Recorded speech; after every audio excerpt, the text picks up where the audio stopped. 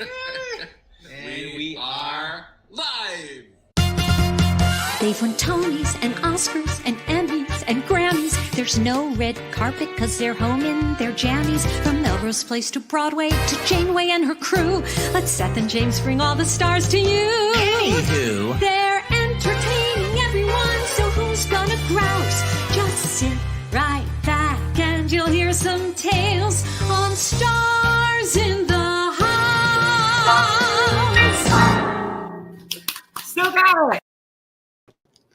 Hi everyone, welcome God, to Stars. You're supposed to look at the camera and stuff. But I'm so excited. Not at your own image. It Stars in the House, and David Katz set this up so amazingly, and so did you. Hi everyone, Stars in the House. It is our second Vote-A-Thon. Elections matter, people. That's right. Elections do matter. No, Seth, we got it. Can you see it here? Okay. Yes. Okay, we don't want to block Seth's shirt. No, I just wanted to make you look better. So here we are. Right. Okay. All right. We did not discuss any of this. Yeah, as you can see, we literally got the script together last night. Everything's last night, but oh my god, we have so many people waiting to come Oh on. my gosh, this off. first hour alone is insane. We're gonna be here for the next 6 hours. Plus supporting amazing. First of all, if you want to donate some money, we're supporting the Entertainment Community Fund. We'll be talking about that off and on, but the need is still incredibly great. Yeah, Brian Stokes Mitchell will be here in the first hour to talk about that. In the meantime, please subscribe, and most importantly, now, share this link with your friends and family. I kind of look at what we're going to do, because this is the second time we've done this. We did this in 2020, as sort of the opposite of what you'll find on the news channels. This is not to increase your anxiety, because look, at this point, there's no need to be looking at polls or asking or finding out what some experts think is going to be who's going to win, who's going to lose. Hear that? So this is the alternative. We look at this as the anxiety-inducing show. Yeah. Which no one has ever said about me, by the way. Okay, we're not going to be, but that's for another show, Seth. What we want to do is we want to tell you right now at the beginning, we're going to say this throughout, is to text and or call 5 friends and family members, because it's not too late to get out the vote. We're going to have people here throughout the day. It's the beginning of the day. That's right. Jonathan Groff is going to be coming here at the 3 o'clock hour to talk. He's actually in Pennsylvania, because there are still people out there to vote who have not voted yet. And many states, as we'll find out soon, where you can still register to vote. Almost half the country, you can still register to vote today. But to kick us off, reach out to 5 people. That's right. Reach out to 5 people. And you can send your donation to donate. Is it donations at starsofthehouse.com? But you can also send your selfie, your sticker that I voted. To get us going here, I thought one of the performers I love most, when I see her perform, it's just like that. I agree. And that's not only on stage, but that's off stage. One of our favorite people, and she's coming to us from California before her day gets started. It's 9 a.m. there. Please welcome to Stars in the House, our first guest, Rachel Bay Jones. Hi, everybody. Hi, guys. Hi, Rachel. Hi, Rachel. Tell everybody the TV show you're filming right now is the sequel to the sequel to the sequel. Yeah. Georgie and Mandy's First Marriage, a sequel from Young Sheldon, which was itself a sequel from Big Bang Theory. So, yeah. We just started airing 3 weeks ago. So pretty awesome. And my question is, I assume doing TV is the same thing as doing Broadway. Like you bring your own food. It's like freezing cold all the time. Dressing rooms are full of mice, right? Same thing. It's funny because like it feels like home in a lot of ways, because it's in an old studio. It's in an old, building, huge old building, and 100-year-old building. We're all used to that. And small dressing rooms that haven't been renovated since 1984, and but we're on the sound stage. And we have a live audience, so it's really fun. It does feel like a merging of these two worlds. It's pretty great. Oh my gosh. Yeah. Well, Rachel, we're parents, you're parents. It's like, how has that, being a parent, like, I don't know, changed your view of what it means to be a citizen? Yeah, that's a really good question. I think all parents all of us can relate, because we all have somebody that we deeply care about, that we want to protect. And, so many times in our lives we feel powerless to do that. And in this way, we can feel empowered to do that by using our voice in that way. And it's our right as a citizen to do it. And it feels kind of great, because it's not just like, ooh, I want my team to win. It's like, oh no, I'm gonna protect my child. I'm gonna protect the people that I love. It's so beautiful to me. I love democracy. Is your daughter old enough to vote finally? Yeah, she's super excited to vote, and she voted already. She voted early. You know, I did you guys vote early? Or are you gonna? We voted early, but yeah. I'm sure. I mean, was this Miranda's first presidential election to vote in, or was she able to vote in the 2020? No, she wasn't able to vote in 2020. So this is like a big deal. Yeah, she must have been really excited, which in turn you were. Yeah, she's so stoked. So it was, I mean, it's really exciting. You know, it's very exciting for her and for me. Yeah. End of the story is, Rachel, we love that you're making delicious TV money, but we're begging you to come back to Broadway ASAP. And before we say goodbye, I want to tell everybody, Rachel is an amazing beltress. She's an amazing actress. And to sum it up, she is simply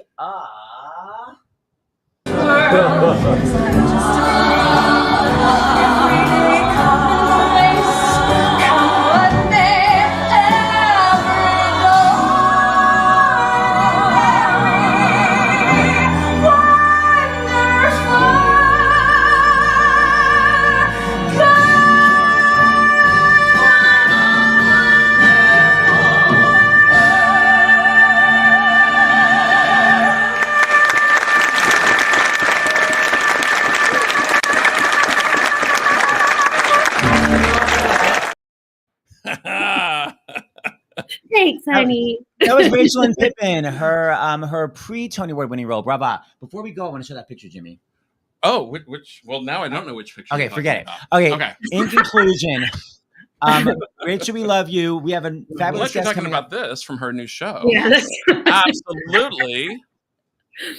Oh my God, I love the glasses. Oh my God, it's awful. My faces. I don't know. I'm making them. They just come.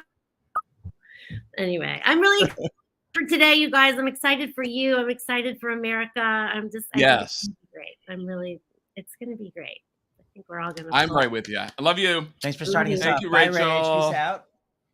Our next guest is also coming from the West Coast, and we're going to talk a little bit about this because this is really, we want this to be a day not filled, like I said before, not filled with anxiety, but to help instill hope, as we all should have, and not lose it, and also hold on to the joy. And our next guest most definitely has a long history of doing just that. And so let's please bring on to Stars in the House, Linda Lavin.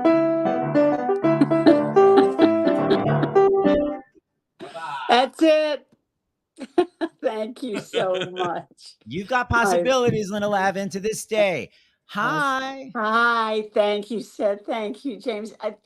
And David, thanks for inviting me on. Boy, we all got possibilities today, don't we? What an exciting day. Yes. Hopeful. Hope is in the air. Boom, boom. By the way, I know you're in California, but it looks like you're having an earthquake, which I like because you're just permanently. I'm sorry. I'm moving around way too much. There we go. Linda, sorry, Seth. Okay. We found this amazing picture that we wanted to share. Yeah, we want to talk to you. Well, for one second, I just want to say, I know that you've been obviously this amazing actress for so long, but you really put your money where your mouth is, and you've been an activist. And I was like, oh, let me see if I can find a fun photo of Linda doing any activism. And we found a photo where my head almost came off. James, you ready? Okay. I mean, come on. It's like you've got Helen Reddy, Valerie Harper, Alda, Gene Stapleton, Tyne Daly, I mean, it's incredible. And Betty Ford. And Betty Ford. When was that, Linda Lavin? That's what I'd like to know, mister. Where'd you find this? Wow. Well, it has to be. It's during Alice. It's during the 80s. It's when we were all marching for equal rights. And it's when I became involved in the women's movement and went all over the country, because of Alice. Alice politicized me. Because she spoke to single mothers, working women, and women who had no idea that they were political because of their financial needs and their needs for care, medical care and child care, and all these issues became real because of Alice for me. And so they sent me out on the road. They said, go talk to people. I was like, why? I don't know how to do that. So I would just wear my Alice uniform, and I found myself, on the Washington Memorial with Pete Seeger on the same damn stage. It was unbelievable. My life was so opened up. And I was talking to unions, and I was talking to mothers and fathers and children, and in parks and on the steps of the State House in Oklahoma. And I'd never had experience talking in front of people before, but I had a wonderful person from women's movement in Washington who honored me by accepting me into their organization, and a woman named Sally Steenland. I hope she's watching now. She used to write for me. She'd help me say the things that I had to be educated about. And that was my life all through Alice, was being active. And here we are, still a few cents away, from those years. We still don't have equal pay. I mean, there's been so much wonderful movement, and still we need to keep the work up. Well, I know, we talk about representation, and representation comes in many forms. And I know for me, having a single mom who working, and we were working class, and I did not have a father who helped support, seeing you and seeing your son on TV made me feel seen and made me feel not alone. And that's the power of television, especially, but like you, Linda, and I don't think I've said that to you before, but it really, as a child, you had a great impact on my life and your show, because I didn't feel alone. That's the power of television, and thank you for sharing that with me. It makes me know that, in fact, when you look at your life as I'm doing as I age and think, what have I done that's substantial? What have I, what am I doing? What imprint have I made besides, living the life that I've lived, which has been a wonderful life. And when I hear you help me know that, in fact, I have participated in the hope of making a difference. Thank you. Of course. Linda, before you go, I wanted to ask you, obviously the ERA did not pass. You and many men and women worked really hard for years for it to pass, and it didn't. How have you remained hopeful, even though you worked so hard and it didn't pass as it should have? It's my nature. It's my nature to be hopeful.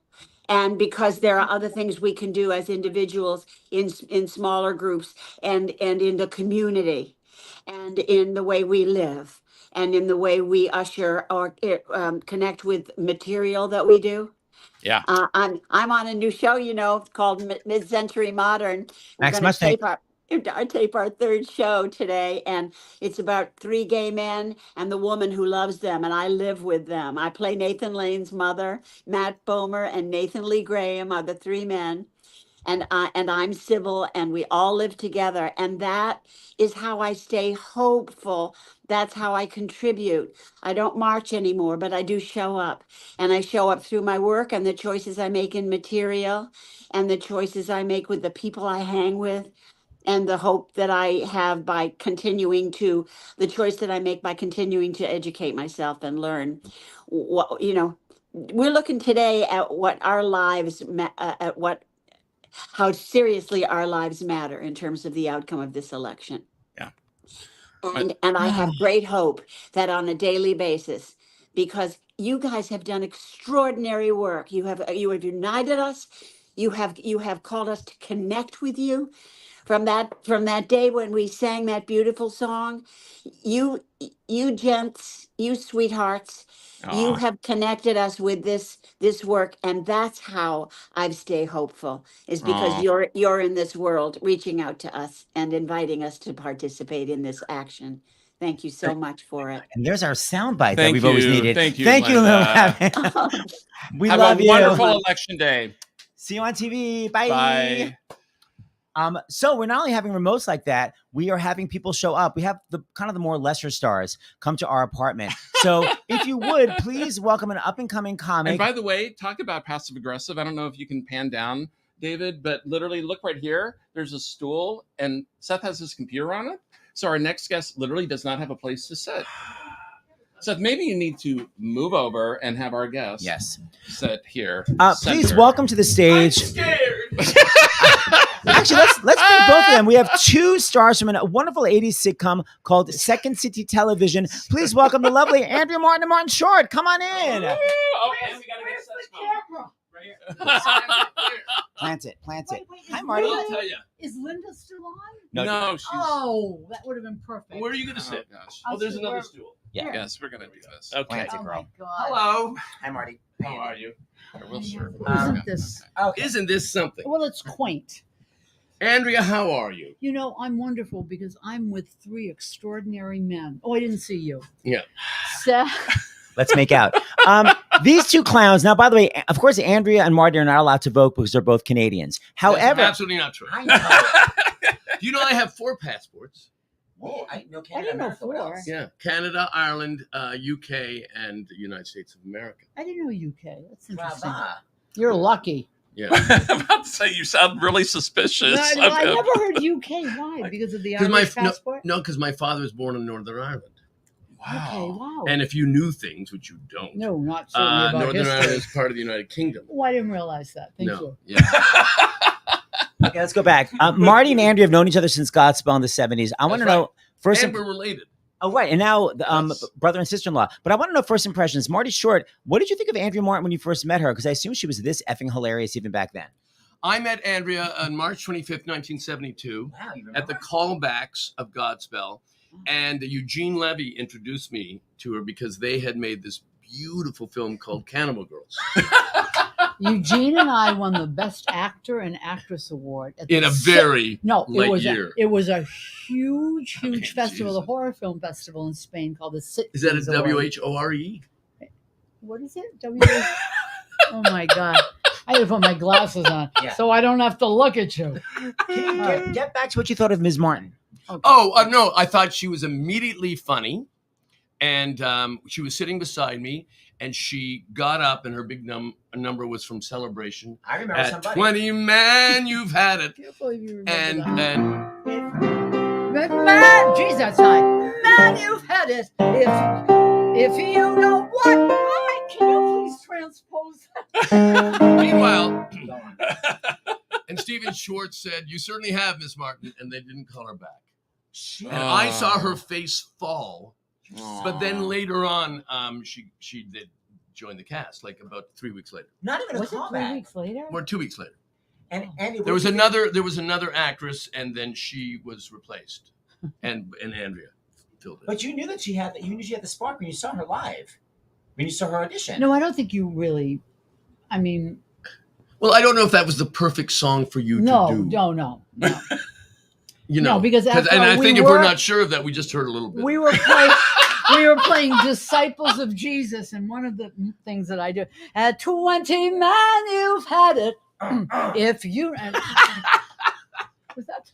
Andy Martin, what did you think of Marty Short when you first met his ass? Wow, I thought, God, everybody can be in show business. Oh my God. Isn't that? No, I wonderful? remember vividly. So then you'd go through the singing section, and then they'd say, "Come back for an hour and a half," and they'd whittle it down. And now you had to do some improv or something. And I went up to a restaurant to get some tea, and you were sitting with Dorothy Post. Yeah. Wow. And you went, "Marty, come here. How did it go?" I said, "They called me back." Good. Good for you. I'm happy for you. I was. Did I say Marty? Because I didn't know you at all. No, we'd really. met. Well, you said, "Psst, you," Okay. whatever you said. No, Marty was extraordinary. He was so confident and slick and totally. You were in college studying social work. That's right. I sang My Funny Valentine. And he did it in such Oh, a that's real old school showbiz way. It was like I know another way. Riffer? No. So then Eugene Levy, about a week later, or a week and a half later, phoned Andrea and said, "They are replacing this girl. She's not, and there's a party tonight for the cast. Yeah. Come and kill." And Andrea was, Howie Sponseller was the director. Andrea was funnier than she'd ever been in her life. It was unbelievable. It was like a full a comedy audition, and Howie Sponseller just said, "She's in." That's it was it. like an immersive audition. Like you had to really be oh in a my part gosh, to be wouldn't that be funny. great if that's how you could get a job? Maybe people do get Well, jobs like that. that's. I mean, you You know. knew what you were doing. Yeah. And then the sexual stuff came later with Howie, and we don't want to talk about that. But anyway, it was election day. Yeah. Oh God! You know what, Seth? Yes.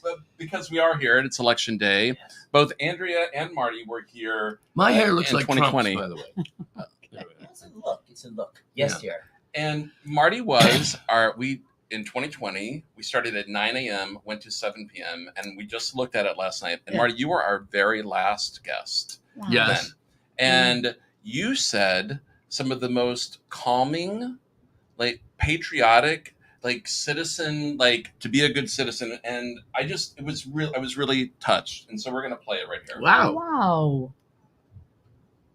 Wait, is that you two then? Wait, let James do the clips. No. You know what? That was me, because that wasn't sorry. a clip. That was. You want me to do it? Yeah, you go ahead and do it. Everyone aggressively voted and early. And my son Henry dropped off his vote today because he wanted to do it in person, but he did it in advance. And everyone else voted. I mean, the idea, when you think of how many people have died for their country in the hope that they'd be allowed to vote, and we're given this right, it's pretty astounding. It's a great way to end. Thank you, Marty Short. I'm just so obsessed. Thank you for being here. Bye, Marty Short. You know that. Thank you. He always does say yes. Bye, love. He's just the best. Oh, that's so beautiful. It's true. It is true. And I think it's easy to get caught up in polls. Andrea and I were talking the other day, and like your anxiety builds. And then when you cut all that away, it just comes to an amazing right that we have and a privilege. The absolute privilege. And that's why it's imperative that people vote. They must vote. Shame on them if they don't vote. Yeah. And I believe that Kamala's going to win, because I think one thing about America, it always rights itself. It's like a ship that's like this, and that was January 6th. But at the end of that day, Biden was president, and the people that thought they were onto something are in jail. And so I believe that America is not going to return a felon. I think they're going to do the decent thing, as my father used to say. Marty, do the decent thing. And I think America will. Everyone, we're on Marty's point about the duty and privilege to vote. We're encouraging everyone watching at home to call or text 5 friends or family members just to check in. Have you voted? Do you need help to go to the polls? Yeah. You know, there are 23 states plus the District of Columbia where you can register to vote today. I mean, I'll just read them real fast. Alaska, California, Colorado, Connecticut, Hawaii, Idaho, Illinois, Iowa, Maine, Maryland, Michigan, Minnesota, Montana, Nevada, New Hampshire, New Mexico, Rhode Island, Utah, Vermont, Virginia, Washington, Wisconsin, and Wyoming. That's a lot of states. So look at your phone, call while you're watching. Of course, donate to the Entertainment Community Fund. Brian Stokes Mitchell is going to be here really soon to talk about why the fund is still in need. But in the meantime, get in touch with 5 people and follow Marty's advice. Yes. Okay, I'm going to move to the back because we are welcoming another young up-and-comer singer-songwriter. Please welcome. He's good. He's fun. Please welcome Lin-Manuel Miranda. Hey. Okay, you take this. This is Lynn, Marty, hello, Andrea. I really enjoyed Hamilton. Thanks. I hardly ever come this far downtown, but for you. You left the Heights. I did. Lynn, okay, so hold on. So, Lynn, why are you such a fan of Marty? Because we were talking about him before. Marty's. I mean, we're sitting with royalty. Don't make me gush in front of Marty. But I was telling him upstairs that like once a month I watch like compilations of him roasting Conan O'Brien just for my serotonin levels. And then the Jiminy Glick Bill Hader, that was just the greatest. I did once say to Conan that whatever cosmetic surgery he'd had, 20% more, and then he should stop. You see what I'm talking about. Exactly. And what about Andrea Martin? What are your thoughts? He's yet to I'm know pro. I voted pro on Andrea all the way down the ballot. That's my question.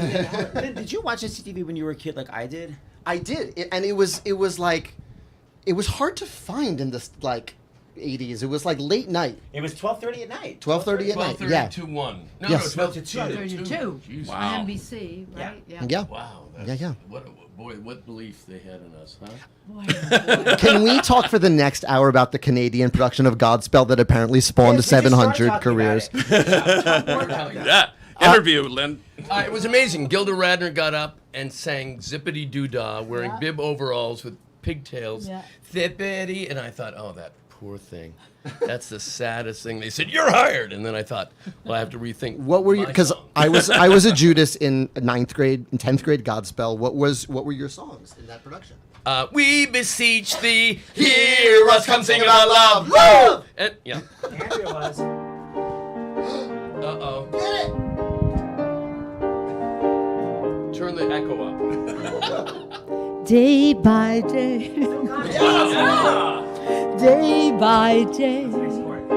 Oh, dear Lord, 3 things I pray. What are they, Andrea? To see, what the hell? How could you fail me? To see thee more clearly, love thee more dearly, follow thee more nearly, day by day. I don't know the damn chords. Oh my God, I And the man they call Judas Iscariot. Uh-oh. I don't remember the one. Oh, wow. Or under a curse. Your life is sad. Your prospects are. Your wife is sighing, crying, and your olive trees are dying. Temples decaying and temples are decaying, and something just in your purse. Your mood and your robe are all a bit blue. You swear that Joe Have nothing on you. I just forget that when you go to heaven you'll be blessed. Yes, it's all for the best. some men are born to live at ease, doing what they please, richer than the bees are in honey. Sick of growing old, never growing cold, pulling pots of gold from thin air. The best in every town, best at making down, best at making mountains of money. They can't take it with them, so what do they care? They want the cruises on the sea, temples on the street, houses on the sea, when it's sunny. Slogan free, temples on the sea, all of them get the rest. But who is the land for the sun and the sand? For you guessed it, it's all for the. You must never be distressed. Yes, it's all me. Gee, that's a very pretty dress. Yes, it's all for. Someone's got to vote today. Yes, it's all for the best. Nice improv. Really impressive. Godspell. Oh my God! How many years ago was that? You remember? I was in 10th grade. That's crazy. But look, somebody's got it. They don't. That's And when you amazing. did it, I think we were still worried about the Jerry's taking over, right? 1941. World War II. That's an amazing reference. Hold on, I have 2 Lynn, things I need to show. I have a question for Okay, Lynn go. here, and I know what clips you're going to show. I have a feeling, Lynn, because these 2 people were 2 of the people that really brought you joy when you were younger. That how did they help you when you were down? Because it's kind of like what we're talking about in the arts and lifting people during stressful times. Like today. Yeah, well, I mean, today, classic example. Yeah. Seth was like, your slot is at 12:15. I was like, but if Martin and Andrea are going first, I'm coming early so that I can enjoy them, because otherwise I'm home doom scrolling. So I'd rather be here making once-in-a-lifetime memories, singing All for the Best with you all. Totally. Isn't that better? Isn't Much that better better. than what I was doing before, which is, Oh my Yeah. God. what's happening in Pennsylvania? Yeah. Right. Exactly. Yeah, it lifts you. So, okay, so we're talking about SCTV. I have 2 things Hey, we have Seth, to hold do. on for a second, Yes. because I'll put that back on until I Can we play. put it back on? Yeah. Oh, okay. So when I that's play, their it system vibrates here. it. Otherwise, we're going to be too hot. Okay, Okay. so first, just Yes, for Seth has funsies, some I know I'm great going up your clips ass. you're gonna love. Okay, so first, just a little Andrea on SCTV that I'm obsessed with. Here we go.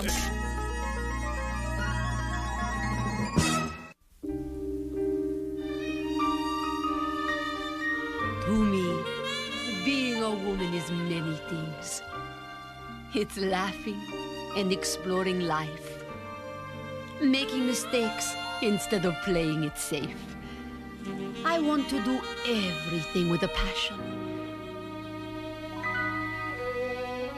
That's how I feel about my life. And that's how I feel about my bath oil. Sophia! For generations, Italians have been using olive oil as a natural skin softener. That's why I'm introducing Sophia bath oil. 100% olive oil from southern Italy, where the oil is good and thick. Sophia, when passion means more than just having a bath.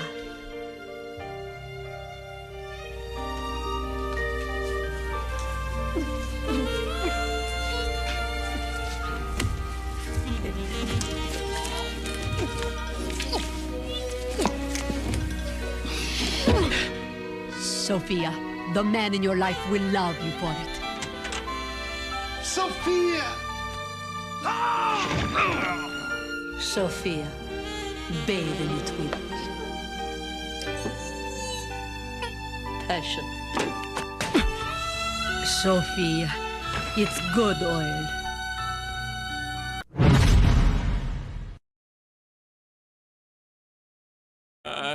What does it feel like watching that again, both of you?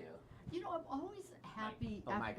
after many years go by. I'm always happy that something still makes me laugh because you think maybe it was dated or maybe we thought it was funny then, but some things hold up. No, I think that's still. what's interesting about SCTV is that it is kind of. It's actually why Marty Scorsese was interested in doing the documentary. He was interested in why certain art is timeless and certain art has a shelf life that is, you know, at one point, Eddie Cantor was the biggest star in the world, but right now it doesn't play as well. Wow, good point. Did you learn that the hard way? Yeah, because I would, I'd go to colleges and I'd do, who wants to see my Eddie Cantor? Ida, sweet as, and some reason, it didn't play. That's the only choreography at the hands. Okay, then I have one more thing to show, and then one more thing to show. Okay, so. Oh, yeah, that might be a problem. What's the problem? No, it's my Marty clip. Oh, my Marty clip. Where is that? Do you know where it is? Jimmy or Jack? It's a solo. No, it's not really Jimmy. The one I sent last night. Oh, really? Yeah, I got it, Seth. You got it. Go. Ready? Yes. People say you're tough. Are you? Well, if that means, am I rock hard in my beliefs and not afraid to bulldoze anyone who gets in my way, creating an aerial view of Versailles, if needs must, with, no survivors required or invited, for that matter. I'm sorry, what was the question? Are you tough? Not really. Hey, the double talk is amazing. Wait, Marty, did you improv that? I think maybe, yeah, we did. That was from a special. No, that was the show formerly known as the Martin Short Show. That was a 90-minute special with the great genius Jan Hooks. Oh my God, that special is so brilliant. I want to show one Andrea clip that's going to lead into Andrea, your specialty. There you go. So this is the character. Actually, David, you could just click it if you have it. Yeah. This is the character Andrea does, Edith Prickly, and this is Edith Prickly starring in the movie The Miracle Worker, but it's called Gangway for a Miracle. And Catherine O'Hara is Helen Keller. The one that I just sent, the black and white. Yep. Well, she's wild, all right, but she's not hopeless. I can get through to her. Just gonna take a lot of love, understanding, and patience. Hello, dear. That's all I wanted. All right, so Andrea Martin, we have a special surprise that I know you're in a panic about, but I think we can sort of do it somehow. Here's the thing. No, Lynn needs to be in full view. Why? You'll see. I'll move over here. Because the thing is, I don't know I'll if I help you. can. I know, I'll help you. I'll cue you. Because there's music. Okay. Full Okay, when you're disclosure, Full disclosure. Seth, do you want to set this up? Because Yes. So Andrea Martin did a show that's brilliant called, not new, totally new. It was the next one. Andrea Martin, Final Days, Everything Must Go. Yeah. And her amazing character, Edith Prickly, comes out at the end, does her signature jokes. How old are you? Do you remember that? I'm so old. I'm so old. I remember when the Dead Sea was only sick. All right. And then she ends with a wonderful song that Lin-Manuel Miranda, by the way, he kind of was up and coming then.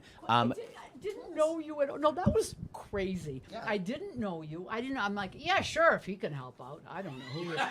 I'm like, totally. And we went to your home, and I'm like, I've got some lyrics. Like, till the day I die, cannot believe I was like, yeah, that's good. But listen, my lyrics are, and then I told you and you were so patient. You were like, that could work, but why don't you leave it alone with me and I'll get back to you in an hour. And then you'd written the entire rap.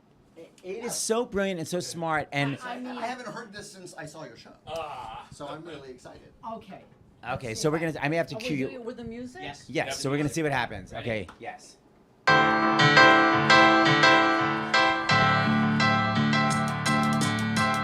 Edith Brickley. You gotta keep going, keep going, keep going, keep going. Edith Brickley. You gotta keep going, keep going, keep going, keep going. What am I supposed to do? Shrivel up and cry now? Menopause and then applause and thank you. Can I die now? What, I'm pushing 60, so suddenly I'm sickly. Hey, suck a 60 cup. I'm Edith Brickley. I got high to a stoplight. Sorry, baby starlight, I don't wanna leave the spotlight. Give me the look, give me the stage, give me the laughter. Give me the 32-ounce margarita after. Edith Brickley. You gotta keep going, keep going, keep going, keep going.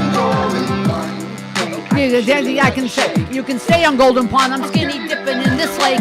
I'm prickly and I'm proud. I'm prickly and I'm loud. I'm wearing leopard print so you can pick me in a crowd. Edith Brickley.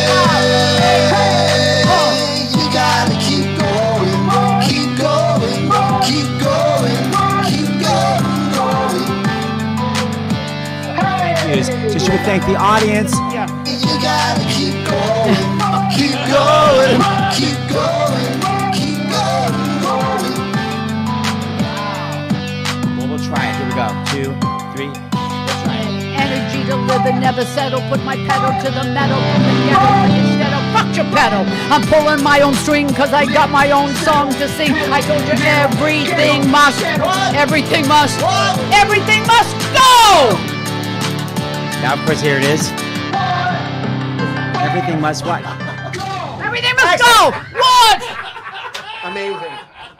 I can't believe Those are previews. Can't wait for previews. Yeah, we're gonna make some cuts.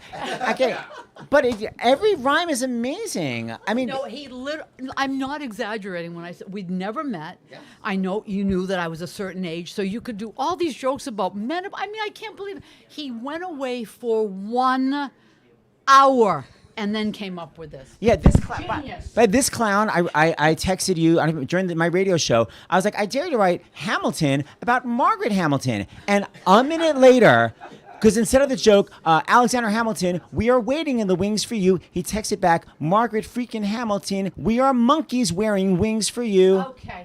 Well, that's my job, guys. I don't know what to tell you. But she's supposed to be funny and barely...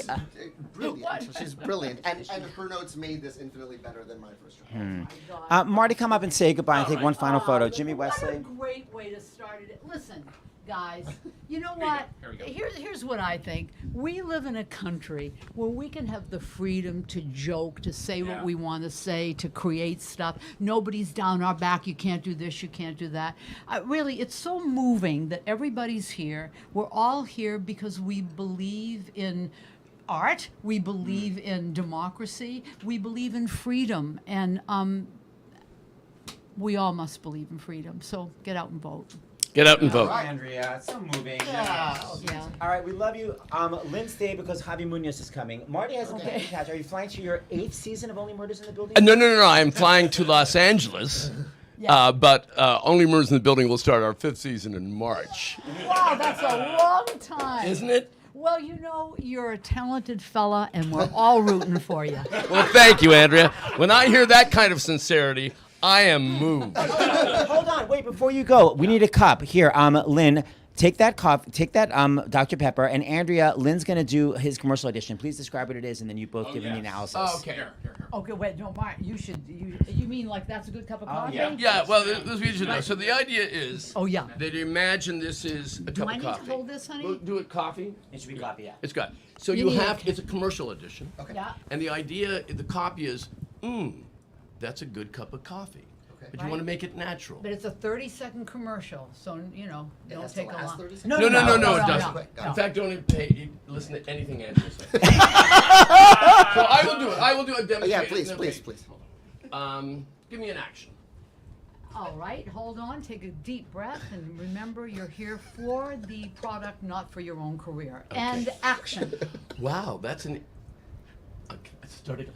Okay, that is really... Take a sip first. Okay. No, I'm doing it differently. Oh, that's much better. Much better. Okay. What I do is I pretend I'm in the middle of a conversation that I sip, if I'm allowed. Thanks. Okay, and are you ready? Yes. Action. I think it's very important to vote, because voting... that's a good cup of coffee. Okay, first of all, the commercial's only 30 seconds. Yeah, it's not a 2-hour mini-series. Just sell the coffee. Let me give it one more time. Sell the coffee, not the joke. Let's go. That's it. Action. I felt Tyne Daly was always a What spirit. are you doing with all the stuff before? No, it's just called a do rampant. the commercial. No, just do it. I want to say action, Okay, then you go. all right. Action. That's a good cup of coffee. Okay, didn't believe at all that you booked in the room. anything. Booked in the room, I think. First of all, okay, let's see it. You. Okay. All right. Okay. All right. And action. That's a good cup of coffee. This isn't. We're not doing a P.S. Your cat is dead somewhere. This is a real commercial where you're a real. Being a real person. Here we go. I mean, the ballot's out of pencil. That's a good cup of coffee. Okay. You know what? No, way too much. Yeah. Okay, go with your instinct and divide by 7. Okay, great. Okay, great. And hold on. And action. That's a good cup of coffee. That's good. That's good. Well, if we want to loop it, because it was like this is what Linda. Show me what I did. That's a good cup of coffee. I mean, it was too frightened. Do it one more time and take the fear out. It's a different generation. He did it, and there was history in it. When you do it, your life just starts at that second. Okay, go ahead. One more shot. All right, great, thanks. And action. That's a good cup of coffee. That's excellent. Now you do it one more time. Thanks, Mom. And learn. Okay. And learn from a pro. And action. I think. Okay, all right, you spilled the coffee everywhere. Okay, no, do it. Okay, ready? And go. Action. That's a good cup of coffee. That's not bad. That wasn't bad. Now you do it one more time. Okay. And show remember, this takes place on the planet Earth. And action. I got to get into it. How did I feel when I woke up? Did I want a cup of coffee? Thank you so much. Good to see you, Miss Martin. Good seeing you. Okay, one more time. Okay. And action. That's a good cup of coffee. That wasn't bad. Yeah, I mean, it wasn't. You're not going to get the job, but I think it's as good as you'd ever do. But the casting director's going to remember you. Yeah. Yes. The casting director's going to remember you. Definitely going to remember you. Bring you in for all right. work. Well, I'm going up to Los Angeles. I love this room. What a room! My goodness. So great seeing you. Thank you, James. Thank you. Aunt Andrea. You have another. Bye, honey. Love you. Talk to you soon. Okay. The show's not over, by the way, just because the big star is leaving. Andrea, hang out here. I'm gonna follow. Okay, go say hi to him. Andrea's got a show tonight. Oh, right. Andrea's starring on Broadway with Robert Downey Jr. Love you. Hi, Andrea. Talk to you later. Over here next to Lynn. So we have another Broadway star coming, our other Hamilton, Javi Munoz. Here, you talk to Lynn for a second. Yeah, we got the Hamill twins. There we go. Today for Election Day. So, Lynn, a lot of people have been talking about how they got their inspiration to be, I don't know, for lack of a better word, good citizens. Sure. And obviously, I mean, when Mr. Miranda is used with rallies and justice, it could be you or your dad. Yes, it's right? true. It's true.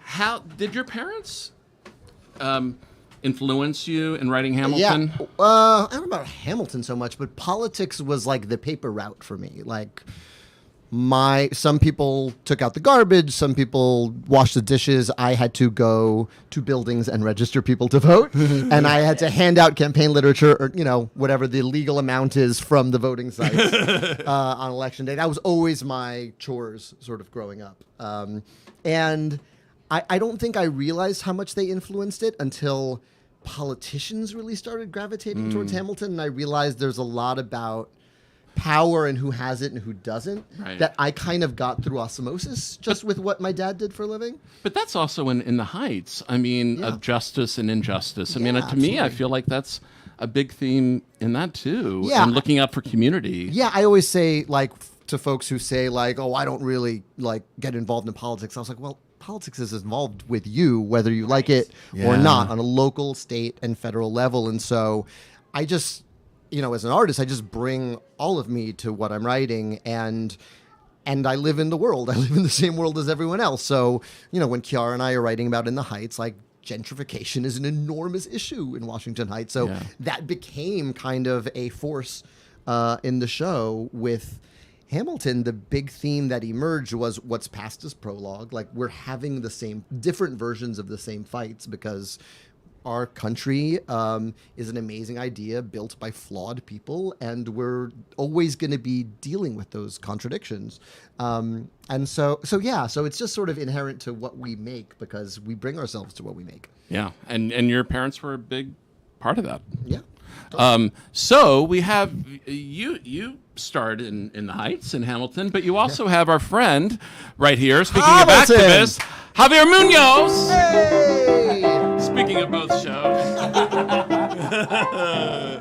guys. Hi, Javi. Hi. Do you know Lynn? Oh, yeah, we've met once or twice. Javi, because we're talking about all sorts of things today, and a lot of it has to do with being good citizens and going out and voting and encouraging our friends and family to vote. What influenced you? Because you're online a lot, and online and out online in lines. Yes. Why are you such I consider you one of the biggest activists from Broadway, on Broadway. Why? What got you to that point? That comes from, that's what I wanted to do before I discovered theater. I didn't discover this until, well, first of all, I was a science nerd in high school, but I didn't discover this until senior year in high school, and I didn't think about theater as a career until, I don't know, like my second year in college. But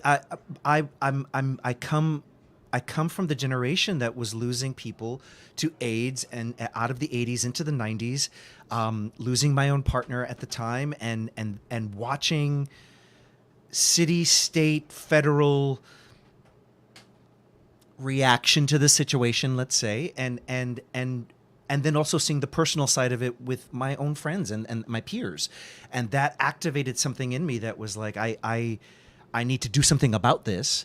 And then my first job was teaching literacy in after-school programs in throughout the 5 boroughs. Wow! So that was, I didn't start at McDonald's or Dunkin' Donuts. That's my very first job, and it was using the arts as something other than entertainment. And so that's where I wanted to exist. And then all this other incredible stuff that's happened in my career, happening in my career, that's all allowed me to then take this stuff and give it life. And so it's I think activism is something that's just in you.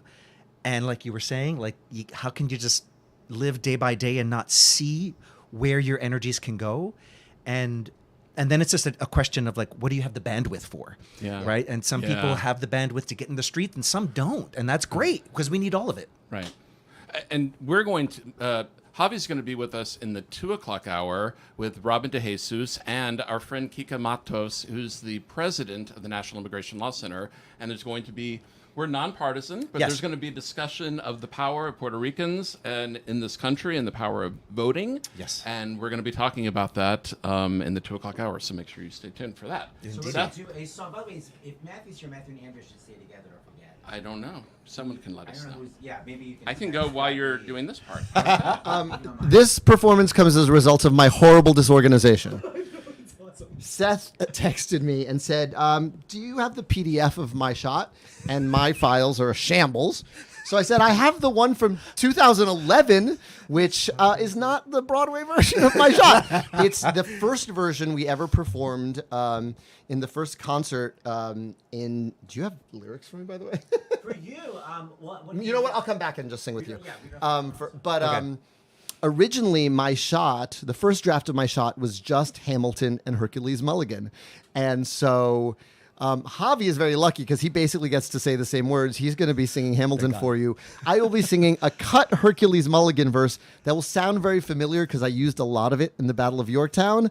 And then there's some other stuff that I'm going to say. And I'm going to, if I can sneak around and sing over your shoulder. Do that. Do you want to grab this one? And I'll grab that one. I just don't play.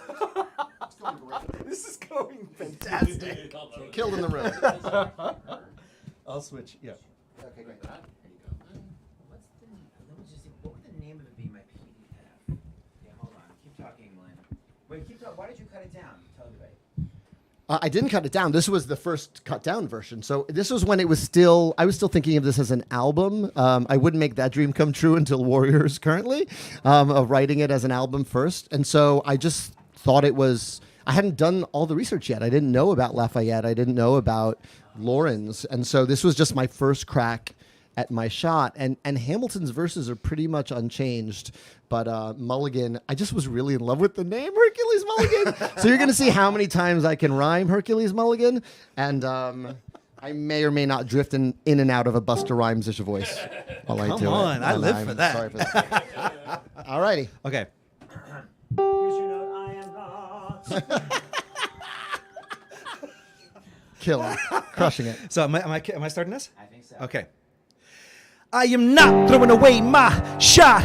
I am not throwing away my shot. Hey, yo, I'm just like my country. I'm young, scrappy, and hungry, and I'm not throwing away my shot. I'ma get a scholarship to King's College. I probably shouldn't brag, but dag, I'm amazed and astonished. The problem is I got a lot of brains but no polish. I gotta holler just to be heard with every word. I drop knowledge, I'm a diamond in the rough, a shiny piece of coal trying to reach my goal. My power of speech unimpeachable. I'm only 19, but my mind is older. These New York City streets get colder. I shoulder every burden, every disadvantage I've learned to manage. I don't have a gun to brandish. I walk these streets famished. The plan is to fan this spark into a flame. But damn, it's getting dark, so let me spell out the name. I am the ALEXANDER. We are meant to be a colony that runs independently. Meanwhile, Britain keeps shitting on us endlessly. Essentially, they tax us relentlessly. The King George turns around, runs a spending spree. He ain't ever gonna set his descendants free. So there will be a revolution in this century. And to me, he said in parentheses, don't be shocked when your history book mentions me. I will lay down my life if it sets us free. Eventually, you'll see my ascendancy. And I am not throwing away my shot. I am not throwing away my shot. Hey, yo, I'm just like my country. I'm young, scrappy, and hungry, and I'm not throwing away my shot. I am not throwing away my shot. I am not throwing away my shot. Hey, yo, I'm just like my country. I'm young, scrappy, and hungry, and I'm not throwing away my shot. I am Hercules Mulligan, a tale of spying on the British government. I take the measurements, information, and then I smuggle it up to my brother's revolutionary covenant. I'm running with the Sons of Liberty, and I'm loving it. Britain is hustling and bustling, and we are suffering, so we started Tea Party tussling. We talking stuffing out of any English muffin kid. You know my Irish temper hotter than an oven kid. The king is huffing and puffing, but he just bluffing it. That big bad British wolf ain't blowing nothing in. This British soldier tried to hand me a summon shit. I cursed his mother, turned around and wiped my butt with it. I'm only joking, but you see how deep the trouble get. They take our money, then expect us to put up with it. And hungry as a brother get, I'll be seeing colors, man. Soon I have them screaming, please, Hercules Mulligan, please stop shoving them, squabbling and scuffling. Jesus, please, we've had enough punishment. Everywhere you go, your man Hamilton's been hovering. You and your brothers got us ducking, running for cover, man. That's what happens when you up against the ruffians. We in the shit now, somebody's gotta shovel it. Hercules Mulligan needs no introduction, and you knock me down, I get the fuck back up again. And I am not throwing away my shot. I am not throwing away my shot. Hey, yo, I'm just like my country. I'm young, scrappy, and hungry, and I'm not throwing away my shot. I am not throwing away my shot. I am not throwing away my shot. Hey, yo, I'm just like my country. I'm young, scrappy, and hungry, and I'm not throwing away my shot. Everybody sing, whoa, whoa, whoa, whoa.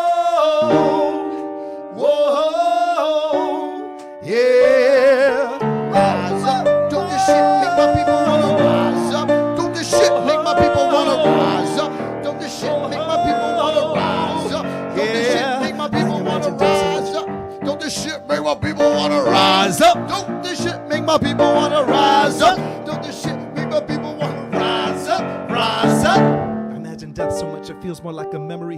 When's it gonna get me? In my sleep, 7 feet ahead of me. If I see it coming, do I run or do I let it be? Is it like a beat without a melody? See, I never thought I'd live past 20.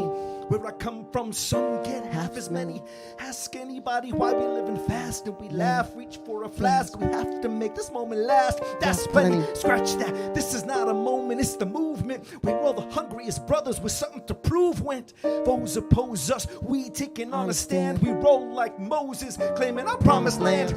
And if we win our independence, sad to guarantee a freedom for our descendants. Or with the blood we shed, begin an endless cycle of vengeance and death with no defendants. I know the action in the street is exciting, but Jesus, between all the bleeding and fighting, I've been reading and writing. We need to handle our financial situation. Are we a nation of states? What's the state of our nation? I'm past patiently waiting, I'm passionately smashing every expectation, every action's an act of creation. I'm laughing in the face of casualties and sorrow. For the first time, I'm thinking past tomorrow. And I am shot. I am not throwing away my shot. Hey, yo, I'm just like my country. I'm young, scrappy, and hungry, and I'm not throwing away my shot. We gonna rise up. It's time to take a shot. We gonna rise up. It's time to take a shot. We gonna.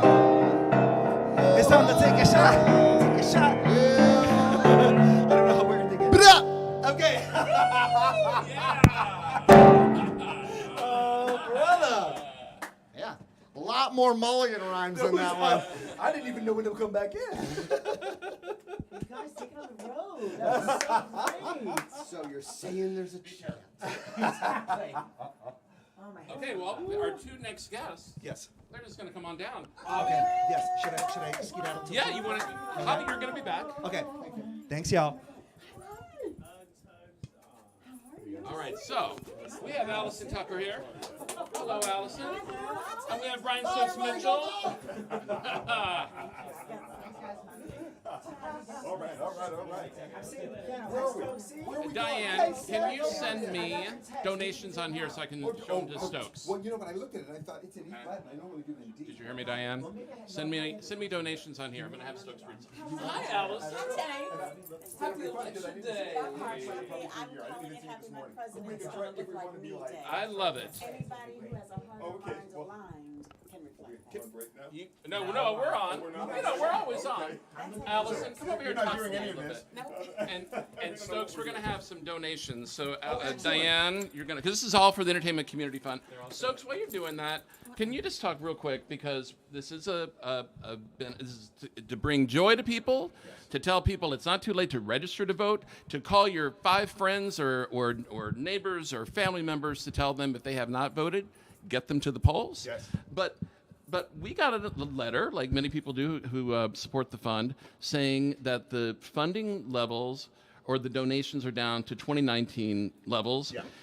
And I know that the need is stronger than it was in 2019. Can you tell people why it's important to donate to the fund still? Yeah, because, well, the pandemic started it all, of course. Yes. Everything fell apart. And then for performers especially, and not just performers, but anybody that works in show business and the performing arts, the crew, the musicians, the stage company management, everybody was hit very, very hard because the theater came back so slowly. So a lot of people lost their health insurance. So they came to the fund for health insurance to get supplemental insurance or to find out where they could get other insurance, and all of the programs that we have to support people as well with housing. Our emergency assistance fund, I think since the beginning of COVID, we've given away $60 million to 33,000 people. And by the way, you guys have raised nearly 1.4 million, I believe, of that with stars in the house. So thank you so much for that.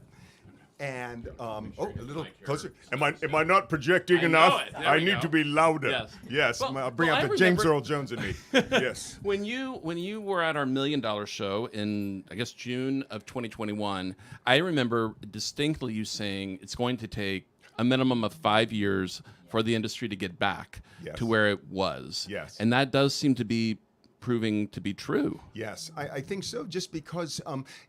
A lot of things changed also during the pandemic. Just the way people took in entertainment. And, all of a sudden, everybody was buying big screen TVs and watching things at home, and they weren't going to films like they used to. And so kind of the shift, the focus of the entertainment industry changed. And of course, it took quite some time for Broadway to come back. It feels like it's pretty much there now, and it's nice to see all the tourists on the street and everybody coming back. But it took a while before people got brave enough to want to leave their houses and leave their cities and get on an airplane and come here. And so everything was growing very, very slowly. And the reality is there are theaters all over the country. There are a lot more theaters not in New York than there are in New York, and a lot of them did not come back. A lot of them closed because they had an older subscriber base and they didn't return. Absolutely, and orchestras as well. A lot of symphonic orchestras. I've done very few symphonic concerts this year because so many of the orchestras have just died,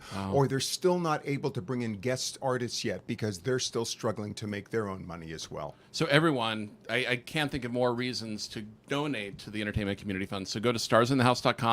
You'll get a receipt forwarded along with your message. I know we haven't done them yet. I have a few here. Do you have your glasses? Yes, you okay? I think Diane, my friend Diane, who's doing them here. Wow, look at that. Wow. You can. Here you go. Wow. Happy and honored to be. Let's see, we have $25 from Isabel. Thank you so much in Germany. I can't cast a vote, but I'll keep my fingers crossed for you guys. Thank you, Isabel. Happy and honored to donate to such a worthy cause, and that it is. Thank you, Is. And that is from Scott in Kansas City, $55. Thank you, James, Seth, David, Guest, and everyone else who made today's Vote-A-Thon possible. Thank you for the entertainment and laughter. That's from Nathan in Massachusetts. Wow, for a whoping $270. Wow. All of this is so important, and one thing we left out that is always important is caregiving. And that's families and childcare and family care is so important. That is part of the fund's drive as well, and education, because it's expensive. Yes. Everything is. Buckle up, a long haul today, guys. Yep. And thank you, Ryan in Wisconsin. Woo woo! Shout out Wisconsin, my home state. Yes. Those Packers, proud to be a Chatterhead. Thank you, Ryan. I donated to BroadwayVotes.org. Thank you, Scott from Kansas City again, and Jan from Illinois. Illinois is one of my buses. Right, Illinois. There you go. Music in Illinois. And also dancers, I'm up with my dancers. Let's go, y'all, because we can work this out too. We are part of this community that is often seriously hit, like symphony orchestras and all the theaters. Many dance companies have shuttered, and that is a nightmare for our training, for everything in our well-being. So may we all give. I know every little bit matters. If you got $2, go. If you can skip the latte today at Starbucks, donate it. That's helpful. There you go. That's helpful. Thank you, Alice. Thank you. Thank you. That's great. And then Benny says hello, by the way, our chair. And she said to send love as well to everybody and everybody out there that is watching and is donating and is a part of this and voting today as well. Yes. Allison, of course, we have to stay nonpartisan. That part. But we're all doing our part to be good citizens. So I know that you've been out in the field. Is that right? Tell us what you've been doing. This past Saturday, I'm going to uplift I'm a member of the Links Incorporated, the Metro Manhattan chapter. Yay for the Links. Shout out to the Links. And we had to Get Out the Vote initiative. That is a nationwide organization. But we had to get out the vote, and Stokes joined us. All were welcome to come. My girlfriend, Salome Mazard, shout out Sal, joined us, and we knocked on at least 70 doors. Our little team of 3 did, but I think there were 14,000. There were many people going down, and roughly 14,000 people we were knocking on doors down there, and it's a nationwide effort to get out the vote because our vote is so important to us. So very, very important to the critical fiber of this nation. And if we don't get out and exercise that right to vote, you cannot sit on the sidelines. Tamika Mallory, thank you for United Freedom that helped us to organize that event. And they are the nonpartisan. It was about getting out the vote. It had nothing to do. We don't care. Well, we care who you vote for, but that's a different day. That's another conversation. But the point is to exercise your right to vote. That is key to change the policies that make it easier for people in the arts in particular to survive. The NEA will survive if we get out the right to vote, and we choose the policies that fortify artists, that give us political power as well as regional power, community power. You have the right, and it's not just the top of the ticket, though we appreciate that too. It is all the way down ballots within your local governments. You must vote every year for those policies to strengthen what we're doing. Hey, another thing, if I could just talk about this a little bit. A lot of people, I hear, I'm not voting this year because so-and-so is not they're not doing the right thing, or this person is not doing the right thing. I like to remind myself all the time, we are not perfect. Nobody is perfect. Right.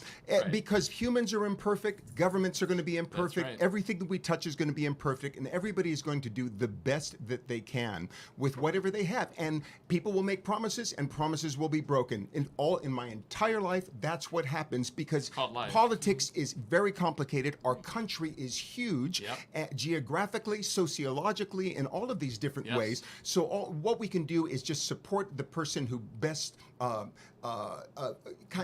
is in line with what we want the country to be, where we want the country to go. But just remember, it's not going to be a perfect process, and I hope people kind of hold that in their hearts as they go through with this. And remember, it's not perfect. We're not perfect. This is our country is a great experiment, and we keep trying to make a more perfect union. That's why that was said in that. So. Well said. There's nothing for me to add except that you're going to be coming back, Stokes, in our last hour, the 5 to 6 o'clock hour. We are. We're going to have nonstop music from 5 to 6. As we get closer to finding out results, we figured we needed extra music in that last hour. And speaking of dance, by the way, Charlotte D'Amboise and Brenda Braxton are going to be dancing over at Ripley Greer. So we're going to have a dance segment. All right? I didn't know that was happening. Yes, it is. That's exciting. Okay. So thank you both. Thank you. And Judy Kuhn and Ruthie Ann Miles. Come on. They are next. Okay. Have a good one. Love it. We're going. They're coming in. Thank you. Thank you, Allison. Thank you, Seth. Yes. Thank you, James, for doing this. Vote, vote, vote. That's right. Collaborate. That's right. And go to Broadway-votes.org. They've got all sorts of amazing information, including the states where you can still register to vote. That's all right, Judy Kuhn. Come on in. You can find out a lot of information right there. Judy, I don't know did you hear what Allison was just talking about? No, we can't hear anything. Well, we need to have, you know what, David, I think we need to have people who are on deck on this couch right here. We call it the Andrea Martin couch because it's a little couch right here that was in her dressing room. But I know. But that's okay. Uh-oh. That's okay. You know what, then? Because we have Lauren Patten on standby here. So if we can bring Lauren on. Oh, there you go. Well, actually, this is appropriate because this is one of your co-stars. You were from Fun Home, Lauren Patten, right? Yes. All right, so please welcome to Stars in the House, Lauren Patten. Hi, Judy. I was like, where is she? No. Here. Hi, Lauren. Hi, everybody. Hi, Seth. Hi, James. Hi. Tell us what you did today and how it makes you feel, because not just today. You've been out in the field for a long time, not just this election. You definitely were in 2020. Tell us how it makes you feel as an American. To me, I've been doing a lot of canvassing and phone banking, and in 2020 I was a poll worker. I'm not doing that this year, but it really helps me feel so much more hopeful when I'm taking these really engaged actions. I think especially with social media, it's just gotten more and more like bubbly and intense, and it's really easy to feel a sense of despair. I find when I feel like I'm not taking actions, but I'm just absorbing a lot of media, it feels really not good. It's one of the reasons why we're doing the show today, so that people aren't obsessed looking at whatever latest poll has come out or what people think of the election today. It's not worth it. You need like connection with people, and it just I actually really have been emotional today. I just did 2 hours of phone banking in North Carolina. I'm actually going to hop on at 1:30 and do another little bit before I have to leave the house. But I was crying on the phone, just talking to people who were engaged, excited to vote, getting their whole family to vote. And it's really inspiring to talk to people. I live in New York. Of course, I talk to people in New York, but to connect with people across the country, because we feel so divided a lot of the times, no matter, on what side of the political spectrum you're on. I think something we all have in common is that we feel like we're very divided right now, and that it's hard to connect with people. And I just find that I feel so much less anxiety doing this, and so much more connected to the possibility and the hope of what our country can be. I wanted to see. I didn't know if we had a clip here because you are on our 2020 show. Let's see. I don't know. Hey, David. Oh, maybe he went upstairs. I was on your 2020 show I from know. a hotel room. Yeah, that's right. Why were you in? Remind me. Because I was shooting Tick Tick Boom. Oh my God! So you were quarantined in the hotel. I was quarantined in a hotel room. You know, that was before we were vaccinated or anything, and we were really quarantined. Yeah. Wow. We can listen to the song, Jimmy, and Lauren can watch. But I remember I was so happy that you guys showed up in my hotel room virtually because it was lonely. Yeah, it was. And that's the nice thing is we can be together now as we deal with this stress. Do we have a clip of Lauren or no? Is it a picture, David? And then we got a song. And I did phone banking from my hotel room too, because that also made me feel like because I couldn't be out on the street during that week before. And you were doing something. Yeah. Oh, Judy! I voted early. That's right. Okay. Well, Lauren, do you want to? You're in for a treat to get you ready for your next phone banking session. Yeah. Because we have Judy Kuhn here. We also have Ruthie Ann Miles. Woo! Ruthie. Yeah. So Ruthie, you want to take my place right here? No, you know what? Take your place. Are you guys gonna sing?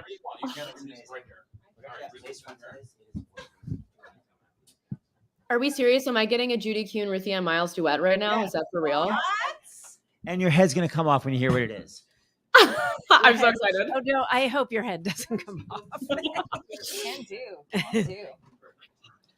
then we can't see Seth. Oh, my gosh. I know. You don't need to see me. Okay. I do. For those of us that grew up listening to, I don't know the album, I have the cassette tape.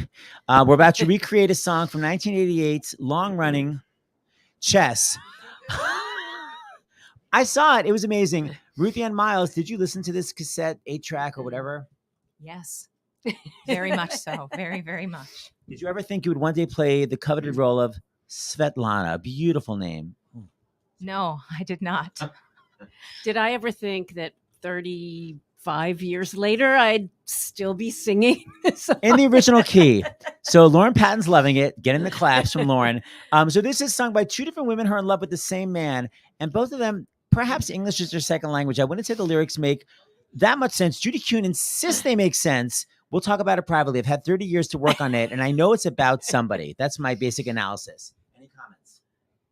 Well, we'll discuss. We'll discuss privately. Okay. Oh, I see some chocolate on the. Do you want to visit her? There is a. There's somebody upstage.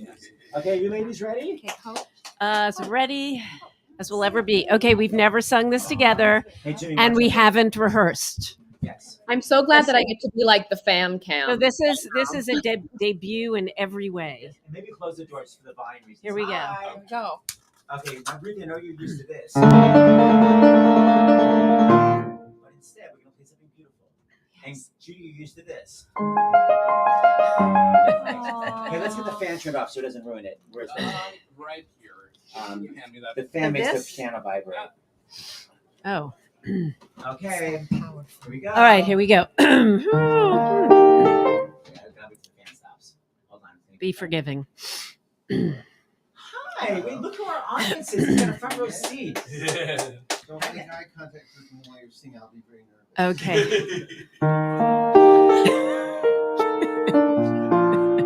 It's a long piano introduction, so awkward. I want to see some acting during the music.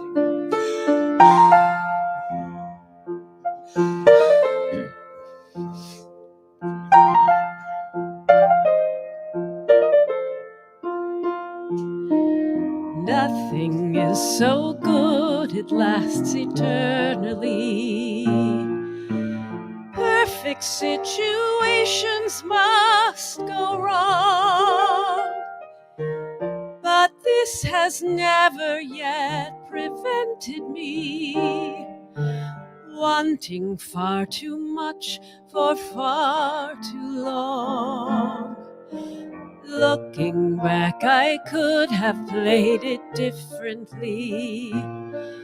One of you or moments, who can tell? But it took time to understand the man. Now at least I know him well. Wasn't it good? So good. Wasn't he fine? Isn't it madness? He can't be mine. But in the end, he needs a little bit more than me. More security. Fantasy and freedom. I know him so well.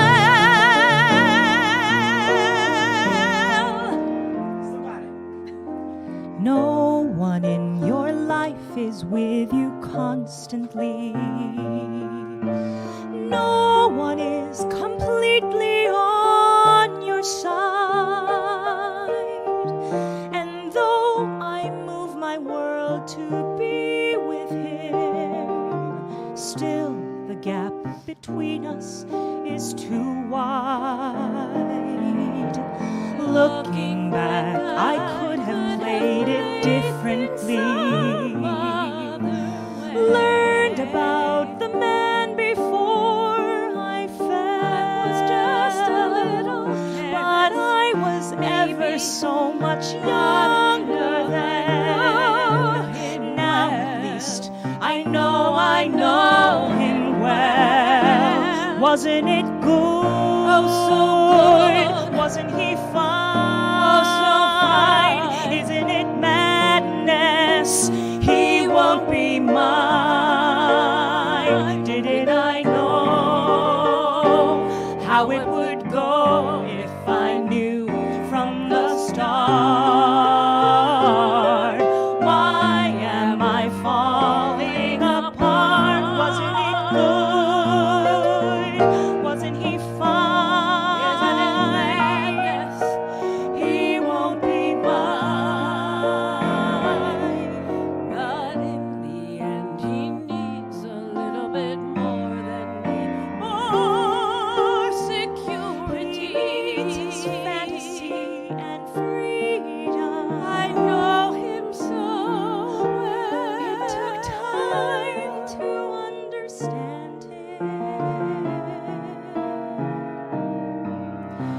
I know him so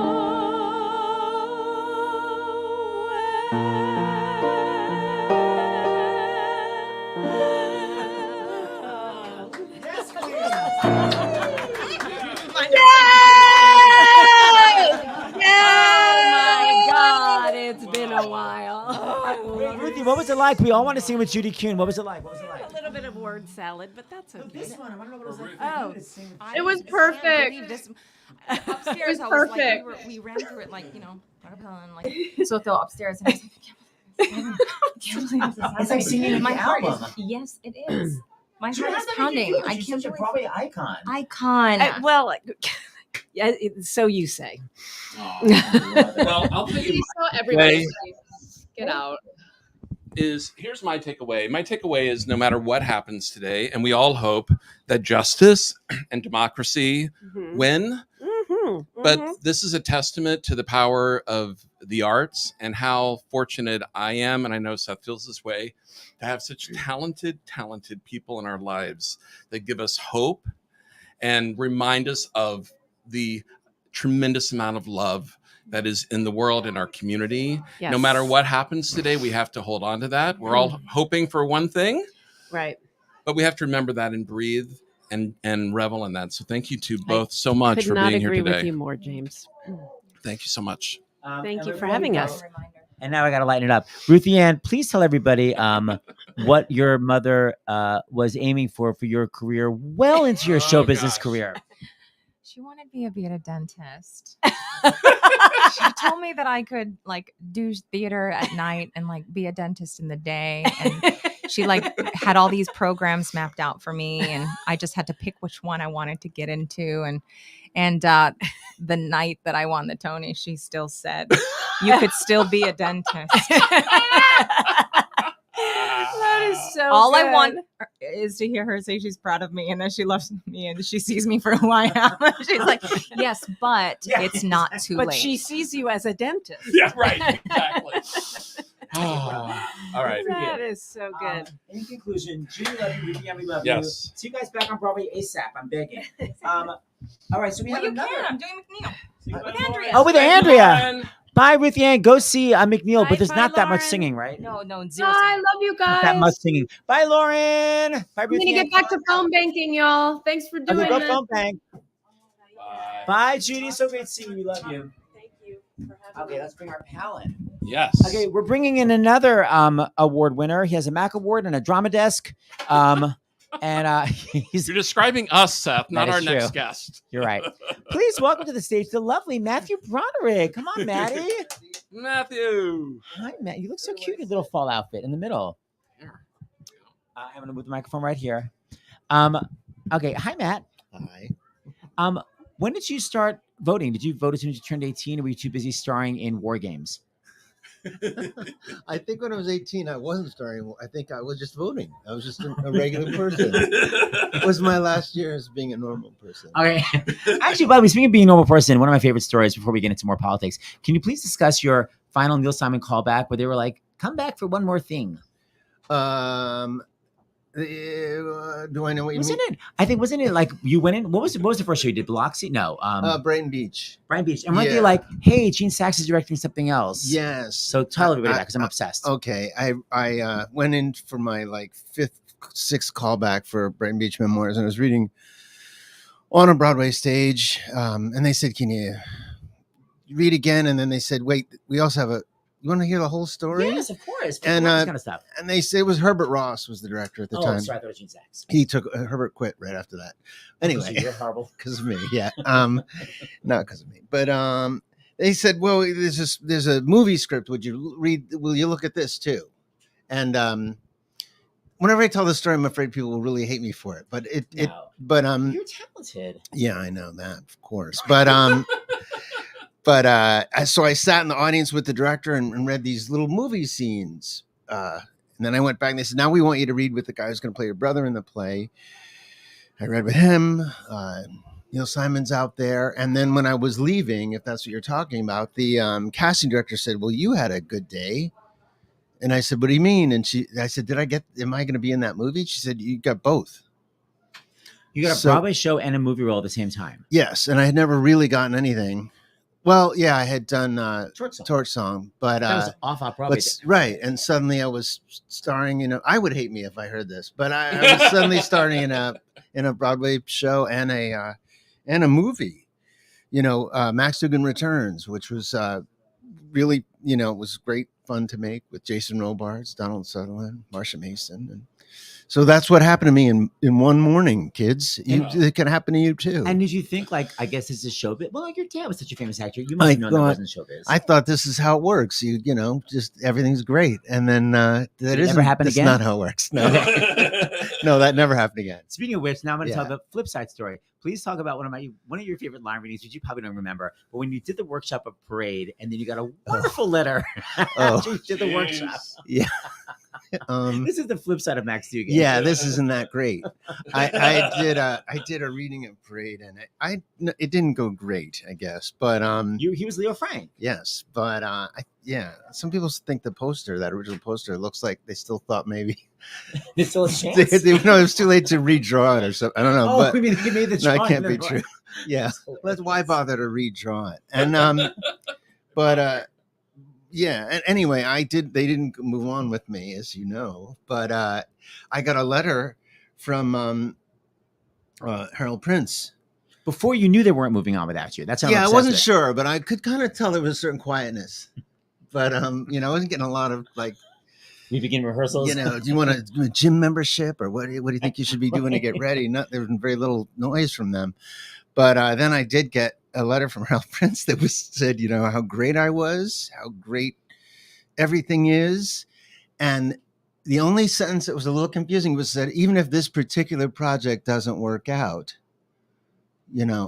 you're the greatest and all that. And I thought, what does it mean this project doesn't work out? Why would this project not work out? So I have to show it to friends. I was like, this I'm fired, right? Is that what that looks like to you? And people are like, yeah, I think so. My alarming is you were like, I think I'm fired. And you go, do I sound fired? That's what I'm obsessed with. Do I sound fired? Well, because I guess he was trying to be so nice that he didn't quite say. The farthest he got was, if this particular project doesn't work out. For some reason.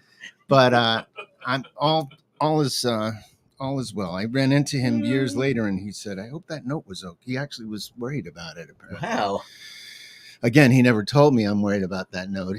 But nor did he ever officially fire you. You may still get it. I might still be in the wings waiting, to go on. You can smile. Well, Jimmy, any questions? Well, use your microphone. Use your words. Yes, I think we've got a couple of people standing by, Seth. So yes. I think he might. Yeah. No. Well, do one thing for I'll me, tell Matthew. you. I'll tell you who started us off where it just went way too long. Yeah. That Your was friend. Marty Short and Andrea Martin. What a What do you surprise. expect, right? Those blabbermouths. My God, the show's like way long at this point. So no, but I want blame Maddie them. to do something with me. So when we did the producers together, and I barely knew him, he's such a sweet guy, leading man, like was so friendly to me. And before the show, first of all, tell everybody who you would listen to get you in the mood to do the producers. I don't remember. You would listen to Ethel Merman albums. Yeah, often. You don't remember. You were constantly, were you trying to be cool for your wife because she's watching, I don't know, Pearl Jam? It was Ethel Merman. Yeah, I think Bob Dylan or something. Exactly, such a liar. So then I'm going to the piano. So then whenever I would be playing the show, I would say to Maddie, I was like, can you please do some Ethel Merman? Because normally it would go, I want to be, I want, and then it would go, I want to be, but I Matthew wanna for me. Yeah. One more time. I want to be. I want to be. Here we go. I want to be. Yes. You literally. It was just for you. Audience was perplexed by it. But why? you enjoyed it, I think. Yeah. I want to be. All right, Maddie, thank you for coming all the way uptown for us. Thank you. It was a pleasure. And vote. Everybody vote. Everybody, please vote. All right, peace out as we say in the business. That's right. I mean, that's a good time. We're going to thank you, Matthew. 5 friends, to call or text and remind them to go and vote and help them vote.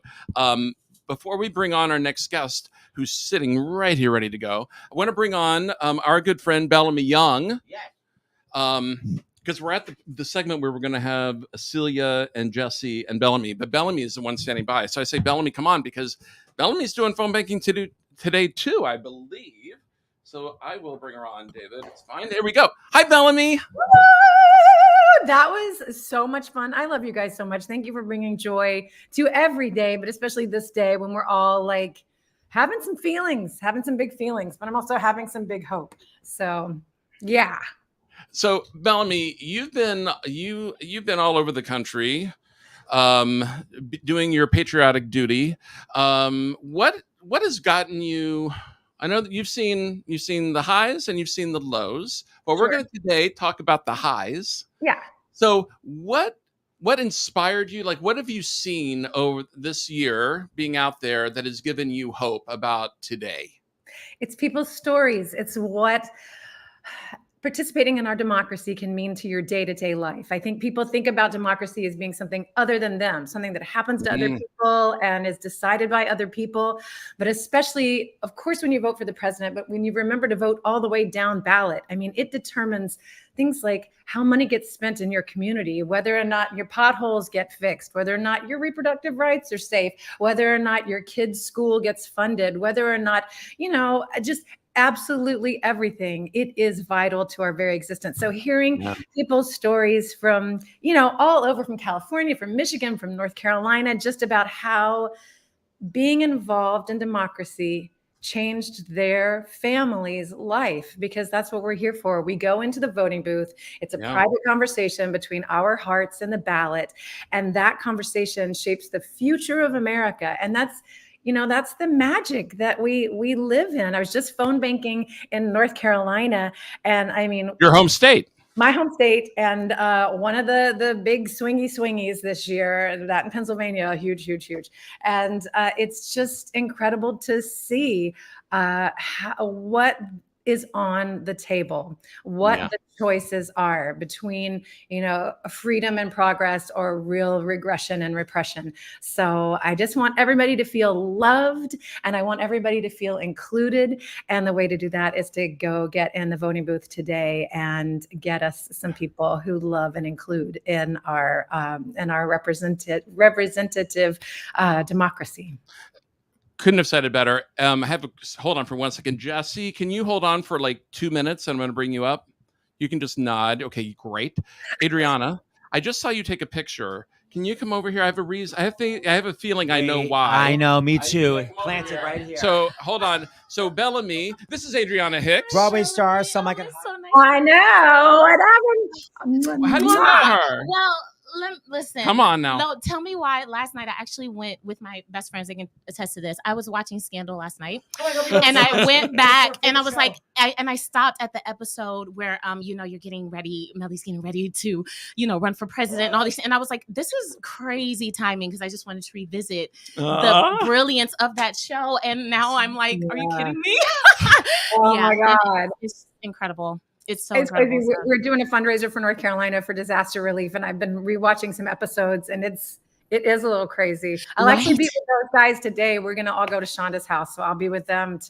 I fucking hope. Well, you've got a Broadway star, He said we'll join you at any time. I will gladly join you, Bellamy. Oh my gosh. I'm so proud to be with you. It's Adriana, right? I just want to make sure. Adriana. Okay, can you say hi to Adriana Esmelly in your alto voice? Stop. Wait. Adriana, do you have any hooch with you? Today is going to be a bumpy ride. My life, I can die and go to heaven now. Thank you. Oh, yes, please send me that clip. Incredible. Oh my gosh, my Very heart. beautiful, and how low her hair is. It actually doesn't go up like that. Oh. Honey, you're just gorgeous, though. Like, look at you. You're thriving. So You're beautiful. back at Truly. you. Oh my God. Well, I think Mean we're that. all full of hope today. So that's like giving us all a little glow or panic. It might be panic sweat. It's hard to know. But creatives, we will always show up. And that that's is what true. I'm very excited about. So That in is our very- darkest moments, we always shine the light. So Thank we you, win Bellamy. either way. Yeah. I love you. Hold on though, because I think Jessie has a really short window here. So Jessie Tyler Moore is going to come up right here. That's hilarious. Except that it's black, so does that mean that takes away from the joke? Well, and he left. He'll come back, but I think let's do the song. So Adriana, this song that you're about to sing, you sent Seth a couple of them, but why this one? Like this one today? Oh my gosh. Like I kind of said a little bit earlier, I'm going to sing The Spark of Creation. And I love it so much because as artists, we always, like I said, shine a light in the darkest of times and the best of times. We just know how to show up for moments in history, such as this particular moment. Yeah. And I love it so much to continue to encourage people to dream, to never give up with whatever you're fighting for, because what you have to give is truly a gift to the world. That's why I want to sing it. Yeah. I love this song so much. Tell me who wrote it. Oh my gosh. Stephen Schwartz. Mr. Schwartz. Are you Yes, I am ready.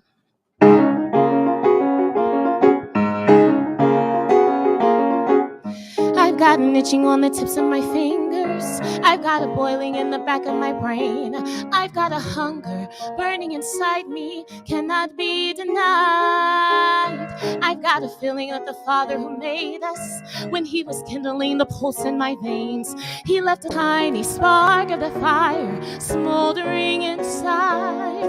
The spark of creation is flickering within me. The spark of creation is blazing in my blood. A bit of the fire that lit up the stars and breathed life into the mud. The first inspiration of the spark of creation.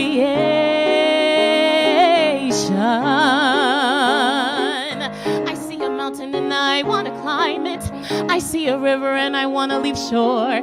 Where there was nothing, let there be something, something made by me. There's There's things waiting for me to invent them. There's worlds waiting for me to explore. I am an echo of the eternal cry of let there be the spark of creation burning bright within me. The spark of creation won't let me rest at all until I discover or build or uncover a thing that I can call my celebration of the spark of creation.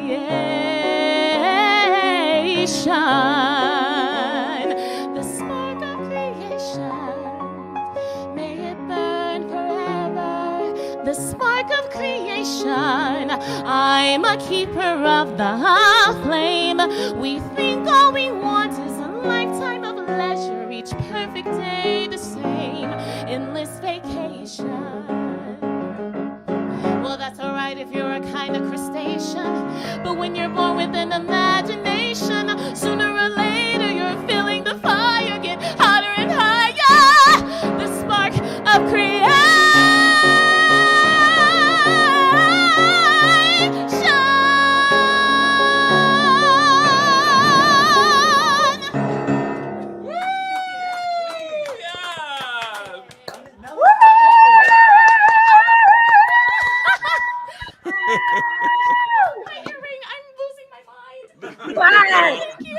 That was gorgeous. Woo! If people are not inspired to get out after that, I don't know. Nobody got a pulse. That's right. All right, Bellamy. We love you. We'll talk to you soon. Love you, love you, love you. Adriana, can you stick around for a little bit? Sure. Okay, because we're going to talk. Well, you can stay right here. You can be my co-host. It looks like Jessie Tyler Moore is back. Yay. So let's see. Hi, Jessie. Hi. Oh my goodness. Adriana, that was beautiful. Thank you. Thank you so much. Oh, my heart. So I'm just incredible. meeting amazing people today. Wow. Oh, honey, we met before, though. You know that. I've been admiring you from afar for so long. Oh, thank you, Jessie. You're about to go back into sex, aren't you? Seth, enough. Seth. Thank you, Jessie. Jesus. Jessie, Just can you always move in wandering here? around. Thank just you. Wandering around, tinkling in the background. Enough is enough. Jesus. Okay. As you were saying, you're going back into 6. You are, but now it's going to be called 7. Wait, why are you going back and he's playing the same role again? I am playing the same role again. It's really cool. Just coming back in just for a minor replacement, just for a little bit, for a short amount of time. We thank the Lord because my knees still feel it. But I love the show so much. And it's, again, an exciting time to go back and be like, yes, women, empowerment. Yeah. Go, go, go. Yeah. Jessie, you're going back into Little Fish, right? Yeah. Okay. Seth, you're the only person who knows that show.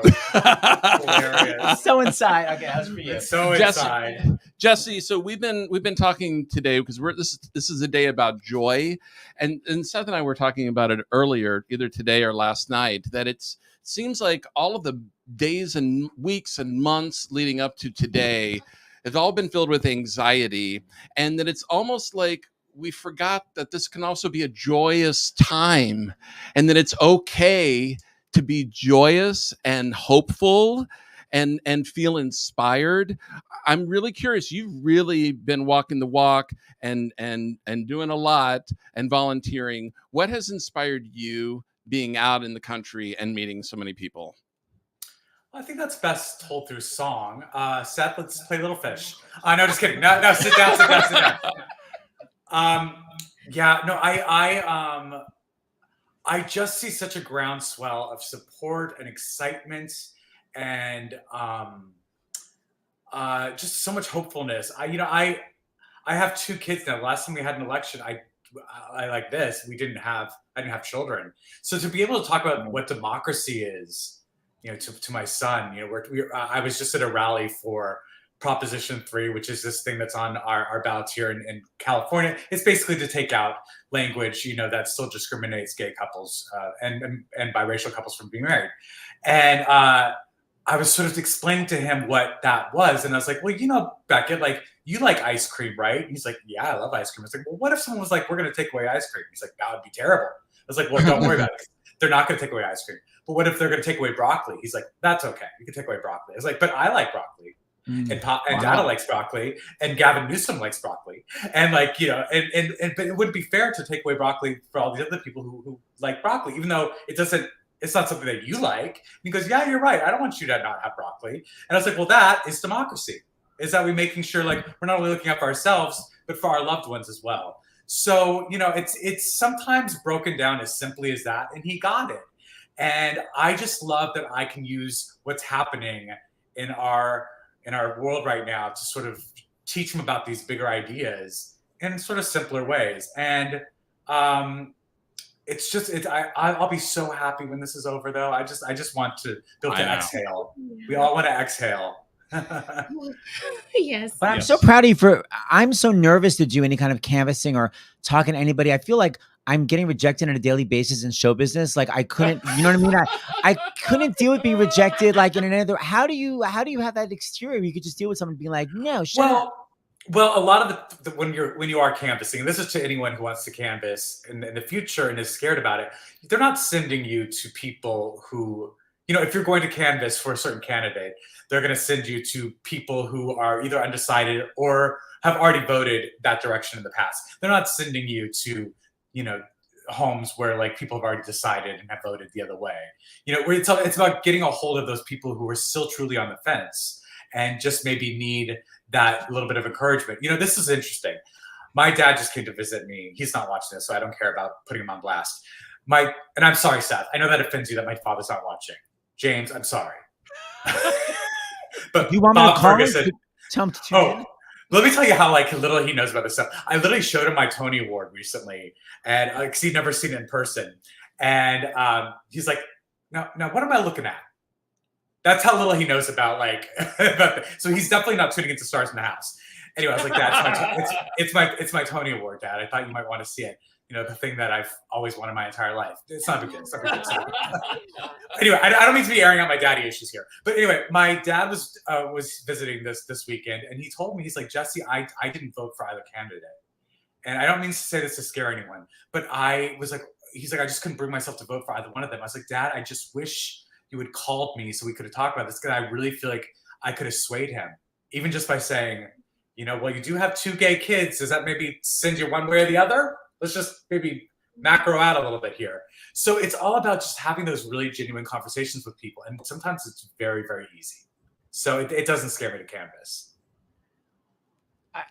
Well, I don't think I'm ever going to do it, but I'm very impressed that you do. But you can have conversations, which is it is important. If you're too scared to canvas, you're too scared to phone bank. All of it's understandable because everything is so stressful these days. But you are right, Jessie. Having a conversation with a family member, with a friend, can that's make a also big too scary for me. But I could do like what you say. Well, then you can text stuff. That's why we're telling people. No, but not today. even that. Where you call people, you say, "Do you need a lift to the yes, to the polls?" that is true. I could do stuff like that, or I can do entertainment stuff. But talking about differences, it freaks me out emotionally too much. But the thing is, do what you're good at. Yeah, you're totally right. Do what you're good at.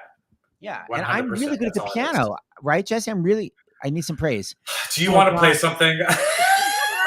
Thank you, Jessie. He's so desperate. You have 2 children. You know what it's like for a needy child. All right. Okay. Thank you, Jessie, so much for joining. Thank you. All right. Good to see you all. Bye. So Adriana, we wanted to see if you could stay on as a little co-host for a minute, because why don't we bring on, we have the 3 members of the touring cast of Some Like It Hot. Right here. Yeah, so let's bring them on. Emily. You want to do it? David, go ahead. Do it. Brian. Carrie, hi. Hello, beautiful ladies. Oh my goodness. And why don't we just add the writer here, or Mark Shaman. Let's do everything. Yes. Hey. Oh my gosh. Hi, everyone. Hi. Yes. So Broadway Votes brought you to us. Tell us what it's been like out on the road, and how in the heck do you vote when you're out on the road? Well, I'll dive into it. Yeah. Hi, everybody. Hi. Yeah, it's been very interesting to vote on the road. It required quite a bit of pre-planning on my part anyway. I got everything set up for my absentee ballot to come before we left New York. it finally came, and then I had to reach out to a friend who's in my place to like overnight it to me where we were in, I think, Michigan. Once I got it in Michigan, you know, you had to do the vote, you had to get it to a mail spot, but I got it done. You know, it was very important to me, no matter where I was, to There you make go. sure I voted in this presidential election, in this election in general. I've been voting for, even though I'm 12, I've been voting for about 30 years now, and this is not the one that I wanted to miss. Yeah. So, yeah, I made sure I did what I need to do to get that absentee ballot in. And what about you, Emily and Brian? Or Emily, you go first. Yeah, I voted absentee.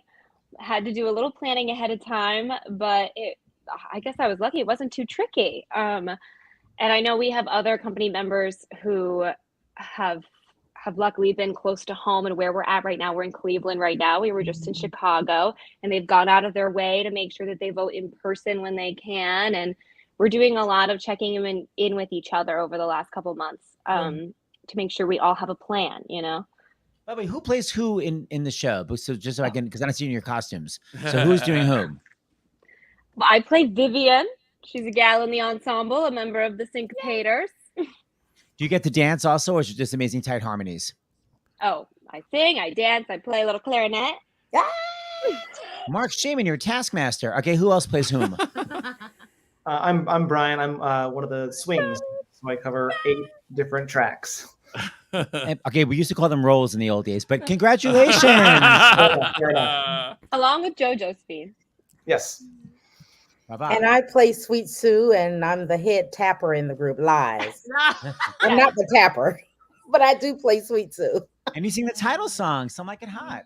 Mark. Yes. Mark, how does it feel? Like your music and your work just lives on throughout not just the country, Broadway, but the country and the world.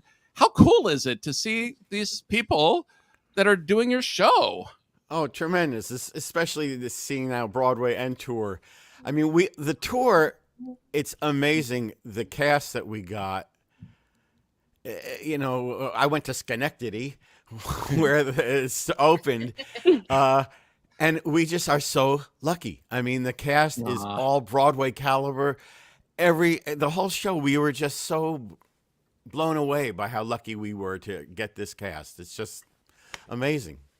And it's great for the cast because this is a very anxious time, and the show is so joyous and uplifting. It's so nice that you could do the show at night, and right? I mean, do you see the crazy smiles on the audience's face during this horrible time? Yeah, absolutely. Like, a few questions have been asked to me over the last few weeks about what do I hope an audience leaves with, and one of my main responses is I hope they leave with joy. Yeah. Because the joy we experience on stage, the joy we experience in the wings, it feels good to come to work and be happy and to sing about happy and to leave happy. And it's just, it's 2.5 hours or so of nothing but joy and laughter. With only 2 murders. Well, somebody has to go. That's early on, so it's all good. I always wish that the audience could come back the second night and watch it from the wings to see what goes on backstage. And the fact, you know, it's so precise what has to happen, and the talent level of everyone to be able to do all the things that they do. You know, we write these things and just think, oh yeah, well, people are going to be able to do this. Yeah, sure. And then to actually have it occur. And you know, like no one say, no, we can't do. Well, I'll do this and I'll do that, but I can't do this. You know, the whole cast is full of triple, quadruple threats. Well, but by the way, before we go into your donation song, Brian, what was your voting experience? Was it on the road? Was it at home? Yes, I was very fortunate. I voted absentee, and my wife has been coming back and forth to different cities. So I entrusted her with my ballot to take it to New York to put it in the mailbox there, because you know you never know with things that are happening with the Postal Service. So I wanted to just make sure it got counted. But I enjoyed our rehearsal process, because instead of cast members planning, what are we going to do in Chicago? What are we going to do in Cleveland? It was, how are you going to vote? How are you going to vote? If you get your absentee this time, order it now. So make sure we get it in time. So it was a fun process to keep everyone accountable and having a plan and sticking to it. And Brian, your wife's not like me and says like, oh, I'm going to mail it. And then it's like, oh my God, I completely forgot to mail, but too scared to tell you. And then a week later, you still see it sitting on the counter, that thing? No, she's the organized one. I would be lost without her. I want to make sure she's not me. So those of you who may have seen Stars in the House Vote-A-Thon in 2020 may remember that Mark Shaman honored us with songs that he made up on the spot using his lyrics, meaning the donations. Which I haven't seen, by the way. So if someone is supposed to have sent me something, I haven't gotten it. Are they in the chat, Mark? Can you easily get to the chat? Because they should be there. Yeah, I am. I'm in the chat. I'm in the private chat. You see, they're going to be from my friend Diane. Who's I see. I see. Oh, I thought that was from someone named Diane Kelber who was waiting to come on the show. Hi, Diane. No, that's my friend who's doing who's been doing the mail since 2020. Yes. Well, so whenever you're ready, these are long. Oh boy, I could have been practicing. All right, this first one strikes me as a ballad. I don't know why. Seth and James, I hope you realize how much this telethon is such a respite from watching the pundits who don't really know anything.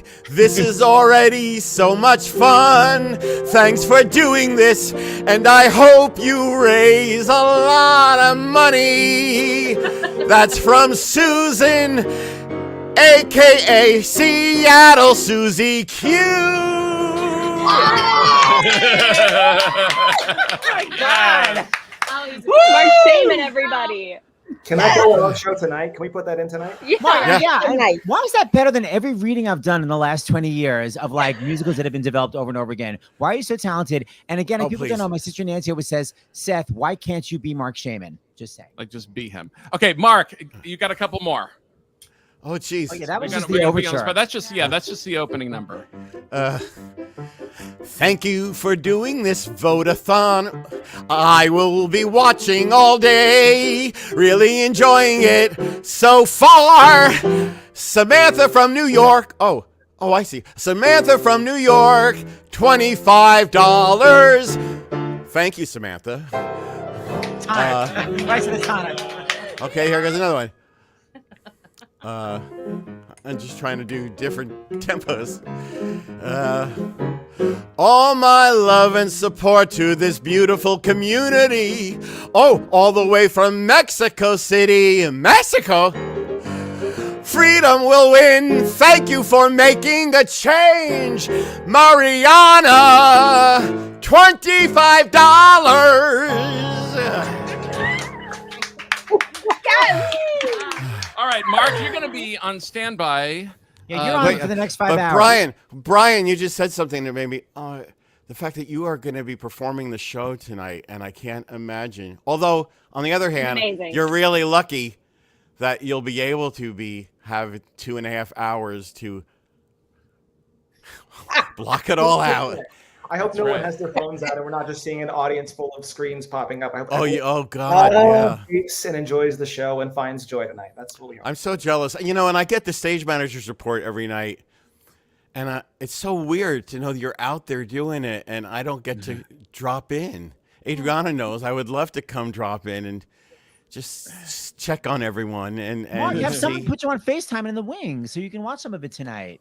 We would love for you to come drop in. Mm-hmm.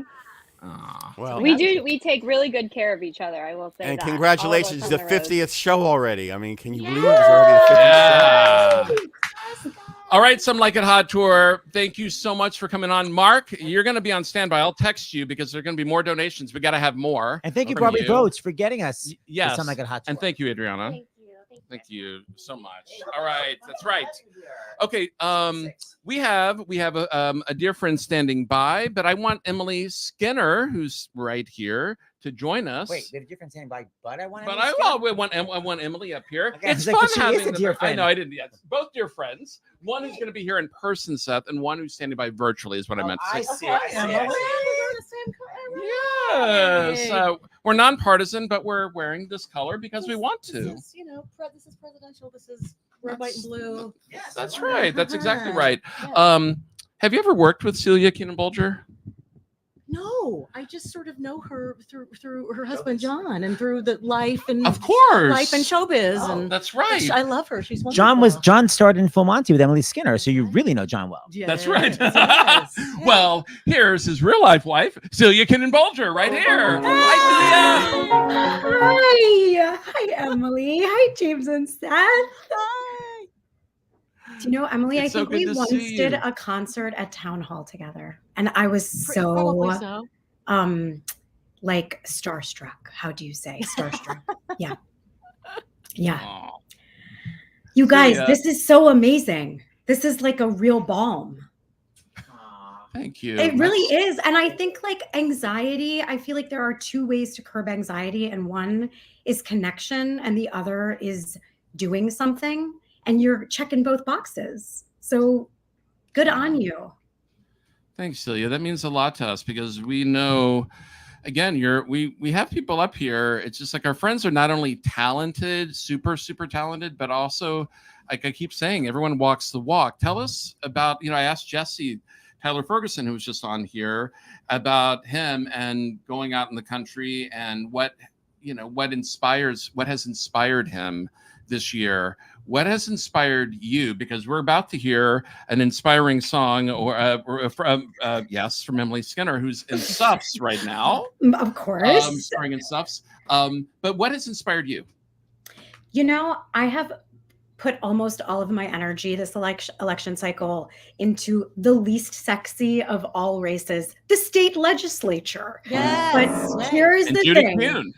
Yes, Judy Kuhn and I have made a giving circle, and we picked two states. We picked Kansas and Arizona to try to flip those state legislatures. And I will just say, like, the New York State legislature is the reason that gay marriage passed.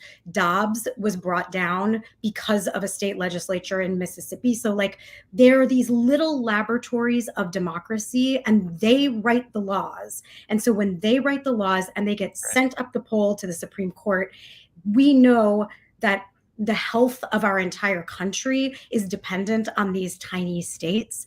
And when we set out to, we started what it's called a giving circle. And the woman who worked at the States Project, she was like, I think you should try to raise $100,000. And we were like, are you fucking crazy? Like, that's a lot of money. Who do you think we are? And she was like, I think you can do it. And guys, we did it. And then when we did it, we were like, we're going to try to raise 50,000 more for Pennsylvania. We added Pennsylvania and we raised $200,000. And so what it's inspired me is the amount of goodwill of people, both giving large sums of money and small sums of money, but engaging. I think in my younger days, I moved to Pennsylvania. I was a field organizer for Barack Obama. I was canvassing, I was knocking on doors. And this year I was like, I'm going to raise money. And I just think that thing that I was hearing you say, Seth, where you're like, I feel scared to do that stuff. You just have to find the place, I think, where you feel like you have power and you're doing it today. And it's like, whether it's giving money, whether it's hosting a Vote-A-Thon, whether it's knocking on doors or calling people or getting your friends involved. I think there are lots of different ways to participate. And that's been something that has been very inspiring to me this cycle. Wow, Celia, well said. I mean, Emily, anything you want to add? Because you have the experience of doing Suffs 8 times a week. How has that experience been from your first show, your first preview, to where we are now as a country? Tell me what Suffs is. And tell for the two people out there who don't know what Suffs is. I know it's a lot. Doesn't know that. Okay. Well, I'll start with this. Yes. Suffs is a musical that's currently running on Broadway. Yes. It is about the suffragist movement, which is, a movement that women in America and the UK fought for years to get the right to vote in their countries. And it took years. It took years. And people died. We don't really talk about that much in Suffs because then the show would be such a downer. Yeah. Right. And it's actually, I think audiences have been surprised to find how personal and how incredibly uplifting this show is and activating. People, you want to, march out and do stuff after you see this show, and it makes you realize you can, and everybody makes a difference. So I was going to tell you, Celia, that I gave to 3 different giving circles in the last couple of months. And they all made such a difference. And you're exactly right. You're exactly right that it's at the state level where you can really, really affect change.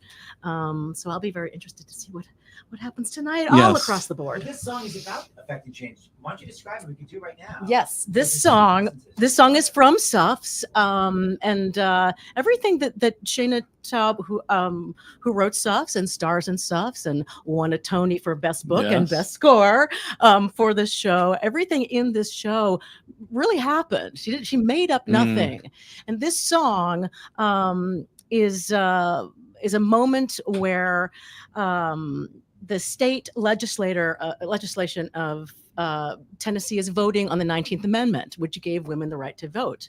And the youngest representative, I think was 22, got a letter from his mother.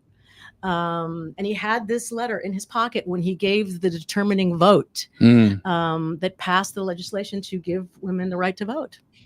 This is a true story. And this is the letter.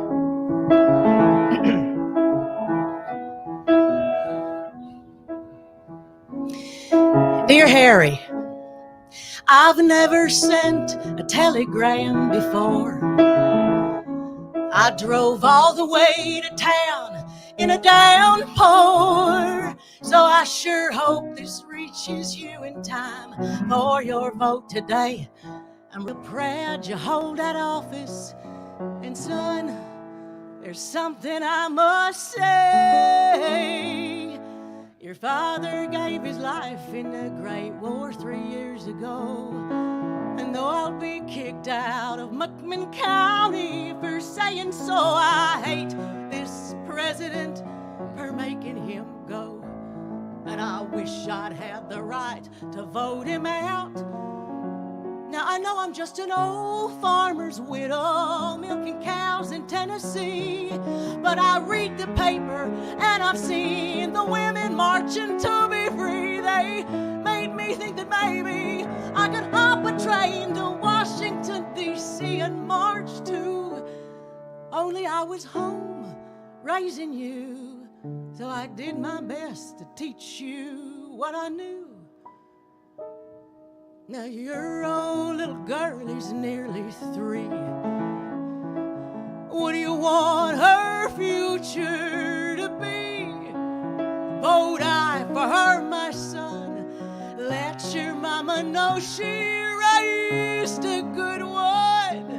And oh, I made that meatloaf you like, so come on home when you're done.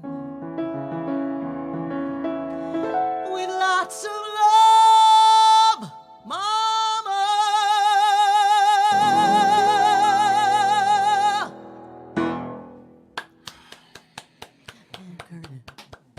So that was a real thing that happened. And I think that women are going to carry this election, and I think mothers make a difference, and that's what I'm going to leave you with. Yes, thank you, Emily. Thank you, Celia. Oh my gosh, how lucky for me to get to listen to that. Oh my gosh. Thank you so much for having me. And thank you guys so much for what you're doing. This is what we need, gathering, community. Yeah. All right. We love you, Celia. Yeah, we're going to, at the very end of the show, we were looking, I can't believe you're asking this, Seth, but last night we were going through the 2020 Vote-A-Thon, and we found this amazing, about 11-minute clip of Gavin on the Vote-A-Thon, and he had never been a poll worker before, and we're going to show it at the very, very end because it's hard to see, but it was also beautiful. And at the beginning of the clip, Celia, I get up because the sun is shining too much, and I can't believe I'm doing this stuff, but it's okay. It's all right. Our sweet dog Mandy is on the couch behind, and but it was beautiful. And what was amazing Wow, on that historic day, I'm so thankful to David Katz and everyone who has made Stars in the House happen, because we have this record. And, it was the day before in 2020 that the Library of Congress had said, we want to put Stars in the House in the pandemic archives so that we're a part of it. And it's amazing to think, it's like, wow, we get to see Gavin and we get to see our sweet Mandy and Cheetah and all these people and how they were, and everyone was filled with hope. And it was really beautiful. So we're going to show it at the very end of the show today in honor. So that's just the best. Gavin Creel would want you to, he would say to me a lot. He was like, I would say, I'm worried. And he would say, what have you done about it? And I would say, I've done this. And he was like, okay, that's it. Now the worrying isn't doing anything else. If it's not helping you, it's like you do what you can, and then you have to sort of be back in the world. And I feel like I've had that running through me for the last couple of weeks. So yeah, I'll tune in tonight to see his sweet face. Okay. All right. I love you, Celia. All right. Thank you, Emily. Emily, we love you. I love you too. Okay. Let's see who is standing by. Well, yes. Because we have Broadway's next hit musical, because we're not going upstairs. Are they standing by, or should we bring on the guests right here? Let's bring on our two friends. Okay. That are online. That are on, okay, standing by. Oh, excellent. Okay. I think I got this. Okay. I don't even know. I feel like one of you, do you both know that you're on here together? Well, let's just say they're the stars of Beautiful, Anika Larson, and here, do you bring them on, David? And Jessie Mueller. Ooh, you're both wearing skull caps. Because we're both moms, and I bet both of our hair is dirty. Is that why you're wearing yours? I don't think you should put words in my mouth, but everyone can decide for themselves. I didn't know Jessie was going to join me until this morning, and she texted me cute citizen baby voting pictures. Not that her baby was voting, but that she went to vote with her baby, and then I sent back a picture of me voting. Picture back to boys, and it was good. And she said, "I'll see you later." And I was like, "Yes, so." So she spilled the beans. Yes. Yeah. I don't know why mine is different. Oh, I got a tiny one. Look at that. Oh, yeah, mine was tiny, but sometimes you get the big honkers. Yeah, that's all right. I got what I got. Hi, James. Hi, Jessie. Hi. This has been it's earlier. Ruthie Ann Miles and Judy Kuhn sang I Know Him So Well, and just being in the room, it's sort of Anika, because we had Almost Famous here, and Anika put it all together and in this little tiny studio, and it was a reminder, just like today, of the power of community and music. It's been really what could have been for me, and I think for people watching, a really stressful day, either, as Lin-Manuel Miranda said, of like refreshing, whatever the latest poll or prediction is, or watching cable news. And instead, there's what we can do, by the way, is we can, like we've been saying, like call or text 5 friends, family members today and just say, have you voted? Right. So we're reminding people to do that, and to go to Broadway-votes.org, because you can find out all sorts of information, including where you can still register to vote, because I didn't even realize this. You can still register to vote same day in 23 states in the District of Columbia. And in fact, Jessie, do you have that list? I was going to say, do you want the list? Say them? You want the list, y'all? When I first read this list, did anybody learn the states by the song? Alabama, yes. Alaska, Arizona, Arkansas. Yeah, okay, I won't do that. Don't worry. Alaska, California, are we counting? Colorado, Connecticut, DC, Hawaii, Idaho, Illinois, Iowa. I'm from Illinois. Maine, Maryland, Michigan, Minnesota, Montana.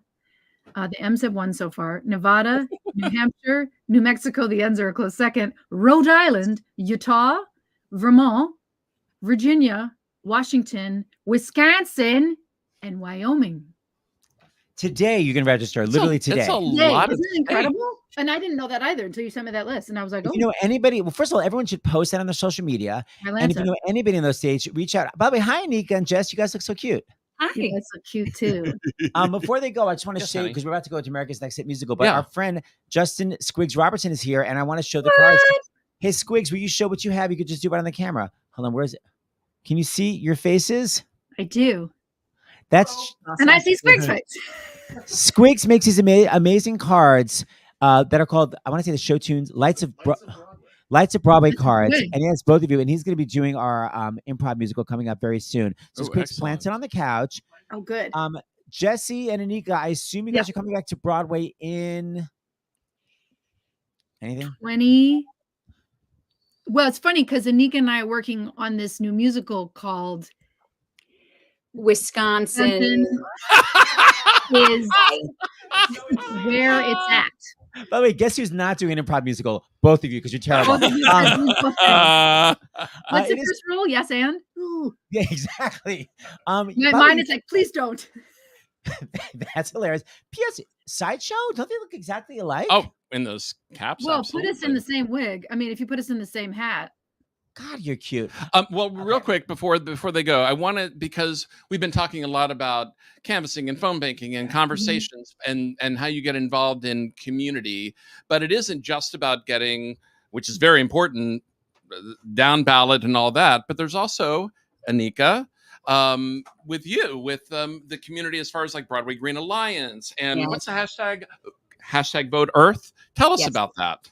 Yes. So Jessie has been a fabulous member of the BGA. Ruthie, who was here before, she's a fabulous member. It really, basically, if you're a member of the theater community and you care about and are worried about the climate crisis, you're a member of the BGA. But basically, the Broadway Green Alliance, that was a concert we all did together that you guys hosted on Stars in the House. Right. Yeah. Ooh, the bash. Yes, the bash. But you know, it's the sort of huge defining issue of our time, and it holds all of our other issues within it, right? Like there's no climate justice without social justice or racial justice. And so for me, it's become the thing I've really gotten passionate about is sustainability, but nobody gets excited about sustainability, right? It's such a like recycling, who gets fired up about that?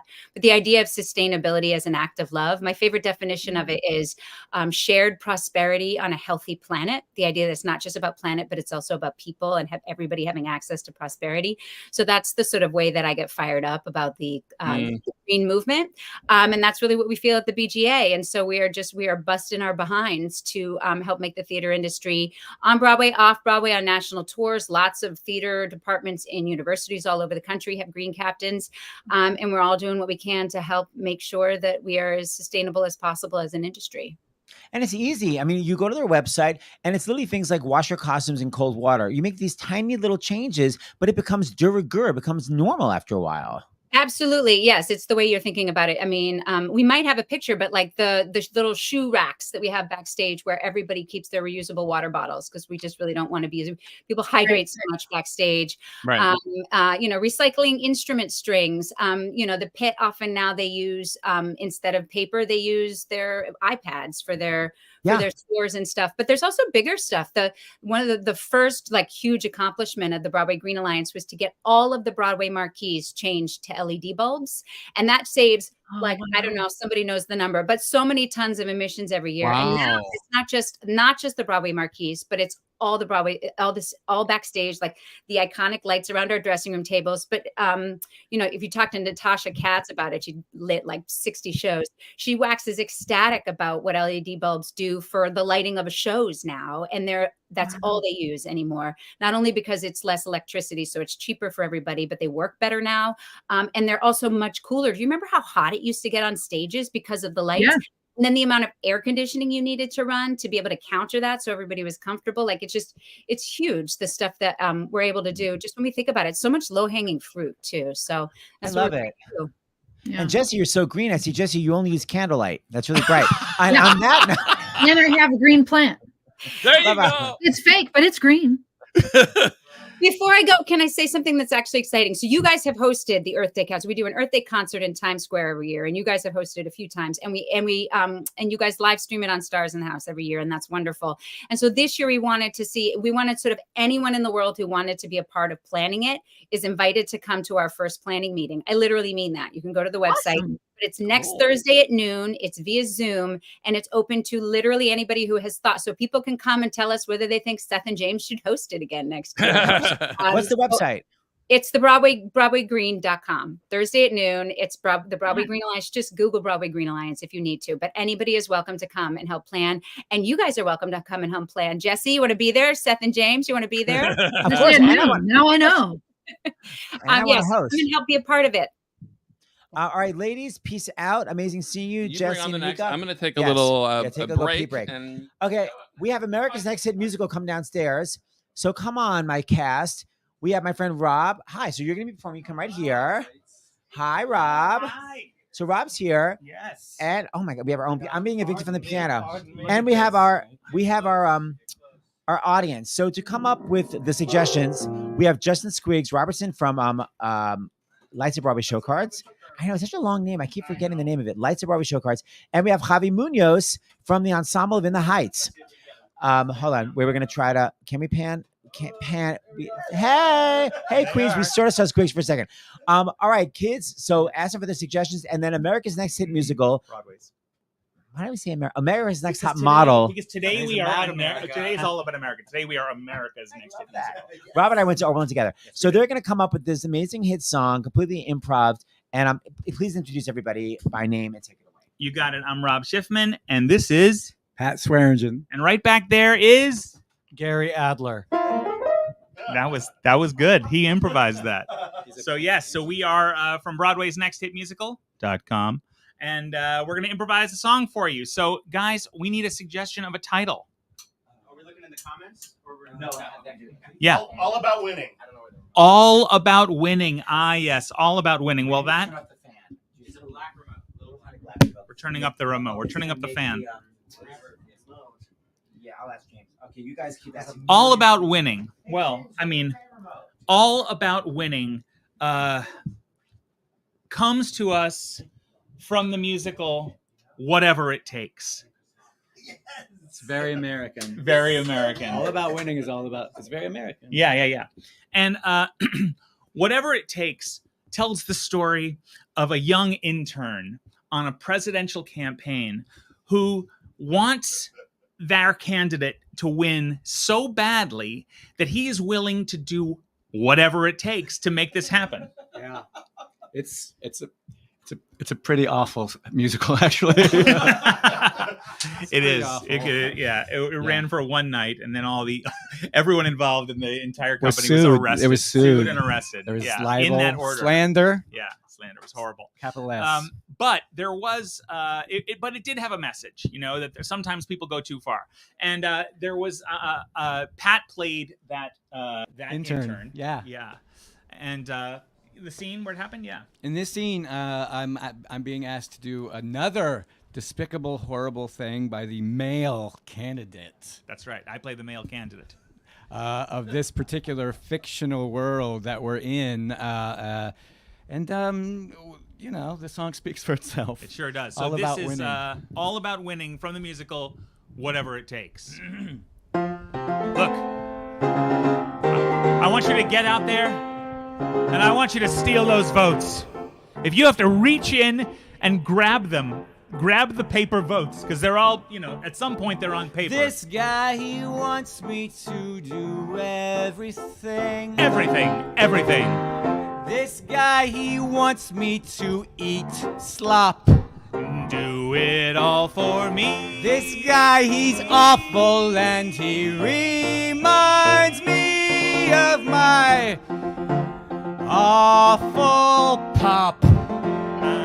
We've gotta win at all costs. There will be absolutely no loss. We've gotta win at all costs every time.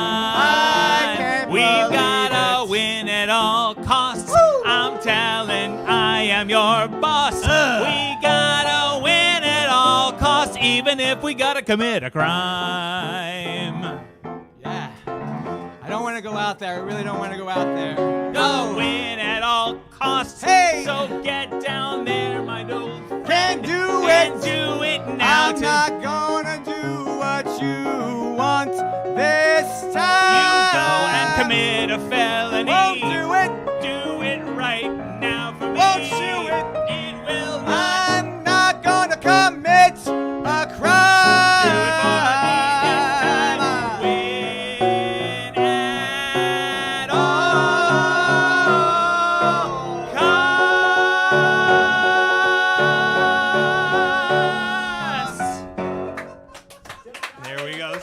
got it.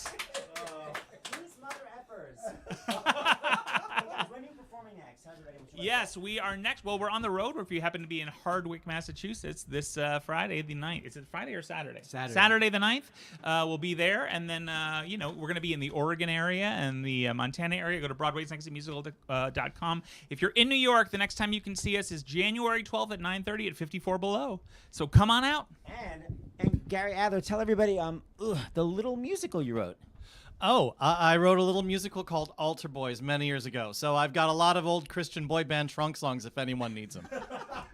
I can't pass, but I'm obsessed with that show. Thank you, kids. You're so talented. Bye, everybody. Vote. The talent, man. Okay, Javi. No, well, I think you have to. Is Javi next to talk? Yes. Well, I'm saying he wants to know if he can go. He's going to go on, but the piano's over. Yes, sir. You just did direct. Javi did I got it. If you want to take a little break, Seth, you got this here. Okay. All right, everyone. Seth Rudetsky is going to take a break. This is a Vote-A-Thon, after all. It's going to be over 6 hours. And you know what, David? Before we get in, I don't have the script part for beginning at 2 o'clock, and now it's after 2. So if you can get that for me, so I can have it right here. Whatever we have. Yeah, by the hour, that'll be helpful. Okay, everyone. So our next guest, we actually have 3 guests. 2 are in studio, and the other one is virtual. And we met, well, actually, you know what, Kika, let's just talk about it here. This is the president of the National Immigration Law Center, Kika Matos. Hi, Kika. Hi, how are you? You know what? We've been doing this for a couple hours now, and I'm feeling excited, and I'm feeling happy. I am optimistic about the future of our country. That's where I'm at right now. That's awesome. How are you doing? I am cautiously optimistic, and I feel like I just joined the best party in town, and I didn't even know about it until now. So thank you for inviting me. The energy and the talent is infectious. Yeah, we're really fortunate that we have the friends that we have, and that when we ask, they show up, even when we give them like a day's notice, which is often the case, as you hear Javi Munoz saying. So you know what? We're all nonpartisan here, but there's no denying the reality of what's going on in our country. And so we felt like we could not have a Vote-A-Thon on Election Day 2024 without having this discussion. So I am going to bring our friends, Javi Munoz, who you saw earlier today. So come on up, Javi, and we got a stool here. And Robin DeJesus is here. Okay. I have a question, wait a minute. How long did you guys do In the Heights together? Oh my God. We met in 05. Right? Yeah, we did a it was wait. Yes. Yeah, make sure. Yeah. Share the mic. We did we were at the Eugene O'Neill Theater Conference, and it was developmental work to create Heights, and it was the moment where for the first time Lin contractually could not perform. He was there as composer. Oh. So I was put into the Usnavi track, and you came on as Sunny. Yeah. Magical time. Almost 20 years ago. Almost 20 years ago. I know. Yeah. Holy cow. You look good. You look real good. So Kika, I had asked Robin and Javi to be on the segment with you, and when I asked Javi at first, you were like, it is too much right now. For you, I'm going to give the mic to you, because this is really going to be a conversation between the 3 of you. What changed that you're here right now to talk about Puerto Rico and the power of the Puerto Rican vote? I remember. Okay, so personally speaking, the wind got sort of taken out of me. I felt really sort of drained at that point. I'd already gone to Canvas and Phone Bank, and I'd been out to Pennsylvania. I'd been speaking to restaurants full of fellow Puerto Ricans, and my heart was heavy with testimony after testimony and how people felt. And at that time when you guys actually called, I really just felt like the wind was out of my sails, and I'd maybe said too many yeses and needed to stop for a minute. And then it was like not even 24 hours later, and I got a good night's sleep. And I woke up the next day and I was like, there's no, you know, the thing that I've been an activist the majority of my life, 30 plus years, and I know as we approach these finish lines, quote unquote finish lines, you know, for an event, for a cause, for whatever we're ramping up to do, that I know better than that. That's when you double down. That's when you put extra energy out. That's when you know, and so really a good night's sleep, waking up and being like, no, let's do this. And so, yeah, that's when I said yes. Robin, for you, why did you say yes to having this conversation with Kika that you three are about to have? Absolutely. Hi, Kika, love. You know, for me, I go back to my childhood. I grew up in a town in Connecticut. It was a factory town with bucket loads of Puerto Ricans. And when the summer came, it was like, what town in Connecticut? What parade are you going to? What Puerto Rican Day parade are you going to? Are you going to Stamford, Norwalk, Bridgeport, New Haven, Hartford? Like, it was a thing. There were a lot of us, even though people didn't really clock You don't that. think of Puerto Ricans in Connecticut. You no, just don't. At all. It's like, yeah. But it's also like I grew up in a town where there were so many Latinos that we had a class that was called Spanish for Native Speakers. So if you were Latino or Latine, Latinx, you could take this class where you would read Lorca, you would read Marquez, and you would speak in Spanish conversationally so that the people who already spoke it just could go for it. Was like language arts, but for Latinos or for anyone who spoke Spanish. And in this town, a lot of the Puerto Ricans specifically always dreamed of going back to the island. We came from San Lorenzo, which is a very specific town in the mountains.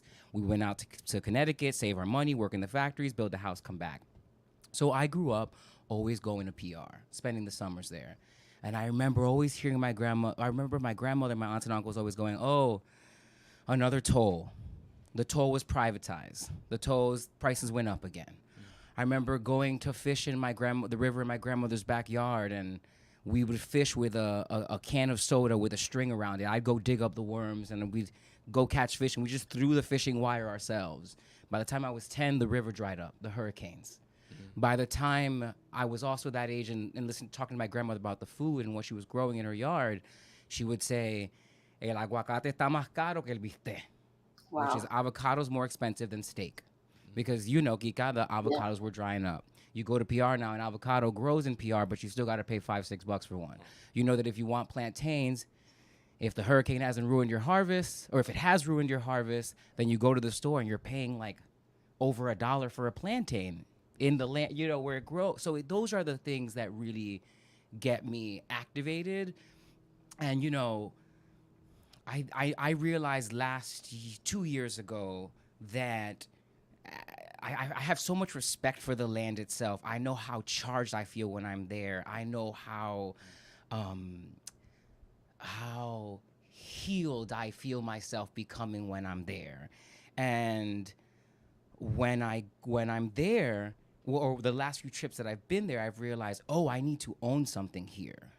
And I feel like it's really hard to talk about the diaspora and to talk about Puerto Rico and its status when you're over here, because there's also an awareness that, like, you have to know when to step in, when to talk for Puerto Rico and when not to, and when Puerto Rico can speak up for itself. Yes.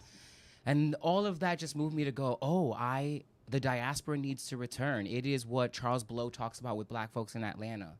And us going back is really or a lot of us going back and getting more involved in politics, creating food sovereignty farms and making sure that people are able to grow in organic ways and provide food for communities, and also just, you know, have engagement. So that's the Puerto Rico I know, that's the Puerto Rico I love, and that I'm excited now as a 40-year-old man to, like, really be in there with people.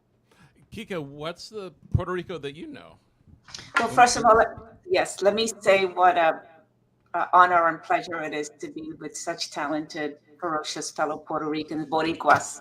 So es un placer estar con ustedes. Muchas gracias. Oh, and my voted sticker just fell. So the Puerto Rico I know is not that different from what's just been described. There's something known as migrant melancholy, la melancolia de los migrantes, that I think we all have, which is that when we're not home, we feel homesick. And so we yearn for Puerto Rican food, for Puerto Rican weather, even el español que hablamos, the Spanish that we speak, the words that we use, los refranes, right? Those things that are so uniquely Puerto Rican, the music, the culture. And when our island suffers, we feel it here. And so for me, I try to go home every year. Why? Because here, sometimes I have to explain myself, my identity, who I am, what I stand for. When I go home to Puerto Rico, I don't have to explain to anyone who I am or what I stand for. I could just breathe freely and be myself. And it does hurt me to see how much suffering there is on the island, and how much now when I go home now sometimes. So I live in a town called Vega Alta, and there's a vegetable man who drives his truck, and you could hear the loudspeaker, and he tells you what he has on special. Tengo chinas, which china is the word for oranges. Tengo yautía. And then you wave him down, and then he comes and you buy whatever it is that you want. And a lot of the times now they'll say, esas chinas son de la República Dominicana, right? Those oranges are from the Dominican Republic. Why? Because it's no longer as bountiful anywhere in the island because of hurricanes and because of natural disasters. And then it's true, my grandmother had an avocado tree, and the avocados used to fall sometimes. Now they're not as plentiful. And so when I think about mi Lita, I feel both a sense of pride, and I also feel a lot of pain. But I gotta say, these elections in Puerto Rico, they've really fired me up. I know I'm not supposed to be partisan, but I will say that the energy from 3 parties and not 2 has really fired me up. What do you say? Because we're making this day about inspiration and activation. So what is your message? This is really for all 3 of you, for your fellow Puerto Rican family members and friends, and just people from the island that you would say who live there, and who many of them came after the hurricane. Yeah. What is your message from all 3 of you to them today, especially on election day? Because as we've been saying, it's still like in 23 states and the District of Columbia, you can still register to vote today. You can still get out and vote today. What's your message, especially like we're saying about the Puerto Rican vote specifically? Yeah. 2 things that come to mind immediately. The first thing is that Puerto Rico is known for always having high voter turnout. Yes. My entire childhood, when I would go for voting season, trucks would be decked out with like logos, posters, speakers, music, hardcore, yes. and it's actually really fun, because the way I experienced it was not malicious. It's like people would drive around with their cars, blast the music. If you'd be sitting on your porch and you'd be of the other party, be like, boo, nah, whatever, and it would be this like fun game, whatever. But people show up in PR, but what is unfortunate is that the government in PR is often not in service of the people because of many reasons, right? Yes, yeah. And so I want to encourage the mainlanders to take on that inheritance of showing up at the poll like they do at the island, of knowing that they have to show up. I'm not going to tell you who to vote for, but just go and make sure that your voice is heard. There you go. And the other thing is just a little reminder, in Connecticut, economically, sometimes I think people just like feel like, who am I to have a voice, or who am I to take up this space, whatever. And one of the things that's really interesting about Connecticut specifically, but I think everywhere, and I do wish we talk about this more, the communities that have gotten a surplus of Puerto Ricans since Maria, and more migrant workers overall, those towns are saved economically in Connecticut. The people that lived locally there have been retired and just stuck to, they don't spend money on new things because their checks are already rationed out. The moment that these towns have had migrant workers move in, the economies in these towns have flourished. Yeah. Because migrant and immigrant workers are the ones that keep shit going. Oh, yeah. Pardon. Well, yes. And so I just want to remind you also, not only go out and vote, but know that you are providing something that is much needed in this country despite what you are hearing. Yeah. I love that. And I the only thing I'm going to add to that, because I agree with everything you just said, but is to every Latin person who is here and watching, or may see this at some point today. You are voting for us here and everyone that you love who lives on that island. Every single person in Puerto Rico is affected by our votes here.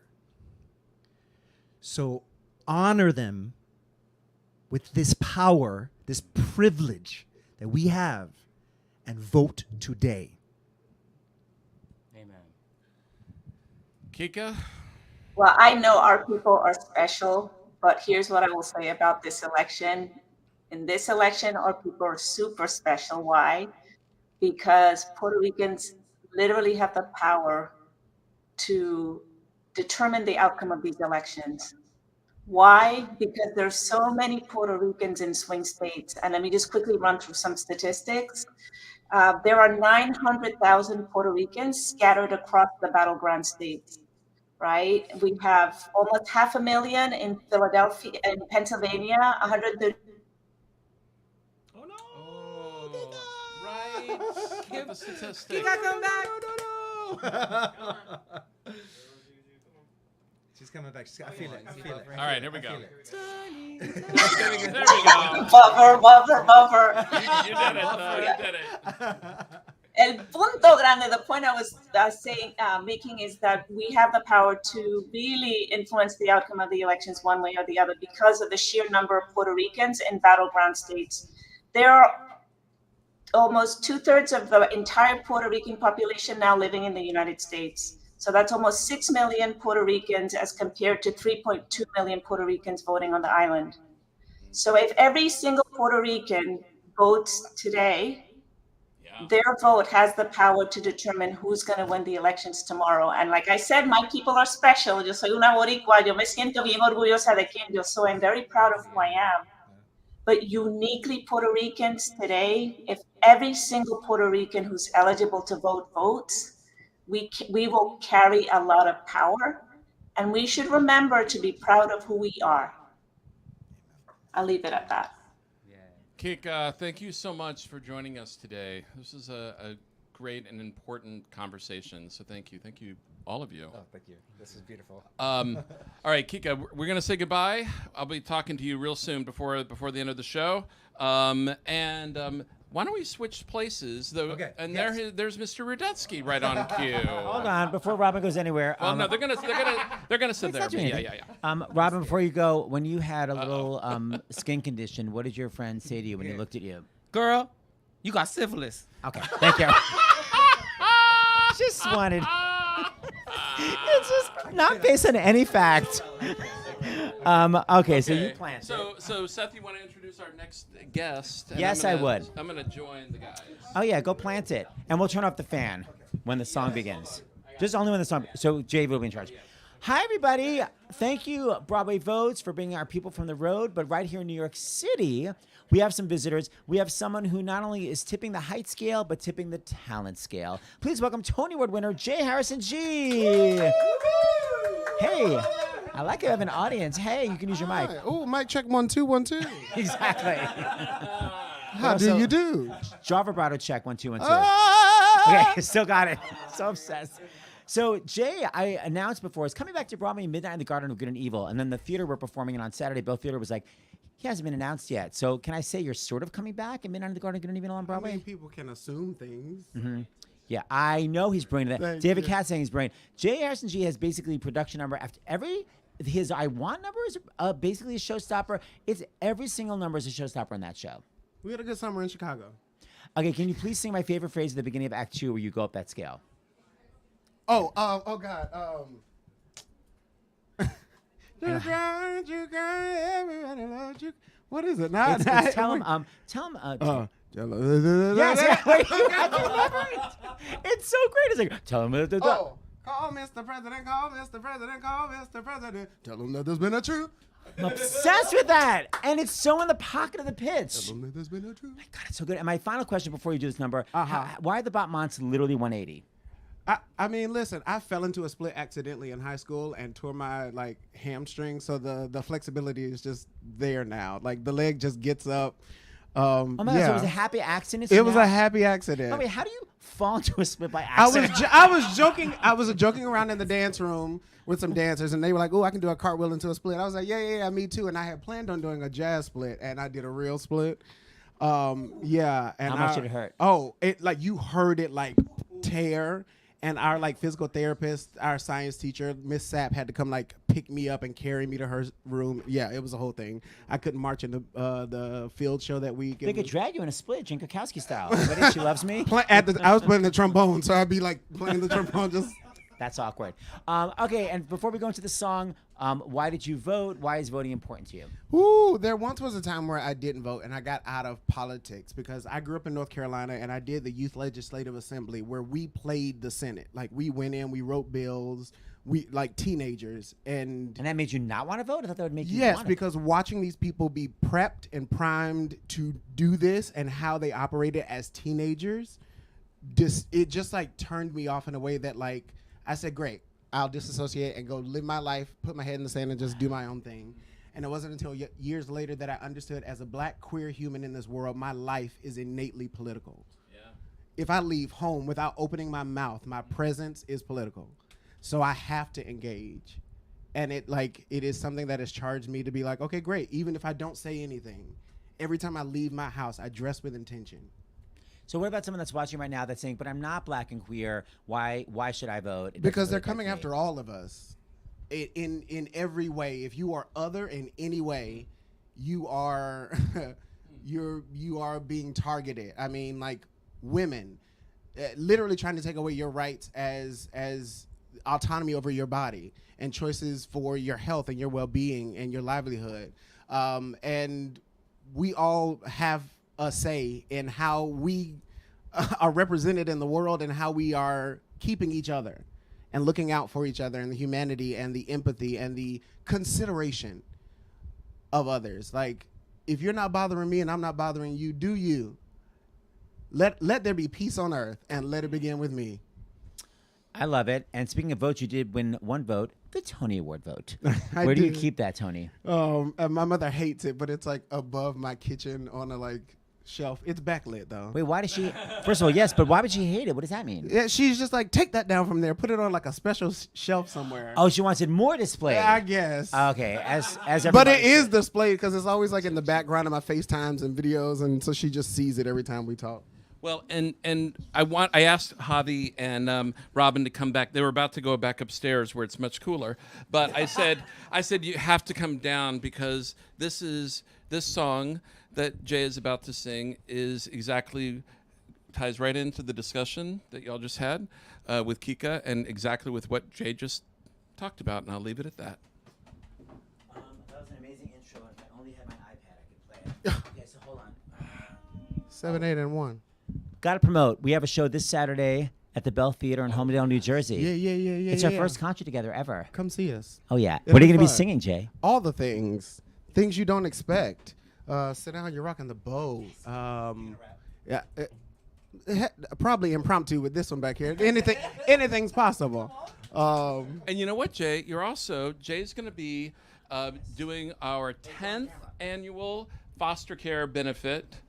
I know I'm down here. You can only see my face. 10th annual foster care benefit on November 18th. You go to yougottobelieve.org, and these kids, they're older foster youth and young adults. Most of them are the other, and they are. This organization is the only one in New York City that exclusively works with finding older foster youth and young adults forever families. And that does not mean necessarily adoption. That means a forever family who is there with him. Mm-hmm. Because you're talking about the other, you talked about the other. It's like, imagine if you did not have a family at all there for you. Yeah. And that's why we love You Gotta Believe. So November 18th, the town hall. Come, the tickets are not expensive, and come and you're gonna see Jay there live. All right, take it away, Seth.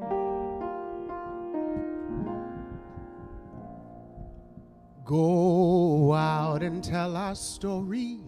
Let it echo far and wide. Make them hear you. make them hear you. How justice was our battle and how justice was denied. Make them hear you, make them hear you. And say to those who blame us for the way we chose to fight, that sometimes there are battles that are more than black or white. And I could not put down my sword when justice was my right. Make them hear you, make them hear you. Go out and tell our story to your daughters and your sons. Make them hear you, make them hear you. And tell them in our struggle we were not the only ones. Make them hear you, make them hear you. Your sword can be a sermon or the power of the pen. Teach every child to raise his voice, and then, my brothers, then will justice be demanded by 10 million righteous men. Make them hear you when they hear you. Oh, be near you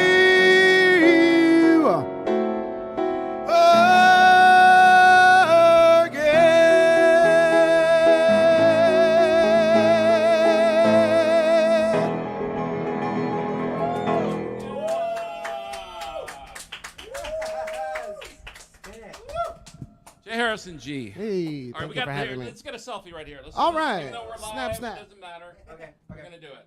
Let's do it. We're doing it. We're doing it. DeHaze. I was waiting for the short. All right, everyone. 1, 2. Yes. Awesome. All right. Thank you, Javi. Thank you, Robin. Thank you, Jay. All right, let's see. What is... I don't know. Let's see what's next. Let's see who's standing by. Oh, we have Tom Cavanaugh standing by. Why don't we bring him on? Tom, you ready? Oh, of course. Hello. Hey. You're in town. This is You're in Town. Why is it You're in Town? Because I don't know. Because aren't you the star? What's up, Tom Cavanaugh? Are you superheroing? What's happening?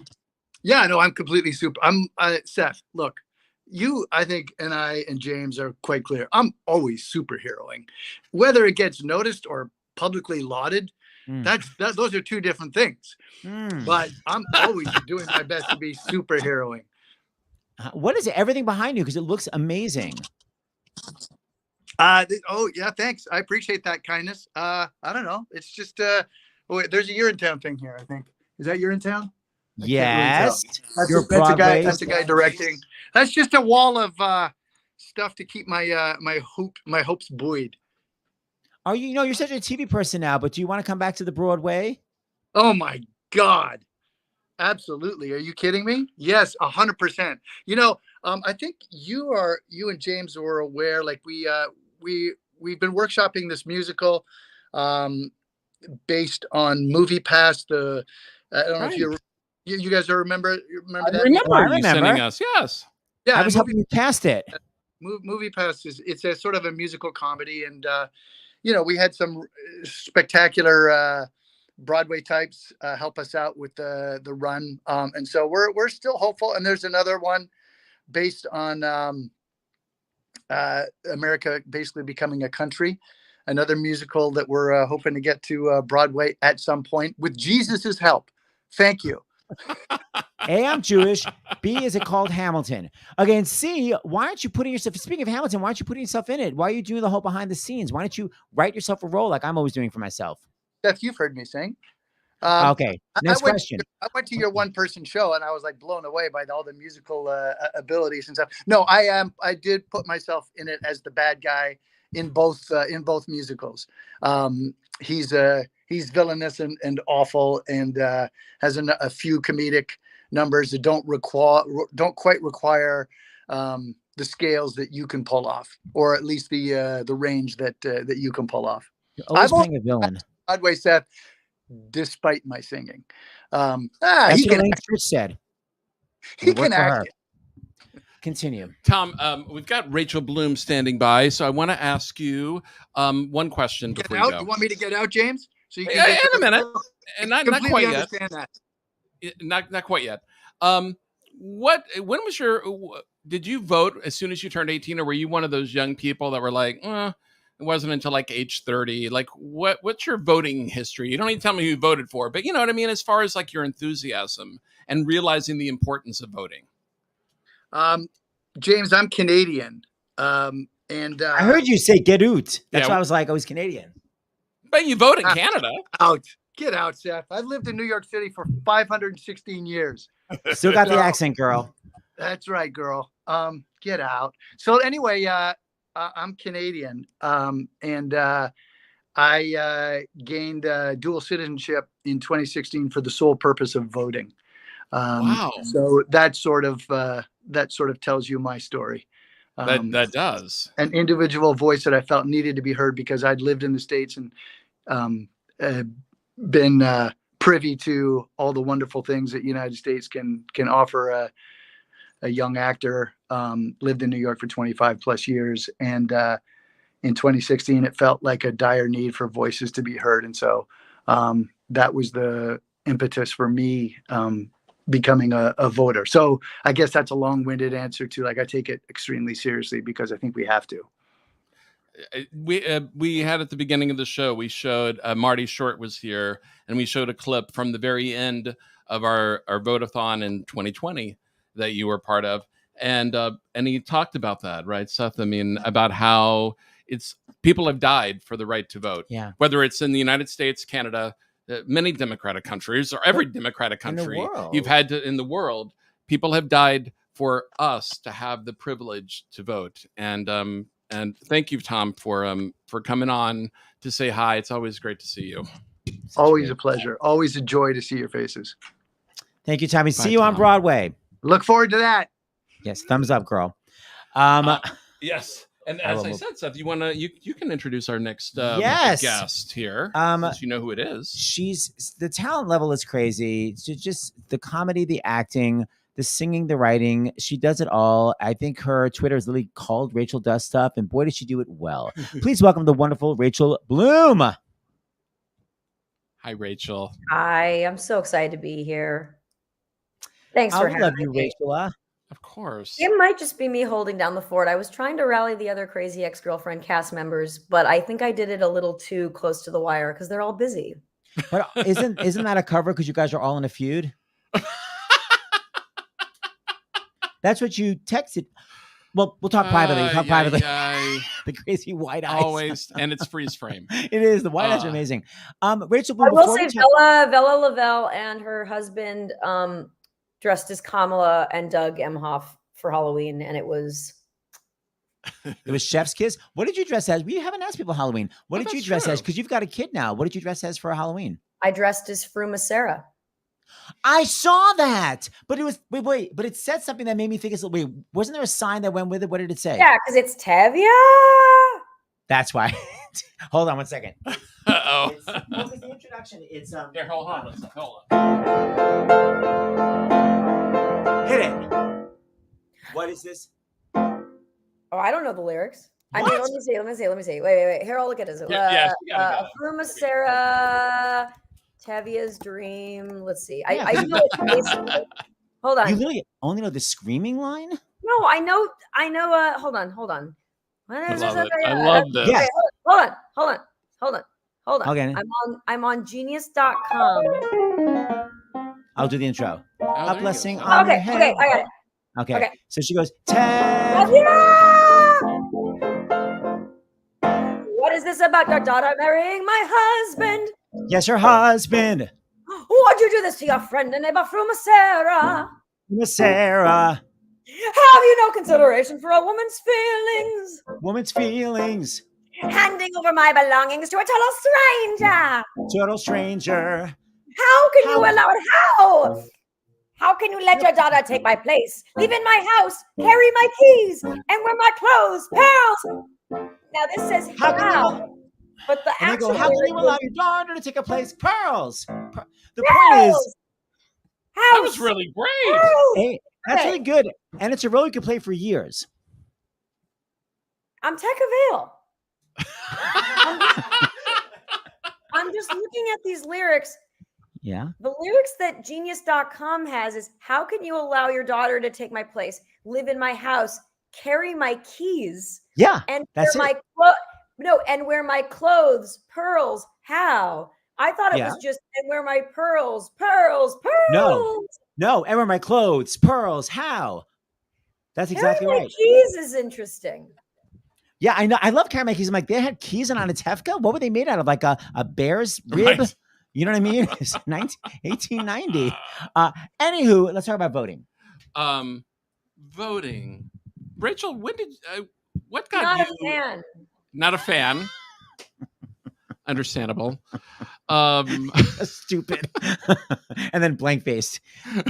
Did you vote when you were at NYU? Or you like, I'm too busy drinking, man? Yeah. Yeah, I was so busy drinking. No, I voted at NYU. My first one of my first elections was the 2008 election. That was one of your firsts? I must have voted before then. Wow. Because like one of my first elections was like Kennedy. But anyway, very impressive. You're younger than I am. It wasn't Kennedy. No, I turned 18 in 2005. And now, but like, I think there are a lot of people watching that are overwhelmed. And, what do you say to mothers out there that are like, oh my God, I've got a kid at home. I don't have the energy and time to wait on a line. Like, it's not going to happen. Well, it's weird. Look, I live in California where they mail everyone your ballot. And so they make it really, really, really easy here. I don't understand why that's not nationwide. Just mail the ballot. You can put it in the mail or you can go to a ballot drop box. It's very easy. Right. There's very little voter fraud. They have a good record. Look, I get it. If you have kids and your state doesn't have good access to mail-in ballots, I get it. All I can say is it's really important. But as a parent now, also I get it. Right. The busyness. But what we were saying is if you have friends, text your friends and say, do you need a lift? Do you need me to watch your kids? It's a last minute thing because people are voting last minute and they make plans to do it today. And then the kid gets sick and they can't leave. So if you have a chance, text some of your friends and say, do you need help getting to the polls? Well, that's a nice idea. I would say also you could maybe, if your kid's sick, you don't want to get other kids around your sick kid, but could you do a thing where it's like, hey, who else is going to the polls today with kids? Could we do a fun carpool and because you can bring kids into the polling center with you, right? Yeah. So that's what I would say is try to bring your kid and then just bring some coloring books to occupy them. If you have to bust out the iPad, do it. Do you mean the song My Coloring Book by Barbra Streisand? Yeah, that's exactly what I mean. Okay, good. So my foil. Yes. Yeah, of course. Oh my God, I haven't thought of that song in a long time. So beautiful. Rachel, I've all right, color him. When gone. Exactly. Color it empty, please. Anyway, I'm sorry. Remind me when you were here, because I think you joined us on the Vote-A-Thon in 2020. Had you just become a mom or did you? Yeah, I did. I did Where were you? Stars in the House a couple times. Yeah. 2020 would have been. Yeah, I would. She would have been 6-7 months old. The reason why I'm asking is because now, being almost 5, right? Does it change? We were asking Rachel Bay Jones at the very top of the show. Like, does it affect the way that you vote or the urgency? Like, how does it change you as a voter, as a citizen? I guess. Well, look, this is a nonpartisan organization, so I don't want to get too partisan, but when Roe v. Wade was overturned, I was like, I have a daughter. And what are the implications for women's health going forward. And, there was talk and still is talk about, well, what does that mean for birth control? And I'm on birth control for hormone management, for symptom management. And so being the mother of a daughter, just very practically worrying for her health, and worrying for my own health. But, there's something about having a kid where I think that it's messed up, but you can love a kid in ways you can't love yourself. Which is very true. That makes me almost cry, Rachel. It's true. It's just true. Yeah. Like self-love is really hard, but love for your child is really easy. And I'm definitely part of my therapy journey is, okay, how do I love myself the way I love her? And so, yeah, I mean, that definitely made it urgent, but also, it's just as important. The presidential election gets a lot of, it's very flashy and everything, but like there are many other measures to vote on, and we're voting for people who are on the board. I mean, in California, people are on the board of the LAUSD. That's very relevant to my child. It's very relevant to my day-to-day experience, to my city. And so I think that having a kid has also made me much more aware of being a citizen in the city of Los Angeles. And what are the ways that I can contribute as an active and involved citizen? And that's not the presidential election. That's your local city council elections. Yes. People forget that. You're also not doing. When you don't vote, you can tell yourself, oh, okay, well, my state is solidly red or solidly blue. It doesn't matter. That's only one election. Exactly. You want to vote for who are the people who are going to fix your potholes? And that's not a euphemism. What? Sorry. Not. Got to laugh out of these two on the couch. But I agree with you, Rachel. No, there's so many other things that people don't think about. And by the way, just a quick thing. You mentioned down ballot. I literally went to go vote and I'm like, down ballot. And I kept voting down ballot. And I realized I literally voted for both presidents because our ballot went across. So it wasn't until I was like halfway down, I'm like, that's weird. I don't know if I could vote for both parties. So I literally had to walk out, be like, please void this. It was devastating.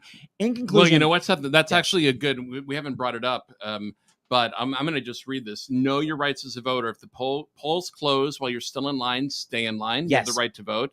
If you make a mistake on your ballot, you have the right to ask for a new one. Yes. Don't just go like, I made a mistake. No, they write the word void. You can't like cross it out and say oopsies. I could because I'm a celebrity, but a lot of people aren't at my level of fame. Oh my God. If the machines are down at your polling place, ask for a paper ballot. And if you run into any problems, this is most important. There is the election protection hotline, which is literally 1-866-OUR-VOTE. 1-866-OUR-VOTE if there are any problems. I didn't know this.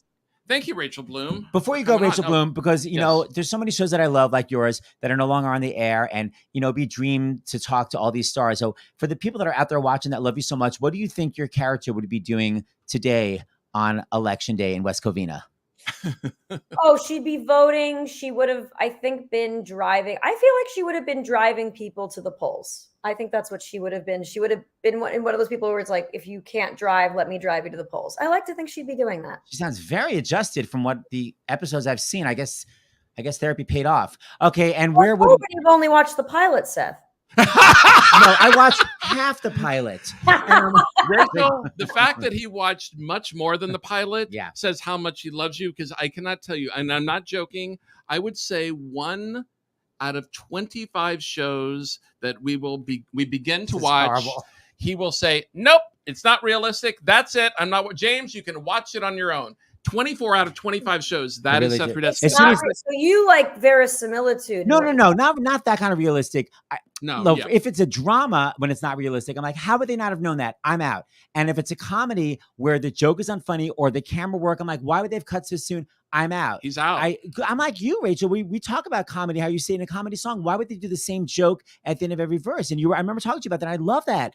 You're like, everything has to keep building. So when jokes aren't good after 3 lines, I'm like, turn it off. So bravo to you. That shows how much he loves you, Rachel. And the show. Thank you. I appreciate that. That is wonderful to know. That shit is fine. So I got to watch the second half of that pilot because what I saw was it's so not true. Don't listen to him. Bye, Rachel Bloom. Bye, Rachel Bloom.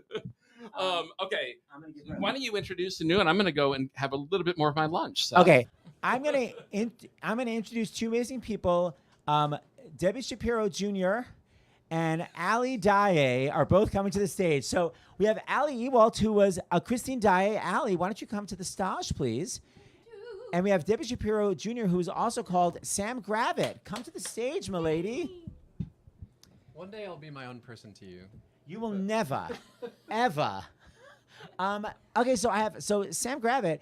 I did first meet you, of course, through your amazing Tony Award-winning mother, and of course, by the way, your amazing father, who's so cute in Light the Piazza. But I feel within 1 minute you got onto the Broadway, and I've never seen less paying of dues. So my question is, now you can never go back to the ensemble because you've already been Fiyero. Like, do you feel the pressure? I think it's more of a privilege to feel that pressure, and I had the opportunity when I started with Wicked. I was in the ensemble on the road, and For a solid 2 months. For a year, thank you. I understudied, and I got to understudy in the city for 2 months, and see just how that level of professional human worked, and the attitude, and yeah, I definitely got to sort of climb the proverbial ladder internally with Wicked quickly, and I'm so grateful for that show. I always feel like that show was sort of my MFA in a way. Like it was a crash course, and just a very high level of execution in a lot of ways. And I was surrounded by witches who were incredible. I mean, my first witch ever was Mary. That was before Wicked. What? I'm talking about Mrs. Shapiro. Continue. Mary Kate Morrissey, who's on Broadway right now playing Elphaba, was my first Elphaba ever on the road. Jenna Claire Mason, my first Glenda ever, we got to do on Broadway together. So like those are the folks who sort of helped lift me up along the way. But you lift me up. Now, when people see you on the street, are they just like Fiyero? I get Fiyero pants comments still every now. I meant should they sing that phrase, not should they talk about cut. Ali Ewalt, you made history as the first Asian American Christine Daye, and it only took 29 years. They're very forward-thinking over at fans. Did you audition before? Did you audition for a long time and not get it? Oh, I mean, only 10 years. Not a big deal. So they were like, she's got to be older. Like, what do you think the reason is that they were like, I mean, it's so bizarre. Like, how do you not? Because I have so many resentments about so many things 30 years ago. I'm like, why did I get a good review in that? How did you not go no, I'm not doing it now. You didn't cast me for 10 years. I'm not now doing Christine finally. How do you not feel resentment?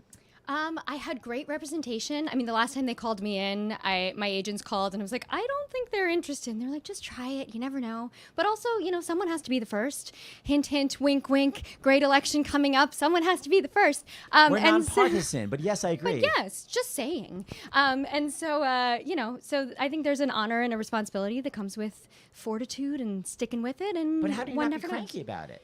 Well, I did lots of other things while I was waiting. I wasn't just sitting around waiting and auditioning and cursing the other folks that got to play Christine. Yes, exactly. Okay, cool. I was doing other shows and, improving my skills, all that stuff. And we talk about representation matters, which is about this election in many ways. Once you play Christine as somebody Asian American, did you hear from audience people? Did you hear from young women? Like, what was the result of that?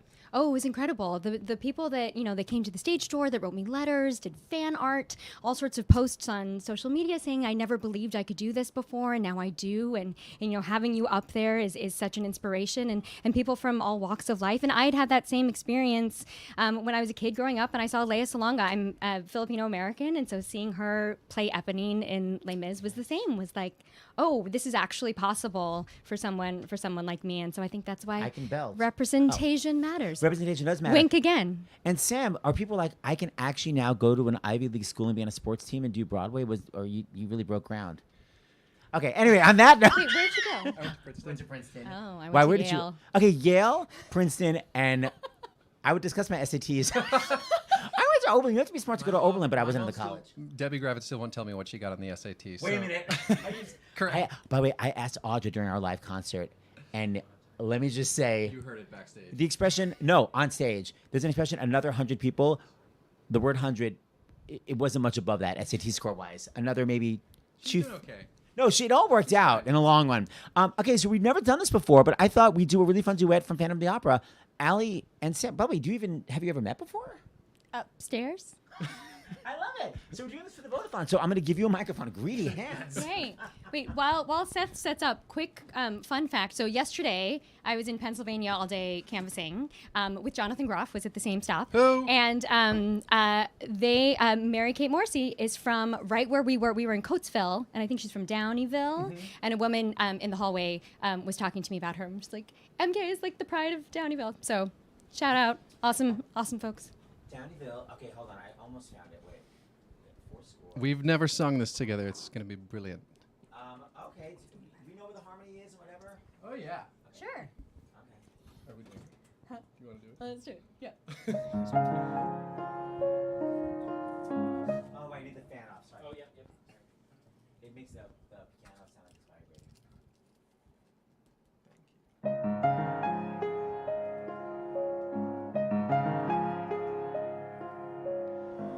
No more talk of darkness. Forget these wide-eyed fears. I'm here. Nothing can harm you.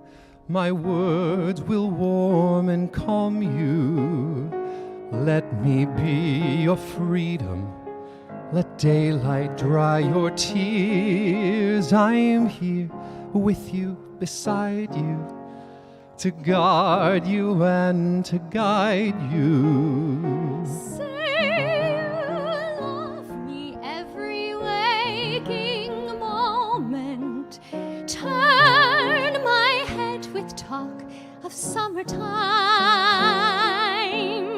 Say you need me with you now and always. Promise me that all you say is true. That's all I ask of you. Let me be your shelter. Let me be your light. You're safe. No one will find you. Your fears are far behind you. All I want is freedom, a world with no more night, and you always beside me to guard me and to guide me. Then say you'll share with me one love, one lifetime. Let me lead you from your solitude. Say you need me with you here beside you.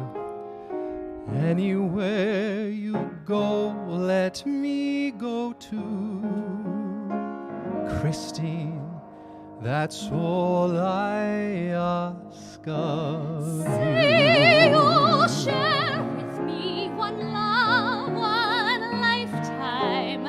Say the word and I will follow you. Share each day with me, each night, each morning. Say you love me. You know I do. Love me. That's all I ask of you.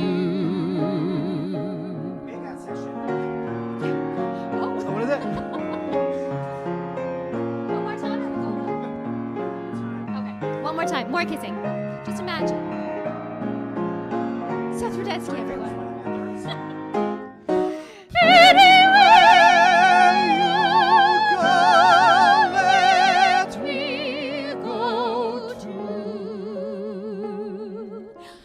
Please vote.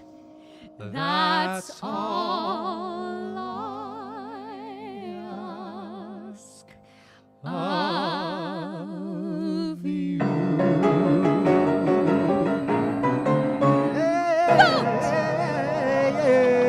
Vote.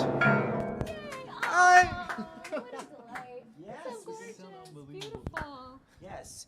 We don't take Who needs copyright claim rehearsal? for the final lyrics. No, that was actually amazing.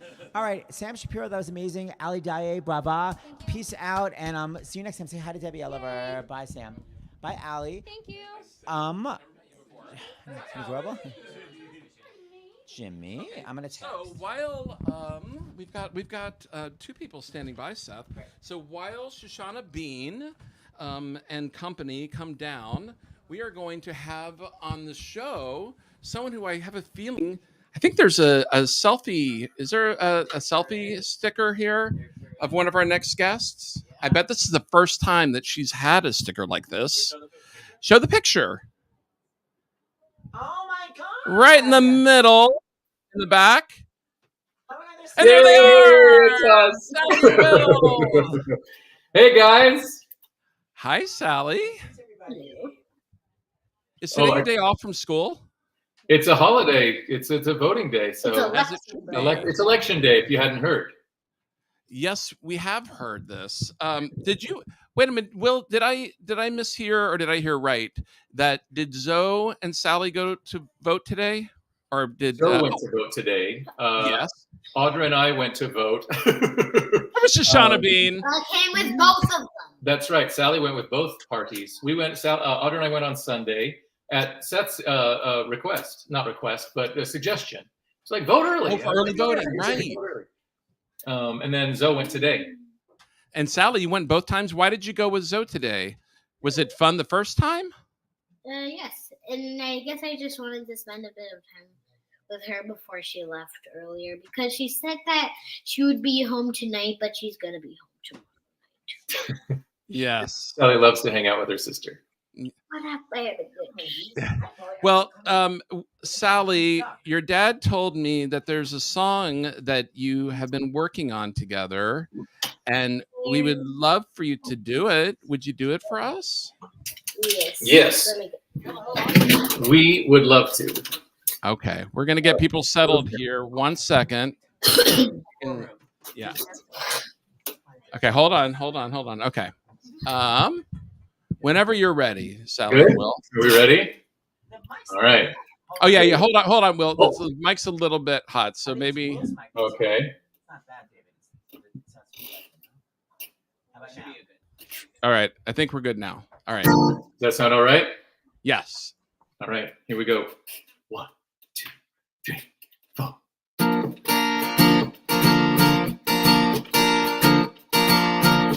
Used to bite my tongue And hold my breath, scared to rock the boat and make a mess. So I sat quietly, agreed politely.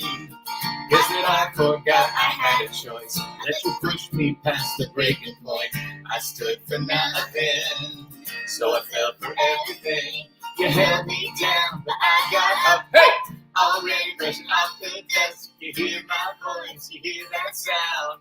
Like thunder gonna shake the ground. You held me down, but I got up. Hey! Get ready, cause I've had enough. I see it all, I see it now. I got the eye of the tiger and the fire. Dancing through the fire. Cause I am the champion. And you're gonna hear me roar louder. Louder than a lion, 'cause I am the champion, and you're gonna hear me roar. Oh, oh, oh, oh, oh, oh, oh, oh, oh, oh, oh, oh, oh, oh, you're gonna hear me roar.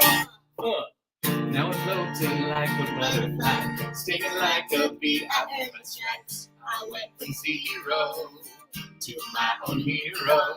You held me down, but I got up. Hey!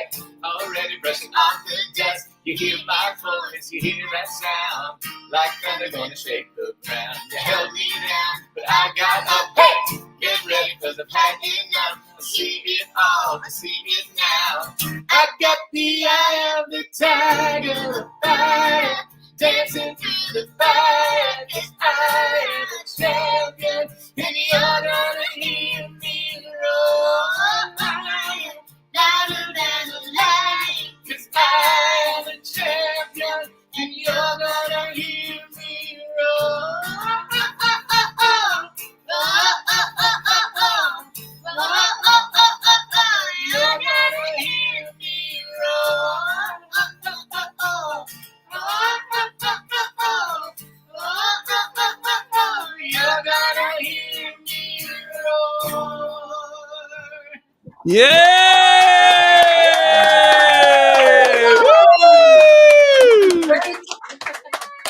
That was amazing. But Sally, before you and your dad go, can you please? I know. I was just gonna ask your favorite dad joke. Oh my God! I was just gonna ask that. Please tell us your favorite dad All right, joke. so your favorite dad joke. Why do seagulls fly over the sea? Because if they flew over the bay, they'd be bagels. Yes. Wait, hold on.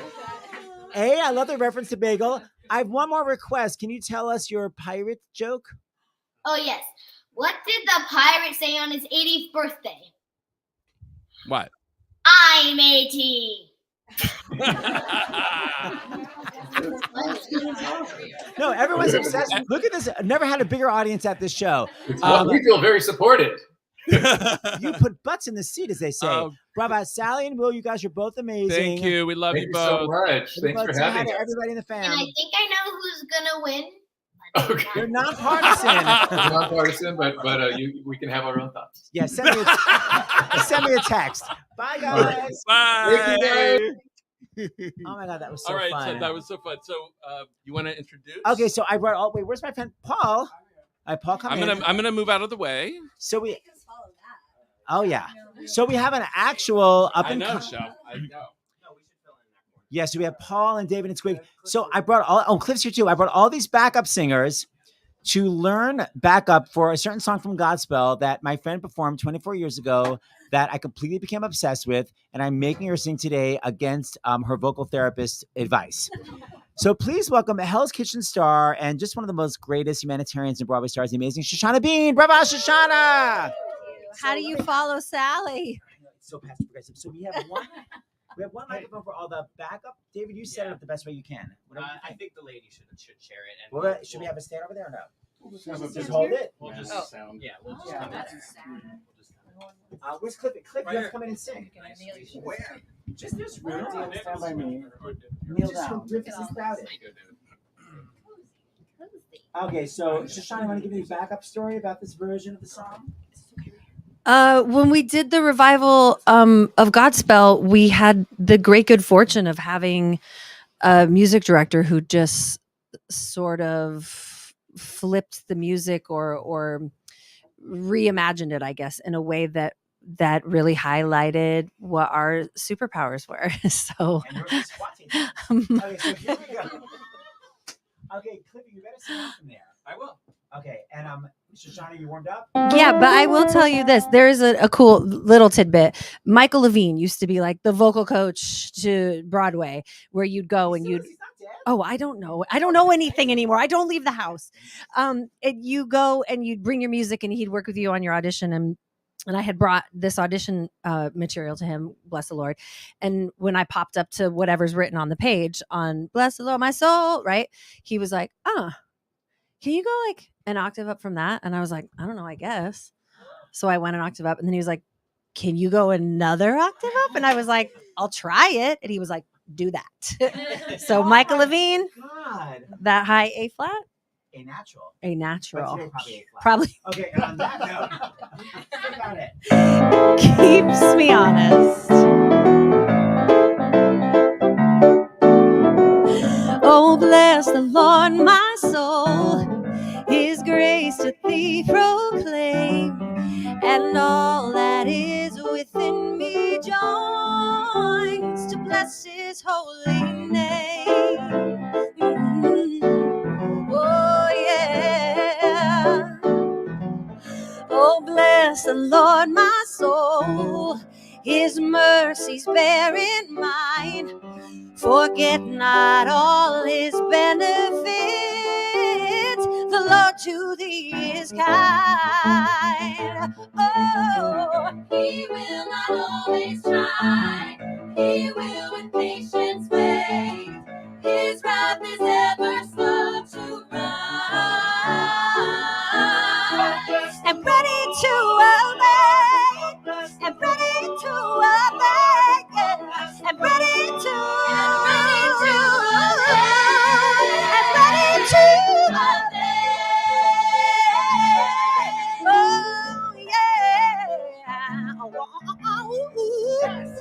pardons all my sins. So long that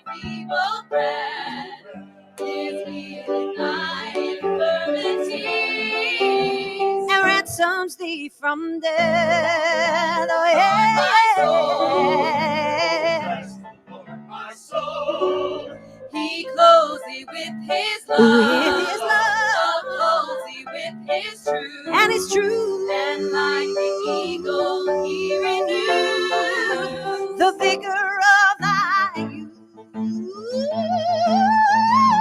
And bless his holy name, whose grace has made him whole, whose love and kindness crown thy day. Oh, bless the Lord, my soul. Oh, bless the Lord, my soul. Yeah. Oh, bless the Lord. Bless the Lord, my soul. Oh, bless the Lord, my soul. Lord, my soul. Bless the Lord, my soul. Oh, bless the Lord, my soul. Bless the Lord, my soul. Bless the Lord, bless the Lord. Bless the Lord,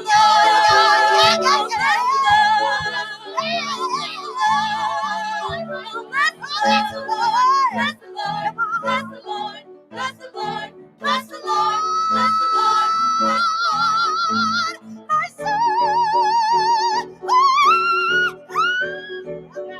Oh, bless the Lord,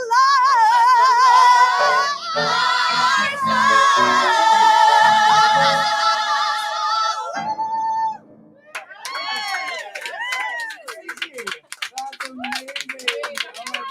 What's the opposite of still got it? Oh my God! No, microphone. I have to say something. Okay, thank you. It's so, I can't believe that riff that we obsessed about in your living room for like so many nights. I was like, wait, she's not going to do the exact thing we used to try to dissect and do. No, it was amazing. Thank you so much for singing that. It's like I got to travel back in time, only I wasn't listening to it on a CD. It was actually you singing it. It was amazing. Do that microphone. Hold on, one more thing.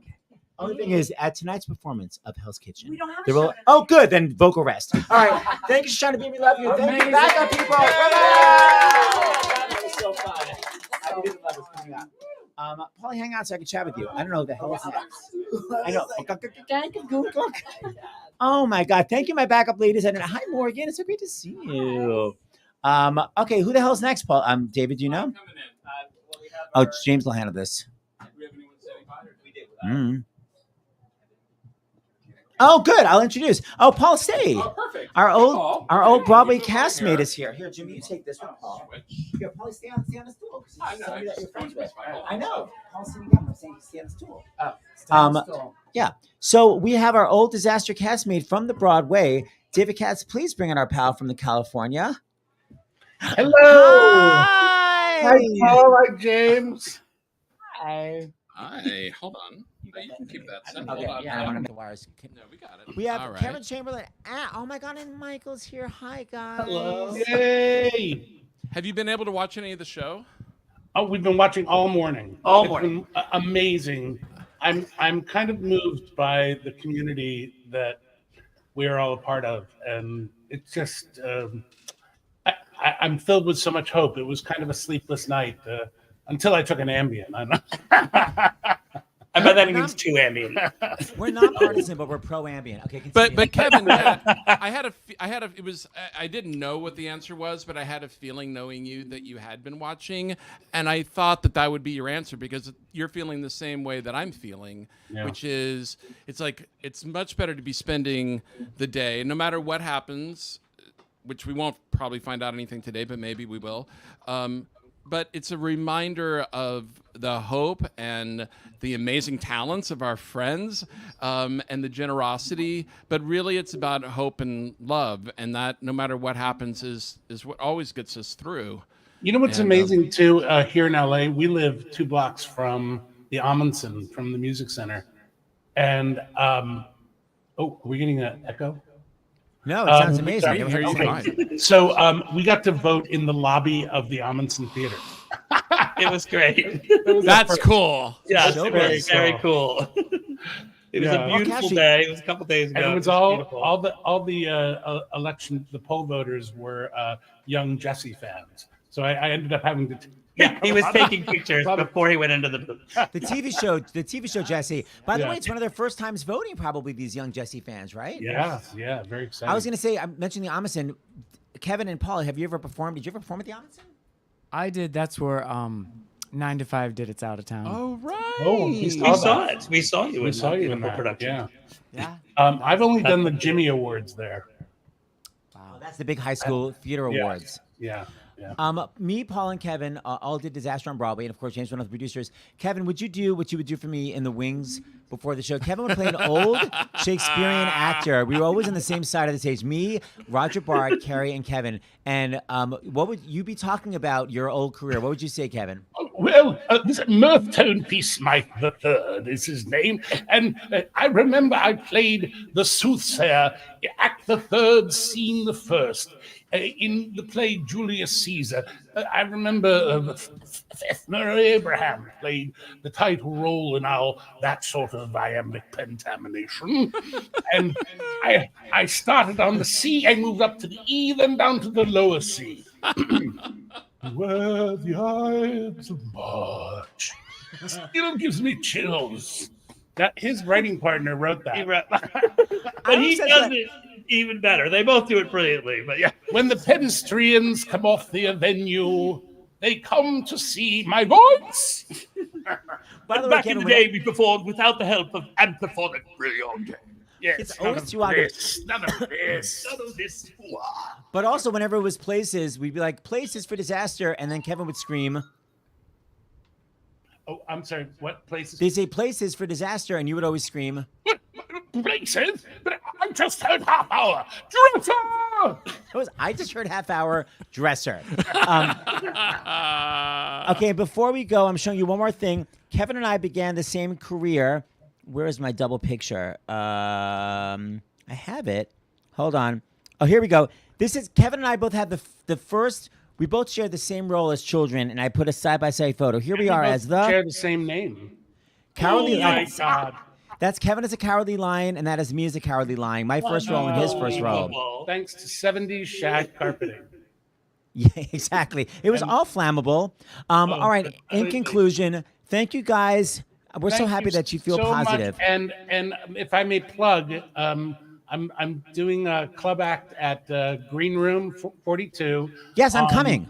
November 24th and 25th at 7 p.m. So go to the Green Room website and get your tickets. And the show is called Find the Joy. And if you listen closely, the joy is what it's all about. We're voting for the joy. Yes. We need to all be finding the joy. Find that joy. I'm going to see you in New York. All three of you. Paul, mwah. So good Love to see you. James. Love you guys. Three times a lady. Exactly. That's right. His big song. All right, Paul. Can you go get David? I will go get David. This is where our mom and pop aspect is going to come. I'll go because get my mouse isn't working. Tell them my mouse isn't working. Oh, mine is though. And what do I you see need? there are people backstage. I have a feeling. I can bring them on.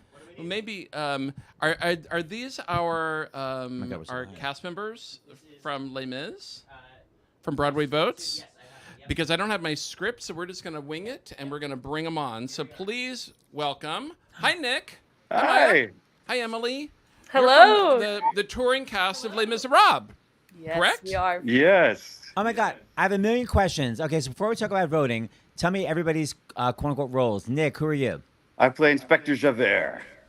I play my Eponine. Maya, you're Eponine, and Emily, who are you? And I am the scissor crone / and in a bed. I know that solo matters to you.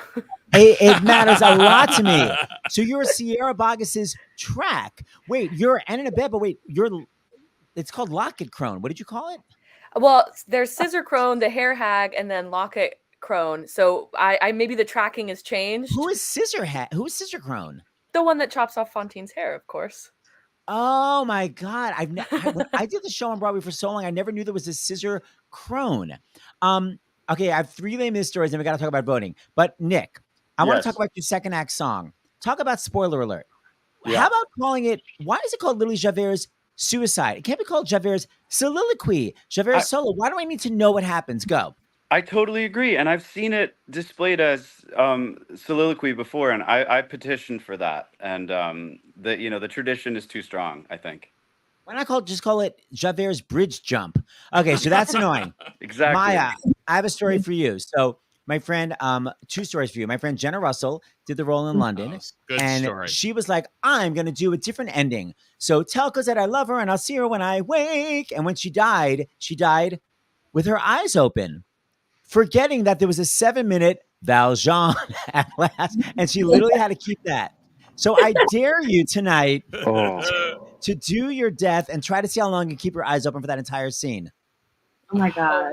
Imagine. No, actually, in Little Fall of Rain, because that's where Eponine dies. And imagine if I leave my eyes open the whole time. It's like everyone. Wait, you're Eponine or Fantine? Wait, you're Eponine? He's Eponine. Yes. Oh, I just heard the Ian part. Oh yeah, no, you could do that. And rain will make the flowers.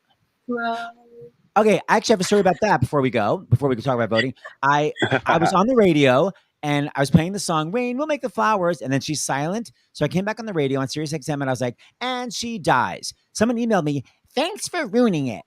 So I was like, "You don't know." So I posted it. How can you not tell?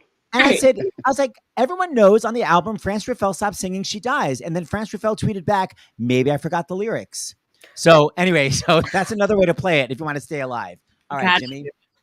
So Broadway votes, Broadway-votes.org is where you can find a lot of great information, including where you can find out about where you can still register to vote today. So many states.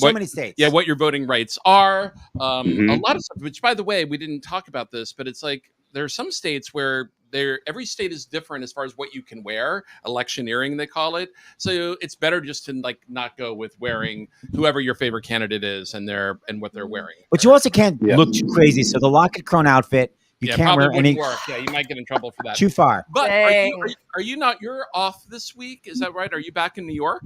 Yes. A lot of us are back in New York, which actually worked out perfectly in that, this is my first time actually voting in person in New York on election day, which was a special treat. On tour, you can't really guarantee that.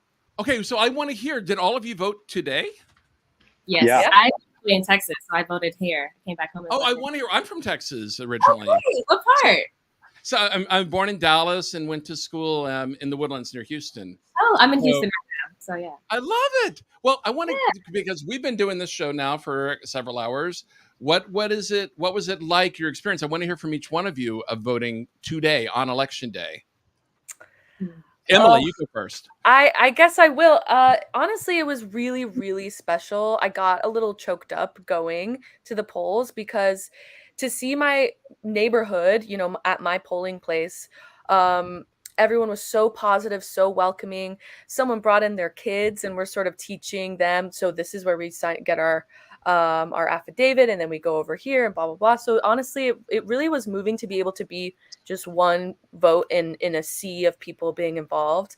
So that was really special for me. Really, really special. Yeah. That's cool.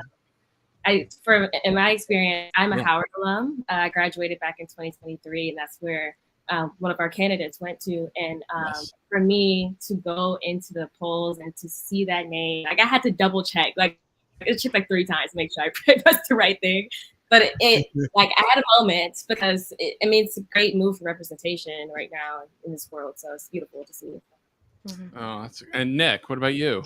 Yeah, I drove back here just to vote. It was awesome to be in my neighborhood and see so much support and so many people getting out to vote. I felt the same way as Emily. I was just kind of thrilled to be here and be able to do my part.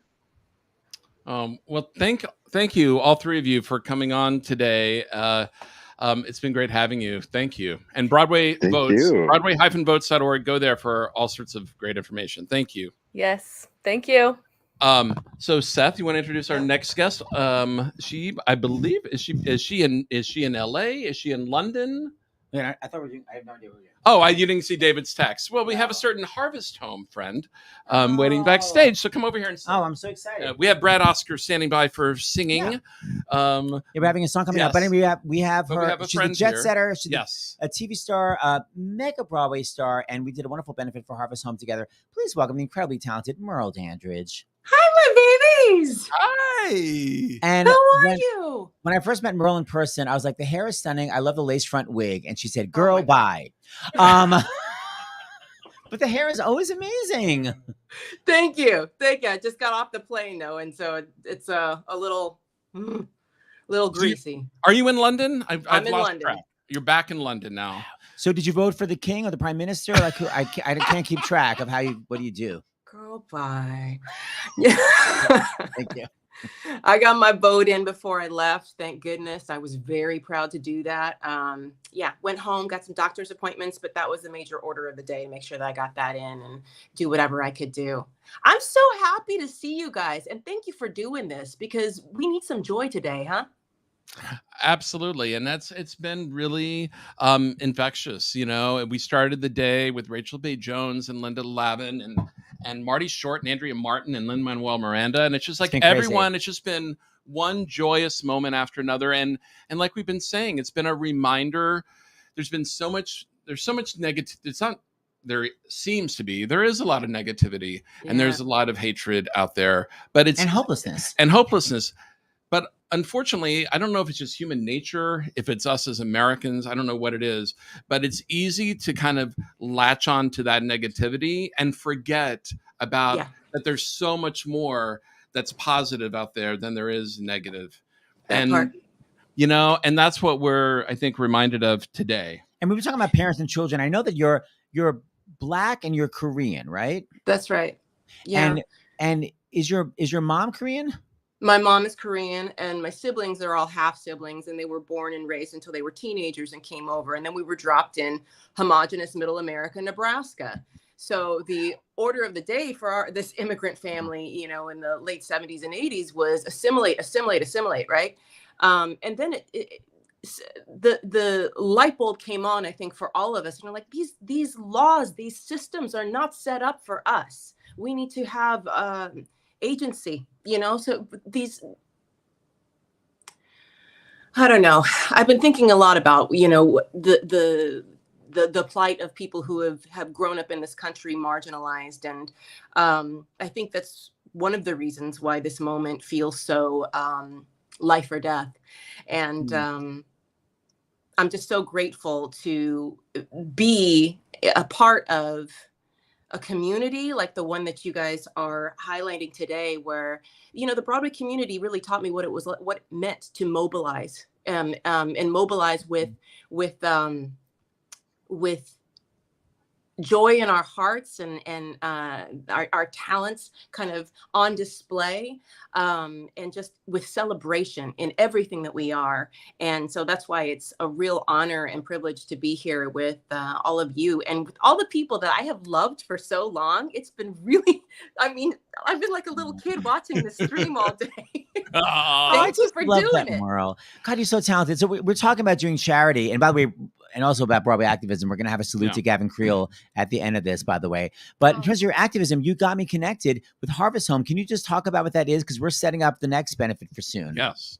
That's right. June 22nd at the Broad. So Harvest Home is an organization that's been near and dear to my heart for a long time. And you guys have been like wind in our sails getting involved. Thank you so much. And I can't tell you how many people are just thrilled to activate and become a part of the community because of your involvement and how much, just effervescence you bring to that plight. So it gives housing and holistic care to unhoused pregnant women. And I've been involved with them for about 12 years now, maybe a little bit more. I started out hosting their galas and then I got involved on the ground level with mentoring, and I got to know the lives of these young women and what they're contending with and what they're up against. So it's been a great privilege to be involved, and as you know, Stars in the House was integral in getting the word out because so many people don't know that this exists. And streaming our first concert with so many people that I love, we just had it was like all best friends getting together and having a party. Yeah, I mean, it was just so fun. That's what this feels like. And yeah, just like this. But it was a thrill. So we're going to do it again this year. Thank you guys for your help and support. And this year I'm going to come. I didn't come in April, I guess it was. Is that what it was? April? Yeah, because James, you weren't there physically, but you did all of the work.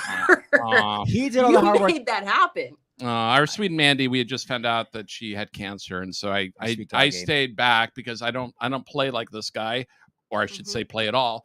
So piano, by the way, makes me sound like a whore. Yeah, by the way, what's in front of my face, David? It's the cursor. Oh, but I'm really looking forward to coming to the Broad this summer, because for me, as we had spoken, and Jenna Ushwitz is going to be on a little bit later. Yay! I was born to an unwed mother, and if it weren't for her parents, my grandparents, we would have needed the services of a Harvest Home. And so I really understand from an adult child's point of view the need for what Harvest Home provides. It's so necessary. Imagine it's unhoused, and you're pregnant. It's like two difficult situations. No, so you know how much I love what you do and that organization. So I can't wait to share it with you in person. In fact, we have a little bit clip of what our kind of benefits are like. It begins with someone else singing, and then you're going to see some Merle and some crazy belting. Yes. Okay, David, hit it. You know, I got a $20 gold piece. Says there's nothing I can't do. I can make a dress out of a flea bag and make a man out of you. 'Cause I am a woman.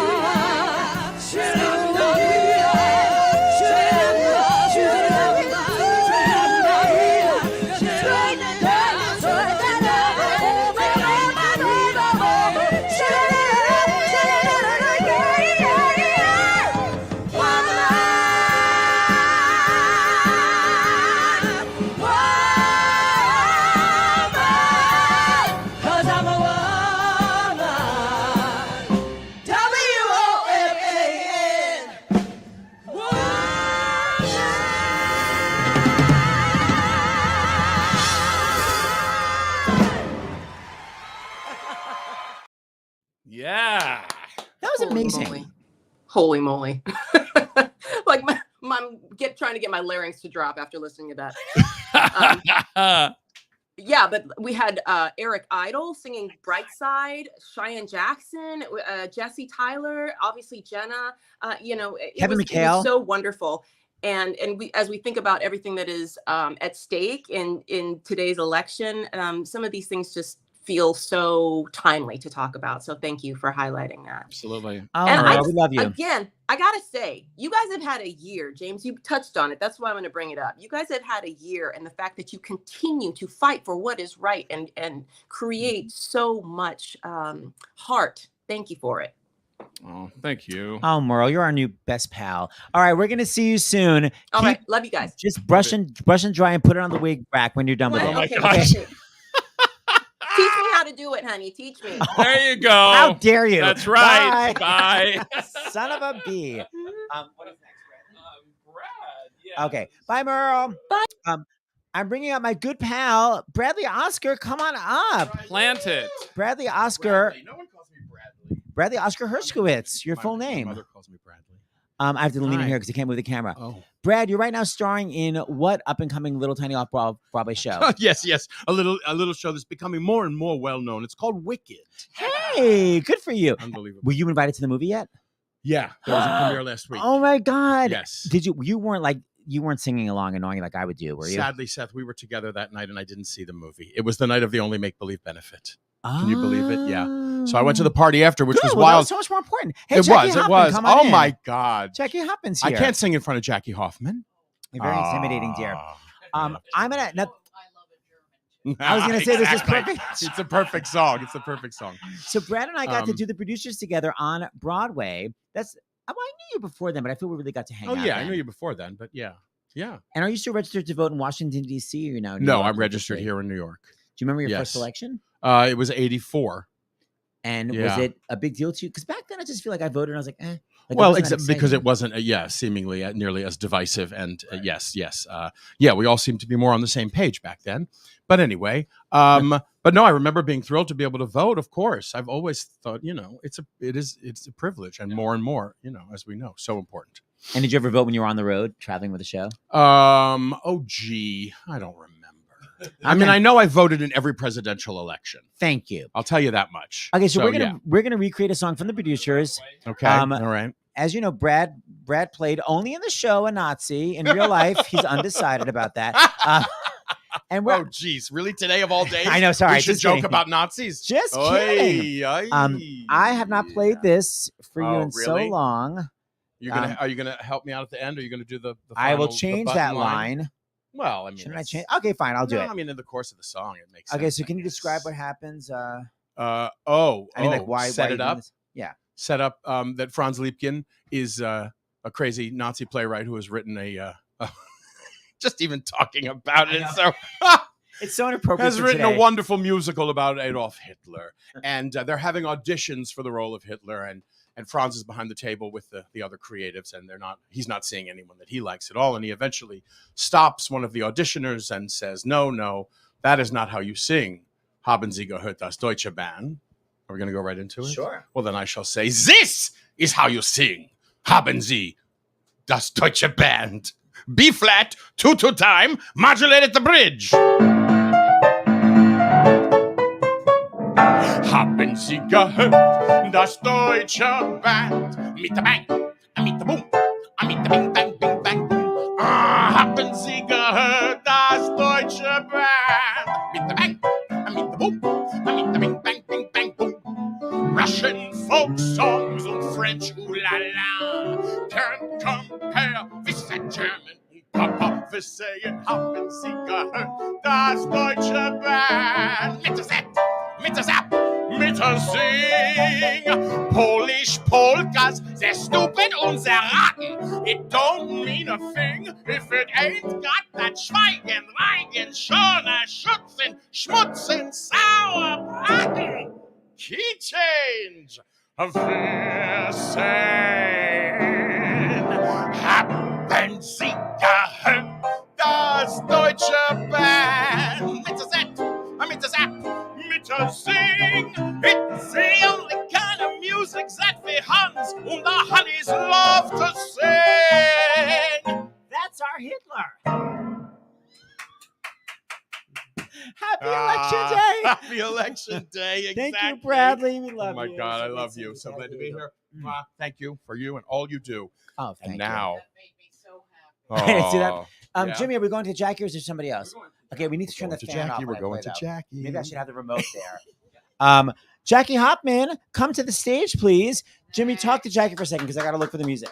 I bought old-fashioned paper. Oh, you did great. Oh, thank you so much.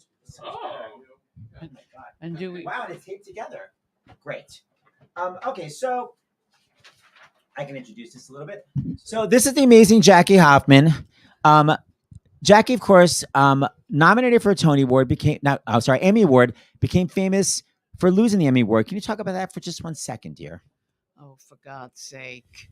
Well, I thought it might be clever and entertaining if someone lost in a way that no one else has lost before. Mhm. So when they announced that the winner is Laura Dern, and it was well deserved. Yeah.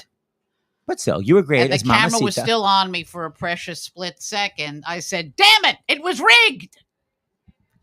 Which is hilarious and obviously so comedic and fake. And yet, weren't there pundits that were like, Jackie Hoffman should not have. How stupid was it? Then when I tweeted, I was just kidding. Oh, really, Jackie? The morning shows blew up. George Stephanopoulos defended me. He did? Yeah, That's he a did. nice He's like, ending. this was a joke, people. Who's that dumped? Anyway, I applauded it. Okay, so look, this is the But nonpartisan I took show. someone else's victory and made it about me. You know what? It's all, you're an actress.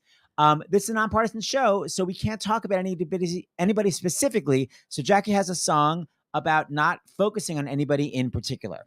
How about that? That's my introduction. Yes. And do it, and boy, it's a wing it festival. I guess so. Do I know how this goes? I guess so. Give me a nice tempo.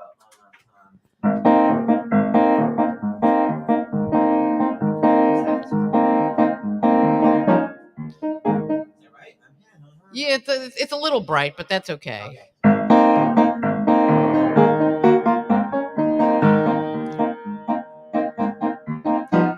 We're here. Just wait. Start again. Once again. We haven't practiced it. No, we didn't. I'm here. I just got off the bus, and there's one thing we won't discuss. We're not gonna talk about him. I'm thrilled to see you. You look great. Okay, gays, let's get it straight. We're not gonna talk about him. Let's talk about my career in showbiz, 'cause my ego's even bigger than his. The world is full of tragic stuff. Aren't we all enraged enough? We're not gonna talk about him. Mother Nature launched great pains, floods and quakes and hurricanes. We're not gonna talk about him. Let's talk fat shaming or gay pride. I'm sure a famous person died. We're not gonna talk about him. I'll come up with a couple cute comic quips. Celebrate that I have a new hip. Let's talk murders, grisly crimes. I was on Broadway 5 times. We're not gonna talk about him. Let's talk climate change and rising water. Migrants swarming at the border. Anything's better than him. He is universally hated. I was Emmy nominated. I was Emmy nominated. Why should we talk about him? If you want to hear about him yet again, go home and put on CNN. It's not about him, let it go. Tonight it's Seth Rudetsky's show. We're not gonna talk about him. Let's talk Passover or Easter Sunday, Real Housewives or Project Runway, downloading your own tax form, or brave women in uniform, subletting your place to a renter, feasting on your kid's placenta, chowing down on cheesy fries while hating on my inner thighs, all the wildfires that are burned, losing the Emmy to Laura Dern. Damn it, it was rigged, it still hurts. Not gonna talk about, did you hear what he said today? I can't even take it. No, not gonna talk about, I just need you to find me 11th. No, not gonna talk about happy talky, happy talk. Not gonna talk about him.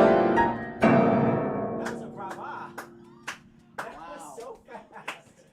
She still got it. Shot out of a cannon. We're not going to talk about him. It's a nonpartisan, No, we're not. hopeful show. This is my posture at this point in my life. Jacqueline, we love you. Any new Ryan Murphy shows you're going to be starring in? Let me ask Ryan Murphy. Ryan? And no. finally, in case my sister Nancy is watching, can you discuss the message you once got from somebody on your answering machine from Yeshiva? Oh. One of my favorite When I stories. was in Addams Family, which was my 3rd Broadway musical, and I got a call on my home number. Hello, Jackie. I hear you're in the play. Tell me the name of the play. Tell me when I can come see the play. Let me know when the play is. I said, I'm in a Broadway musical. It's my 3rd Broadway musical. I don't call you and tell you when it is. You go to a ticket service, you pay over $100. I don't tell you when it is. Does this happen to BB Newirth? Hello, BB. Hello, Chaim. It's BB. I'm in the Addams Family. Showtimes are Tuesday through Saturday at 8 with the matinees Saturday and Wednesday. I have to go, Chaim. I have a lot of calls to make. It's so hilarious. Okay, thank you, Jack Happen. We love you. Thank you. Sad to see. Do we I love him get too. subway fare? No, unfortunately, we're nonpartisan. I'll walk. I'll walk. Thank you, Jacqueline. Not gonna talk about. Oh my gosh! You know what, Seth? One of the things we haven't done, yes, dear, is we've gotten quite a few donaciones. That's called Mark. No, sorry. voted selfies. Sorry. From people, and let me see if I can get this to work. Yeah, we do have Mark standing by, but that's not going to be until we have. Oh, speaking of Hairspray, we are Marissa and Betty. Yeah, it's not going to be right now. I'm gonna but I want to show some of these. We have David sending his selfie, Jason from Texas, Michelle from Rhode Island, Diane and Ron. Yes, that's Diane, who has been a good friend for we need to say how many years. It's just like she's like my older sister. Scott from Kansas City sending his selfie. We want to say Steve from Connecticut, got them from all over. Not everyone did their state. Suzanne voted. Ted voted. Amy from Arkansas. Who's this? Linda. Love it. Jocelyn. Wow. Nerdy Witches for Democracy. I love it. Oh, look at the Concert for America poster, which, by the way, goes really well with what we're seeing right now. Hold on. I'm going down scrolling. David, I might need a little bit of help. Let's see. This is, wow. We saw Judy Kuhn. I think that's it, Seth. I think because I'm losing. It's a little bit hard. We got Peter, Jana, Megan from Ohio. Wow. Yeah, quite a few. All right. So yes, let's bring on our next guest. Yes, we have a multi-nominated singer, songwriter, actor, activist, and just a great pal. Please bring on, I think you have to do it yourself unless I do it. Oh, yes, I can do it right now. Oh, Josh Groban. We're not gonna talk about him. I think it's your next song, Josh. I really do. God, who's the angel? You need to do the cover.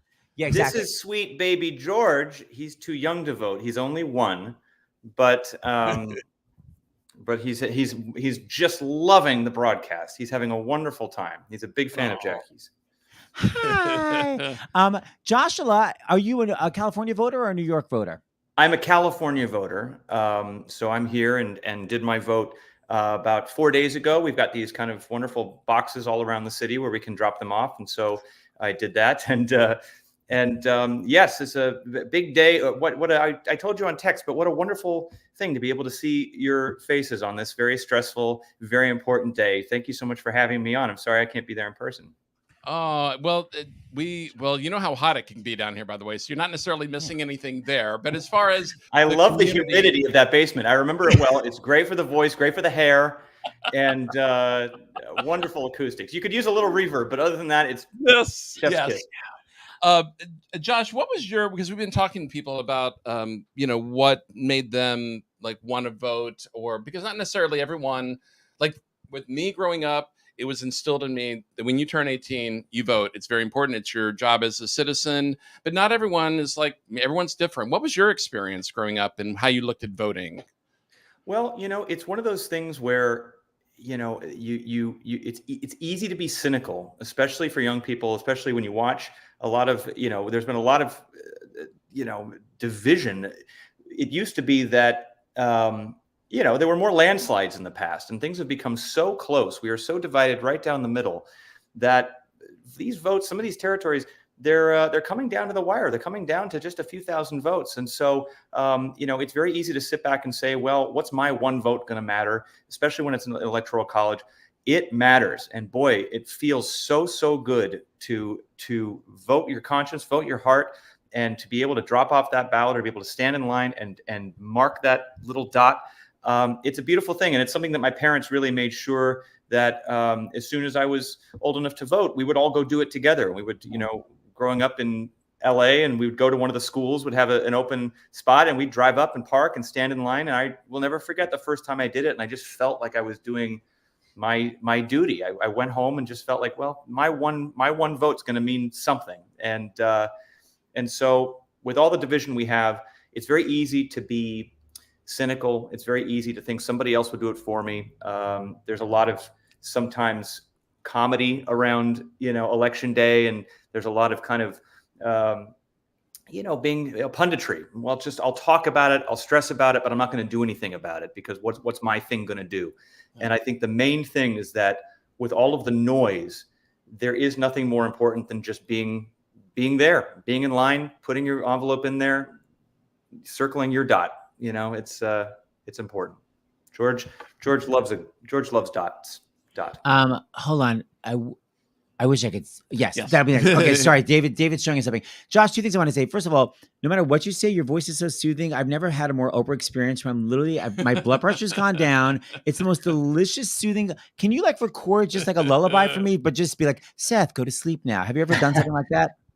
Seth, it's time for you to have a day drink and relax. Just breathe in and out. We're not going to talk about him. Back to that. I've actually thought that my speaking voice is not great at all. Like I would never be nominated for any kind of speaking album Grammy. Josh, have you heard me on the radio? I literally make people like swerve off the road with the nasality, the terrible diction. This is the horrificness. Okay, and before you go, when you did my chess concert for the Actors Fund and you were like 21 and you seemed so calm and confident to me, were you calm and confident? Because sometimes people are really young, they don't know any better. They're like, this is really easy. How are you feeling? And I'm going to show something. Go. I was terrified. I got shot out of the cannon so young. I kind of developed this fake it till you make it vibe about nerves. And now I can take nerves and I can harness them in a way that feels like I can be in control and control the night. When we did chess all those years ago, I was terrified. I was terrified because I was still a nervous performer, but I was also terrified because of how much the Actors Fund meant to me, how much being a part of that cast, being with you, singing that extraordinary and challenging score.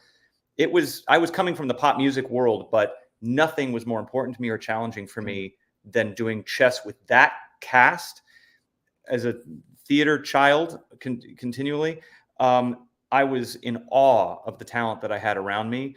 The thing that made me calm, though, besides faking it, was the fact that at that early age, I also discovered that with the challenge and with the talent, also was the sense of community, which I was not experiencing in the music business world. I was very successful, but I really felt all alone in that success. Coming into that rehearsal room with you, and I remember first meeting Julia Murney, meeting Sutton, and meeting Norm Lewis, and just meeting, Raul Esparza and these treasures of theater and such wonderful humans, and they embraced me. They gave me the biggest hug and knew that I was this outsider coming in, and they made it calm for me. So honestly, it was a combination of faking it, but really mostly it was just how nice everybody was. And they are my dearest friends to this day, which also is a testament to what those kinds of things can do. That's what today's about, is about community. So before you go, I thought I found this one little fun clip where normally this note is mixed, but of course, Julia Murney's belting it. You're amazing. It is literally, David, will you push this in a second? It is our dress rehearsal. Or is this the main thing? It's rehearsal. No, it's for dress rehearsal for chess. Dress rehearsal. This. Hit it.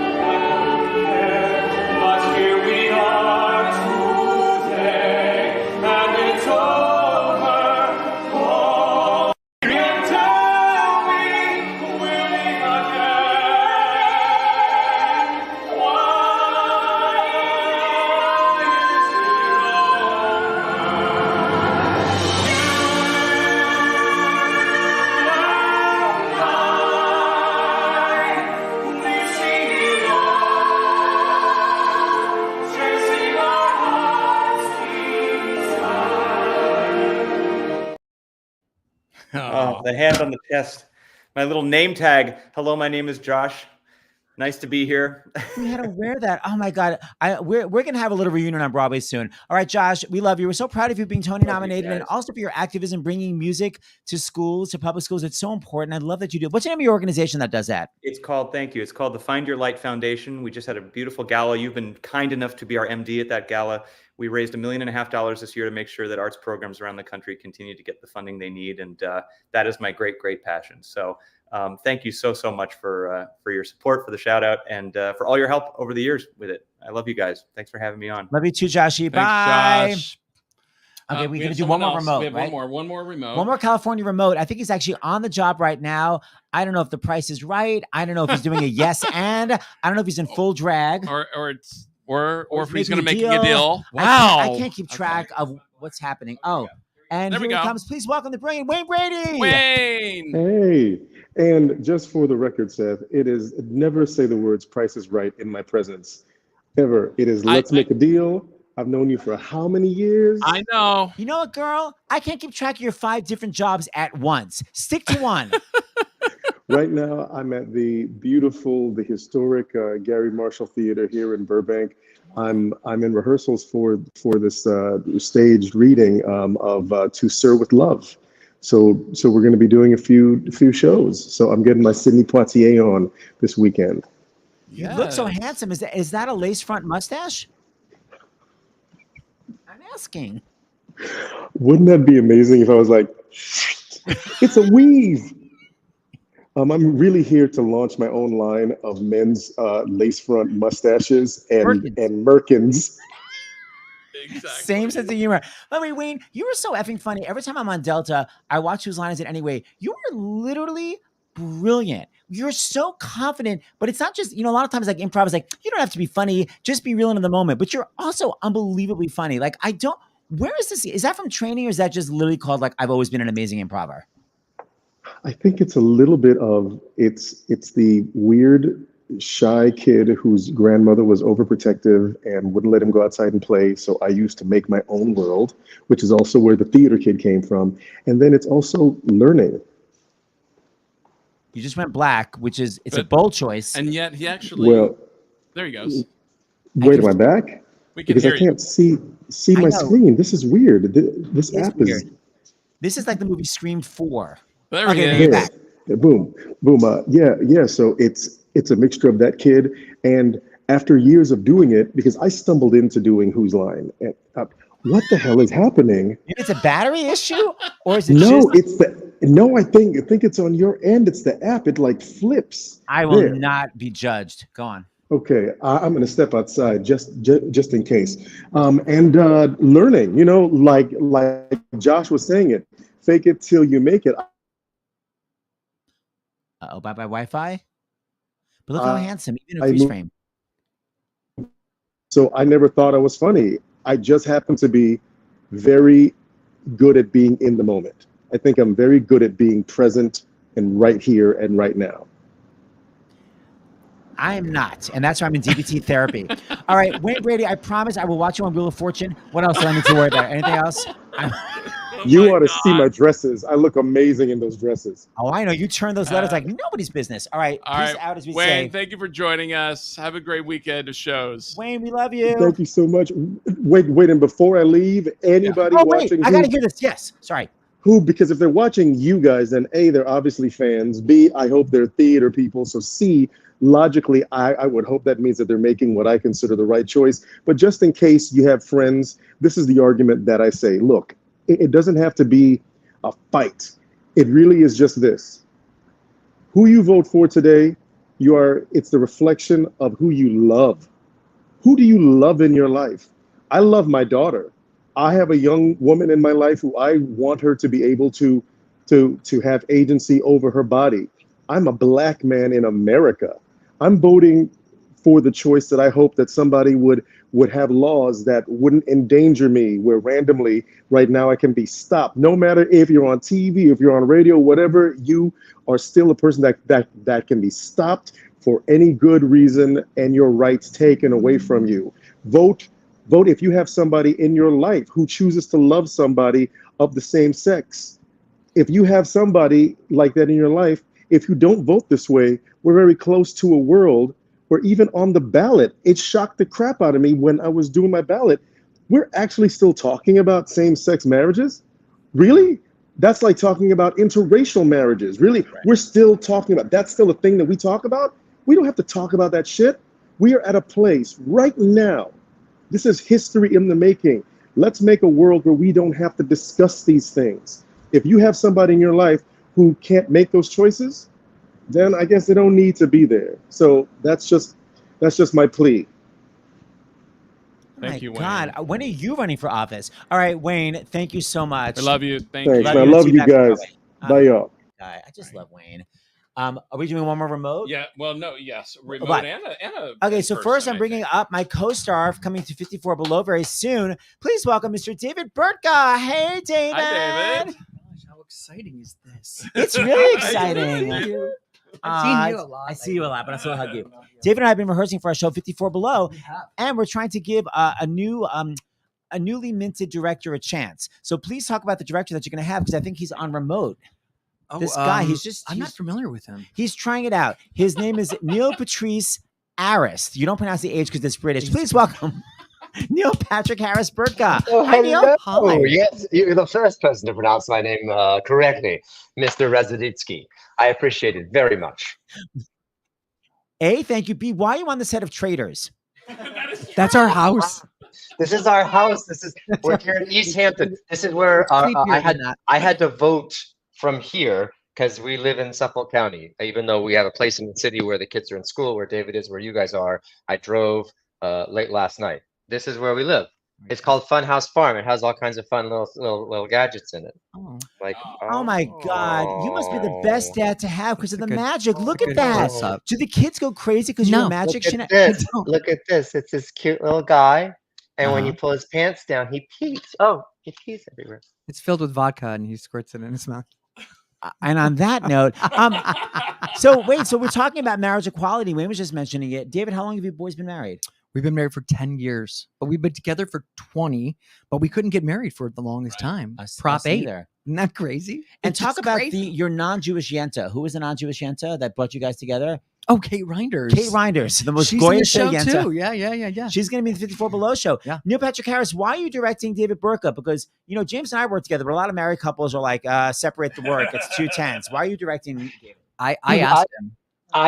David asked me. I've been directing off and on for a lot of time, but I think I don't know. I'm uniquely aware of David's skill set. He's, in addition to being a great vocalist, which I think he is. He's studied with William Esper, and he's done Edward Albee plays, and so I think what we can create is a combination of the quintessential cabaret form, but with a structural conceit that allows him to be sort of acting as well as just singing. So that's kind of the goal. And I am literally sitting here right now on a rewrite, dudes. Wow. Look at all them dudes. I mean, it's a fully scripted show. It's not like an act where it's like this song's by Gershwin. I mean, oh no, not only is it scripted, it's the most merrily we roll along creative. I mean, it's it's more of an art piece really than it like, and but comedic. My second rewrite was it belonged in the public, and Neil's like, no, we got to tone it down. This is not. This is too dark. It's too rough. It's 54 Below, so let's bring it. So that's why we're changing its title. It was called Burka, David, but now we're going to call it Warily He Rolls Along. Hey, that's so clever. Let the puns reign. Okay, so we're going to try a medley from the show, which we've never really run in these new keys. But it's based on your second career, right? It's based on me cooking. Yeah, it's my cooking career. How fun. So, hey, thanks for doing this while you guys are getting set up. And please, everyone, go out and vote. I just voted today, and I felt a great sense of pride. So, how were the polls? Busy? The polls were great. And can I tell you, I was so impressed with the process because there's the screens there. You have to show your ID. You have to sign a screen. Your signature has to match the other. Someone checks it. You get a thing. A ticket goes to the place. I was like, wow, we are above board. Very happy. I love how organized it is. I don't know if you can hear me. Okay, hold on one second. I have it here. Let me just find it. I just sent you the new version. You just texted it? I just texted to you. Oh. Hot off the presses this morning. Oh, there it is. You're pretty hot off the presses right now, Mr. Birdka. Oh, yeah. Work. Okay, hold on. Duplicate. Yeah, we changed the keys, and there's some transitions. So we've never done this, so this is so exciting. And why are we singing about food? Give us some more details. Yeah, so I was after I was living in Los Angeles, my mom ended up passing away suddenly, and I always loved to cook, so I went to cooking school and became a full-fledged chef. And I was catering, and I worked in restaurants, and I did a lot of food shows. So I thought this is a fun, mix of food and life and song and musical theater, because I'm a musical theater major. Who doesn't love a medley? Yeah.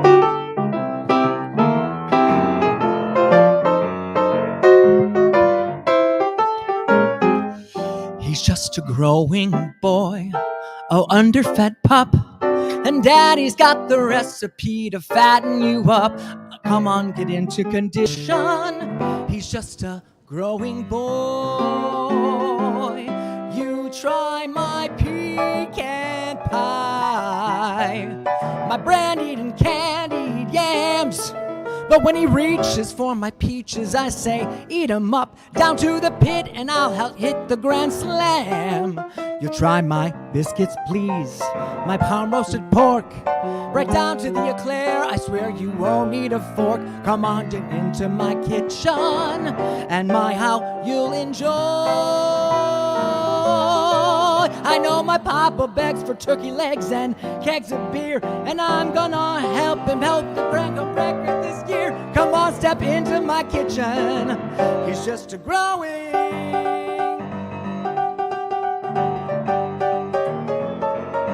Come on to my house, on to my house, in my house. I'm gonna give you apple and a pear and an apricot or two. Hey, come on to my house, in my house. I'm gonna give you a figs and dates and grapes and cakes. Hey, come on to my house, so come on. Come on to my house, so come on. Come on to my house, I'm gonna give you Easter egg. Come on to my house, I'm gonna give you everything. Some boys make magazine covers. Some boys keep house on a dime. Some boys make wonderful lovers. But what a mighty find I make a magazine cover. I do keep house on a dime. I do make a wonderful lover. I should be paid overtime, 'cause I can bake too. On top of the lot, my oven's the hottest you'll find. And I can roast too, my chickens just ooze. My gravy will lose your mind. Oh, I'm a brand new note on a table d'oeuf, but just try me a la carte. With a single course, you can choke a horse. Baby, you won't know where to start. Oh, I'm a hors d'oeuvre, a jelly preserve, not in the recipe book. And what's more, baby, I can. What's more, baby, I can. What's more, baby, I can cook. Love. The deafening silence that everyone is just shocked. Just shocked that we'll do the lyrics on show night. It's all good. I was snapping. I have a couple notes. No, just kidding. Thank you. Back in a half hour and give us a full house tour, and I'm very excited about that. So start cleaning. And when is the actual show? It better be dates. Oh yeah, November 20th, 21st, 22nd, 23rd at 54 Below. So get tickets. But Indeed, and our kids are going to be in the show. Oh yeah, the kids are going to be in the show. The kids are going to be in the show. That'll be and let exciting. Me keep promoting. Neil Patrick Harris, aren't you in a Broadway show right now? I'm in an off-Broadway show at MCC called Shit Meat Fan with Jane Krakowski and with Deborah Messing and with Constance Wu, and it's crazy. It's written and directed by Robert O'Hara, who did the Slave play. So it starts off as something quite formal and devolves rather quickly. So I'm beaten up, but it's a good time. Before you go, perhaps you have a medical question. Dr. John Lauk, Neil Patrick Harris has a goiter. Talk about your. This is our doctor from CBS. Dr. Lauk, thank God. Do you have any questions? Oh, good. Now I can write off the whole afternoon. This is great. Hold on. I need to go meet our dancers. I'll be back. So you guys go. Hi, Seth. Hi, Dr. Lauk. Sorry, I can't chat, but I gotta go meet Brenda Braxton. Neil, thank you so much for joining us. David, thank you so much. You're welcome. Vote, everyone. Dr. Lauk. Okay. We meet again. So wait, let's move this. I don't want to say that you gave me the wrong address. Well, don't say it right now.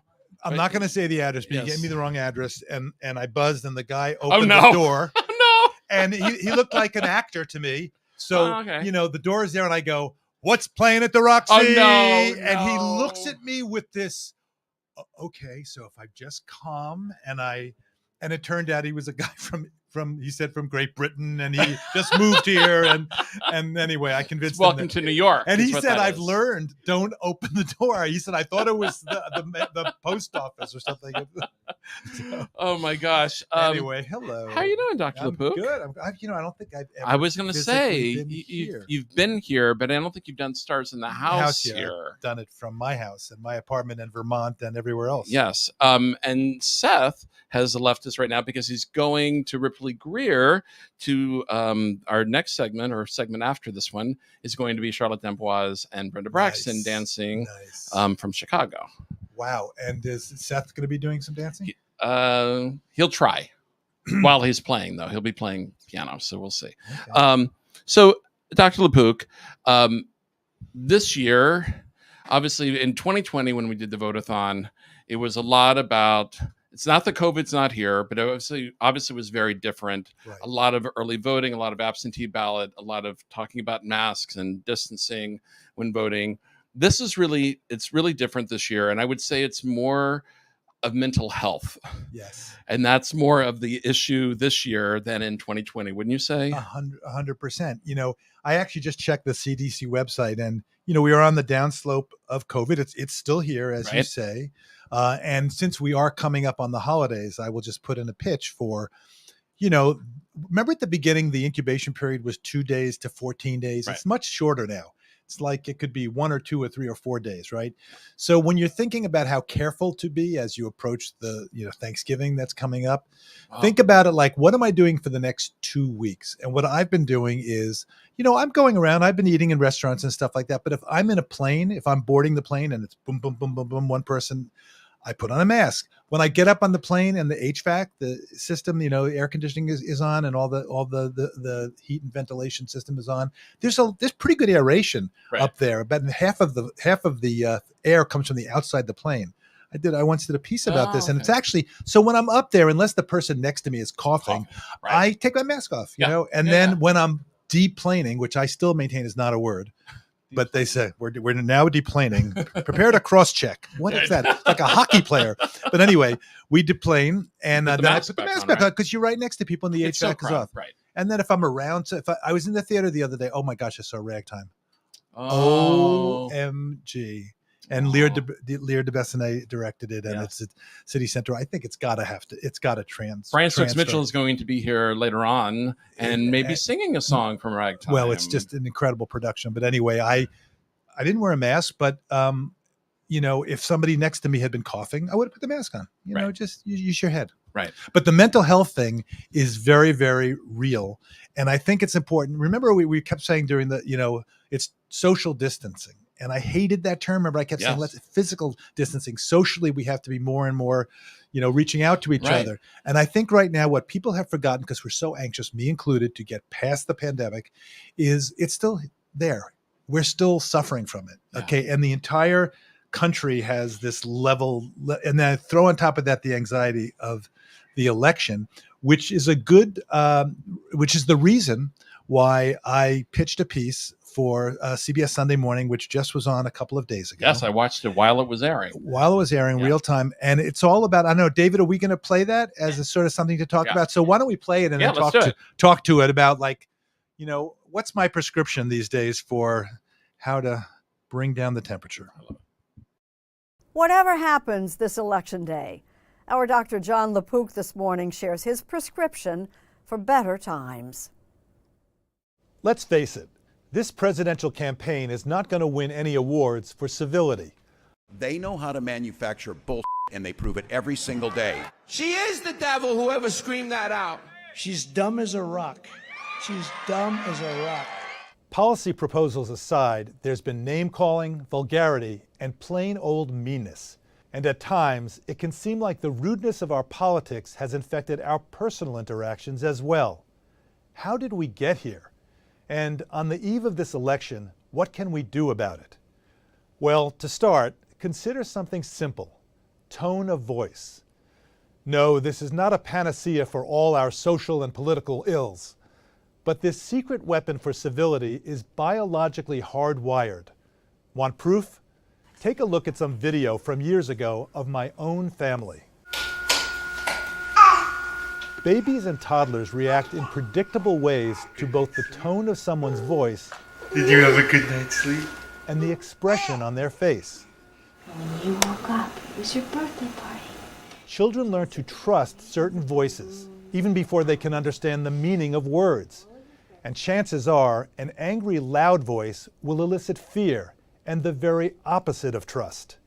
Those deeply ingrained responses follow us through life and can help or hinder our interactions with others. If we really want to have conversations instead of dueling monologues, we need to be genuinely curious about what the other person has to say. And if the way we communicate, not just the words, but the way we say them, triggers mistrust, there's little hope for a meaningful exchange of ideas. Let's be clear, a mean thing said nicely is still mean. And there are times when a warm and compassionate tone will do you little good. For instance, arguments with people who disregard facts. But for all those other times, consider taking a lesson from children. The next time you strike up a conversation with somebody who has an opposing view, try using a kind and gentle tone. It will signal that you are genuinely interested in hearing what they have to say. You might not reach a meeting of the minds, but look at the face.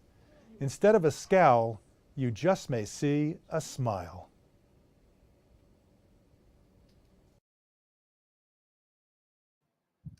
I love that. What struck me watching that piece for the second time is we've all been talking about the anxiety leading up to today, but we know, probably based on our recent nation's history, that the stress is not going to just end today. Of talking with family members, neighbors, coworkers, etc. Conversations, I think all of us are worried about conversations that are going to be extremely heated. I mean, talk about that, Dr. Lapook, and because you talked about it great in the piece. I really think one-on-one. Have you ever been in a room with somebody who disagreed with you and not been able to communicate? I don't think ever. Right. One-on-one. You read body language. You have physicality. You can read them and adjust your tone. And by the way, listening is not waiting to talk. Letting silences go. So somebody says something and you say nothing and let it sit there. All of that is kind of lost on the internet, or certainly in texting. And for time I had to cut out a whole thing about texting. I mean, talk about that. Well, texting, you can say something and have 10 different meetings. Like, absolutely. Like, what do you mean? Or what do you mean? That's same words. And I think, these days, and I've talked to students about this in the medical school and other people are often coiled and ready to strike. Like, I dare you, say the wrong word. And if you're uncoiled and ready to listen, and by the way, give the person the benefit of the doubt, like, where are they coming from?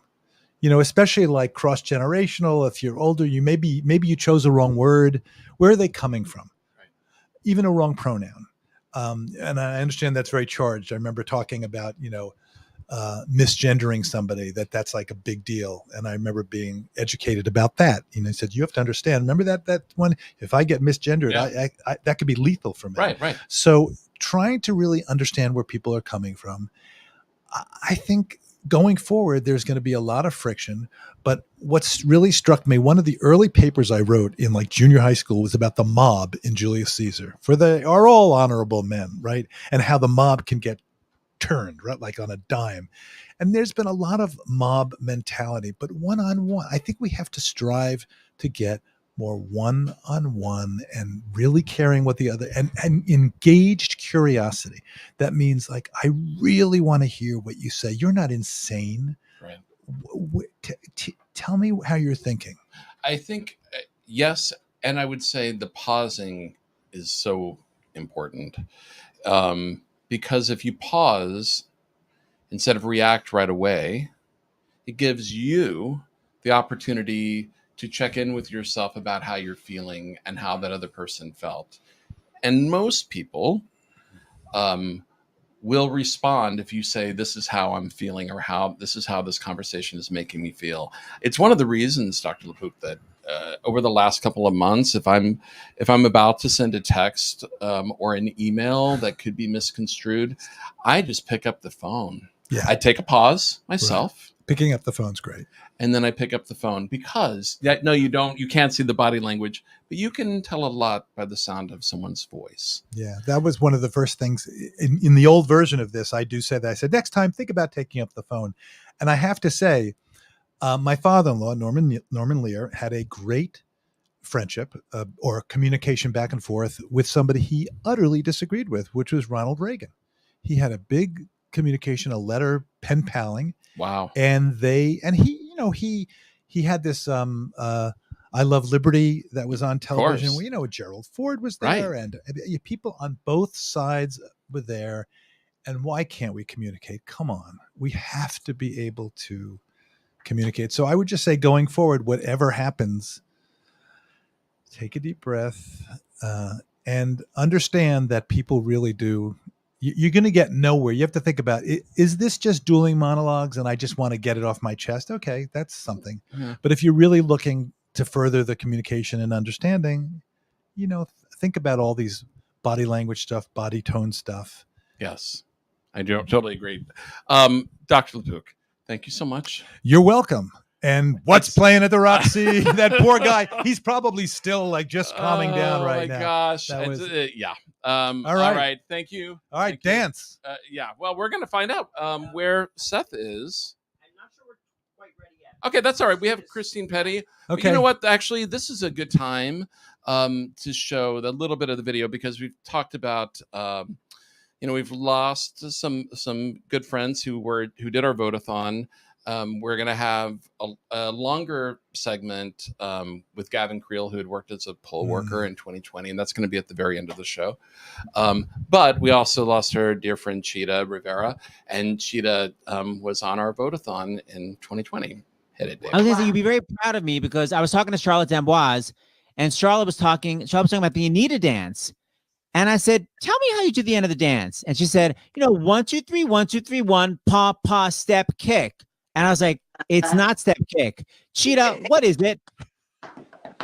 Oh, it's 1, 2, 3, 1, 2, 3, ba, ba, ba, ba, ba. The end. Oh, button, fire. So is it a kick or is it the double kick? Button, row. That's it. Okay, that's it. Oh, David, you picked such a great clip. Oh my gosh. That was perfect. Okay, so we're going to, let's see, is Christine Petty ready? Let's find out here. Hello. Christine, we see a generic Zoom living room. I don't know and why. a weird eye that looks like an illustrated eye. Yeah, why is that? But is that what you want? Is that the effect? You're trying to No, get I mean, us it was supposed to have a. Here, I'm going to the video button, and Are we? Because we're also waiting for Seth Rudetsky, who went over to Ripley Greer to meet Brenda Braxton and Charlotte D'Amboise. Has anything changed? And I think they're doing a quick run real quick. But Chris, Oh, wait, maybe maybe I'll you do want to that. come back. Well, remove from the stage. No, you don't want to do that. Edit the name and edit my. I don't know. Christine, Yeah. go to where it says camera and select the FaceTime HD camera. That's what's happening here. Camera. So it's on some kind of application with some lovely Zoom background, but if you could take it off of that. Yes, I There's love how under settings, and then I say that we'll come back. You know what? I think we actually have our Glee people here. So why don't we come on a little bit early with let's bring on Jenna Ushkowitz. Hi, Jenna. Hi, James. Let's see, who else do we have? You want to bring on the others, Kevin? Hi. Hi, how do are not you live guys? in a Zoom background, I see. That's your actual house, right? With a baby stroller and all. This is the life right now. I see that. And David, can you bring on our other Glee friends here? Hi, Kevin. Hi. Hi, Heather. What's up? What's up? How are you? I'm good. You know, it's Seth isn't dishing the three of you, but he had to walk over because we had to include dance. You know, like when we did this in 2020, no one could be together, and so we Right. thought, well, of course, you know, what's Broadway without dance? We had to have a dance segment, so they're going to do Aw. Hot Honey Rag from Chicago, Brenda and Charlotte. I don't know how many hundreds and hundreds of performances they've done that together, but Right. they're doing it. Okay, we have to. I can't help. No shade, as the kids say, because I'm over 50, to Jenna or Heather, but I have to highlight Kevin, because Kevin, you know, I've said this to you already, but you were so friggin' amazing in spelling bee. Really brilliant. I'm so jealous I didn't get to go see it. I know, me too. Jenna and Heather, you would have been so proud of Kevin. his physicality, his voice, so hilarious, so heartfelt. Get really, this kid on Broadway. Yeah, it needs to come to That was Broadway. our Whoever surprise. is watching this needs to make sure it comes to Broadway. But Well, thank you very much. You and Seth came, which was very nice. Aw. And I believe it was like a last minute decision, and you made it happen. You hopped in the car, and loved having you both there. And I'm glad you got to experience it. It was such a really great crew, and Kennedy Center's not so bad. Oh, please. Yeah. No, it was really amazing. Well, you know what? I don't know if I asked you this before, but for all three of you, because you obviously you all were stars of a really famous show called Glee that was all about high school and singing. What was your where did your love of the arts come from? Before we talk about voting, Heather. Oh my gosh. Oh, me first. Yeah. Yeah.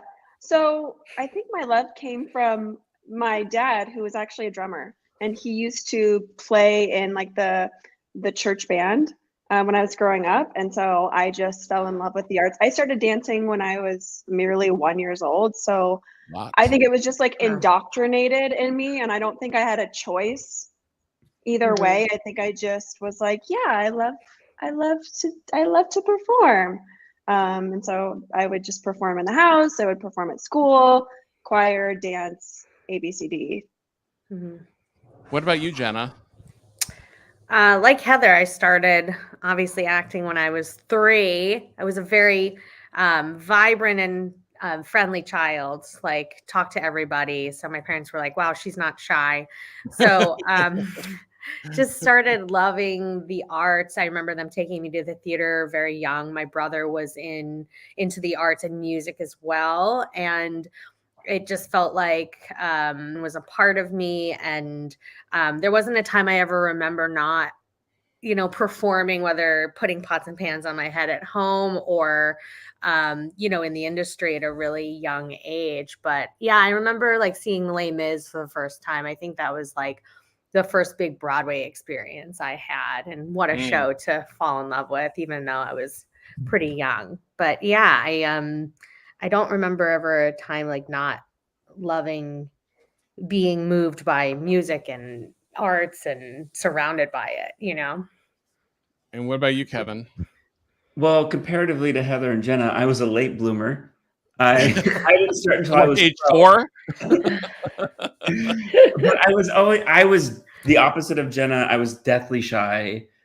So much like I would hide behind my parents if there were strangers. I was not about it, but I was always creative. So I was always in art classes from as long ago as I can remember. And I was obsessed with music. I think my mom was a big music fan. She would take me to the touring theater shows that would come through Dallas. But musicals. Yeah. You and I have that in common, It's just, and by the way, I'm older than you, and it's the same place at Fair Park. Yes. It was always like a little sketchy going there. And we would see all the shows, and she grew up in New York. So I think she always loved it. And that's probably how, by osmosis, here we are. I didn't realize our love for musicals both were born in the same theater. That's so crazy in Dallas. That is really crazy. Wow. That's very crazy. So I was thinking, it's like, obviously Glee, and you played characters who hadn't yet voted. Do what I've been asking this of a lot of people, and everyone gives different answers, which has really been inspiring and cool. And that is where or who gave you the inspiration or understanding that it was basically like the patriotic or responsible thing to do, to be a good citizen and vote. I remember voting for the first time when John Kerry was running for president. And it was like 2004. Yeah. And my parents took me, and we went in. We didn't vote by mail. We went in and we walked into my school gymnasium, and they kind of explained to me the responsibility, and they explained both candidates, and I got to kind of choose on my own who I wanted to vote for. I remember that being really profound and like, wow, my mom's going to vote for somebody, my dad's going to vote for somebody different, and I'm going to vote for who I want. Yeah. And so, but then even more so when the Obamas ran, when Michelle ran, when Barack ran, it was like, I remember when I voted for him and when he won, feeling like, I mean, history was made. It was such an important election. And then feeling like my voice was really heard. Like I really made a difference and I was a part of history. Like that was the most profound one for me. In my voting history. I think a lot of people are feeling that today or in the early voting days leading up to today for sure. Yeah. What about you, Heather?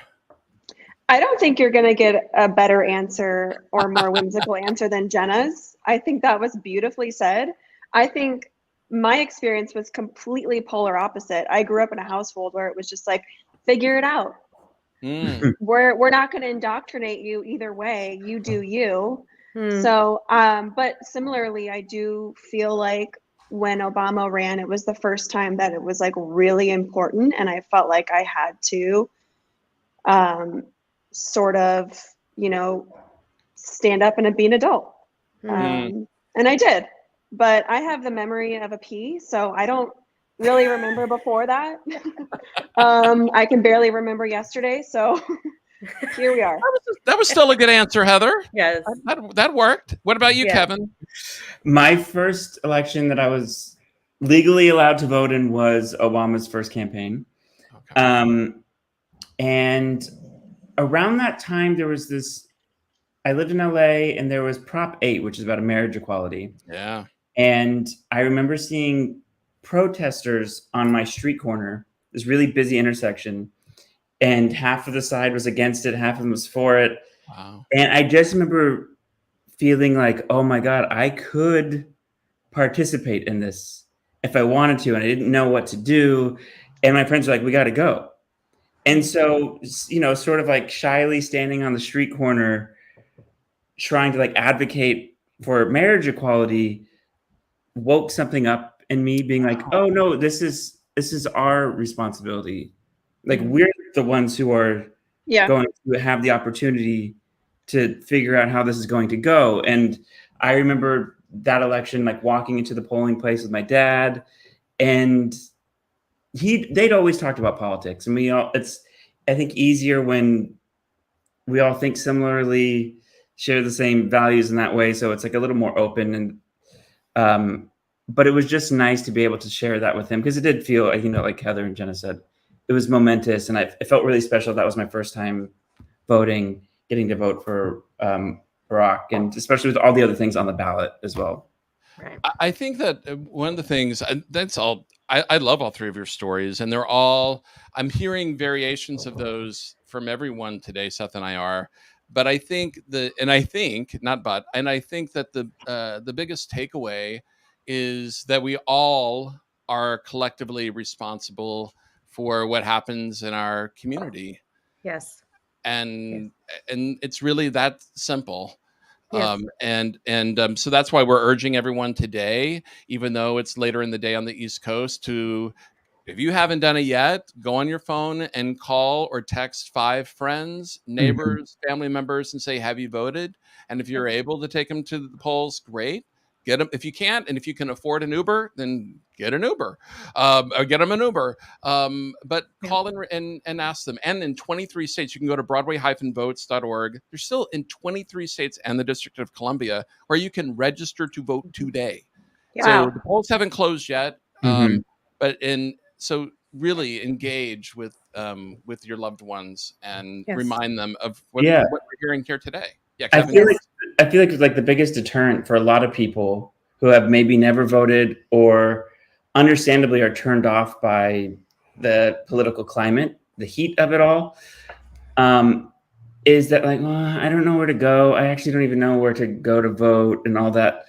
Where something so simple can be the difference.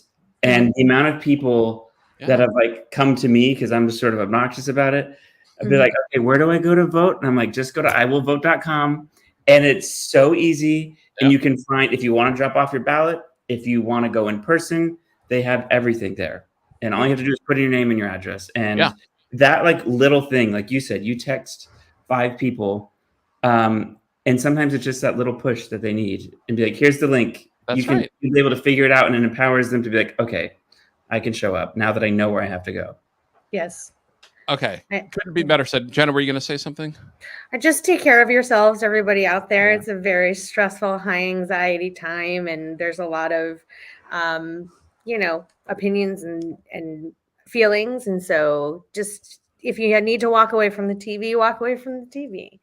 And just remember that you can take a deep breath and come back to it. So it's Taco Tuesday. That's our self-care. It's also the second National Donut Day of the year, so go get some donuts. Oh shit, Kevin! You just ruined my life. No, I'm literally gonna go there later. No, but it's 2:48 here. I'm in Arizona, and the donut place is closed at 3. What am I gonna do? Maybe because it's National Donut Day, they'll stay open an extra hour. Stay open? Okay. There you go. I love the positivity, Kevin McHale. That's right. All right. Jenna, Heather, Kevin, thank you so much for coming on. James. Thanks for doing this. Okay, so I think we're going to go to 72nd Street Studios. Okay, so this is happening. And Hairspray people, you're on right after Brenda Braxton and Charlotte D'Amboise and Seth Rudetsky. Okay, hold on. I'm going to reverse it. Hold on. Okay. I'm going to reverse the camera if I can.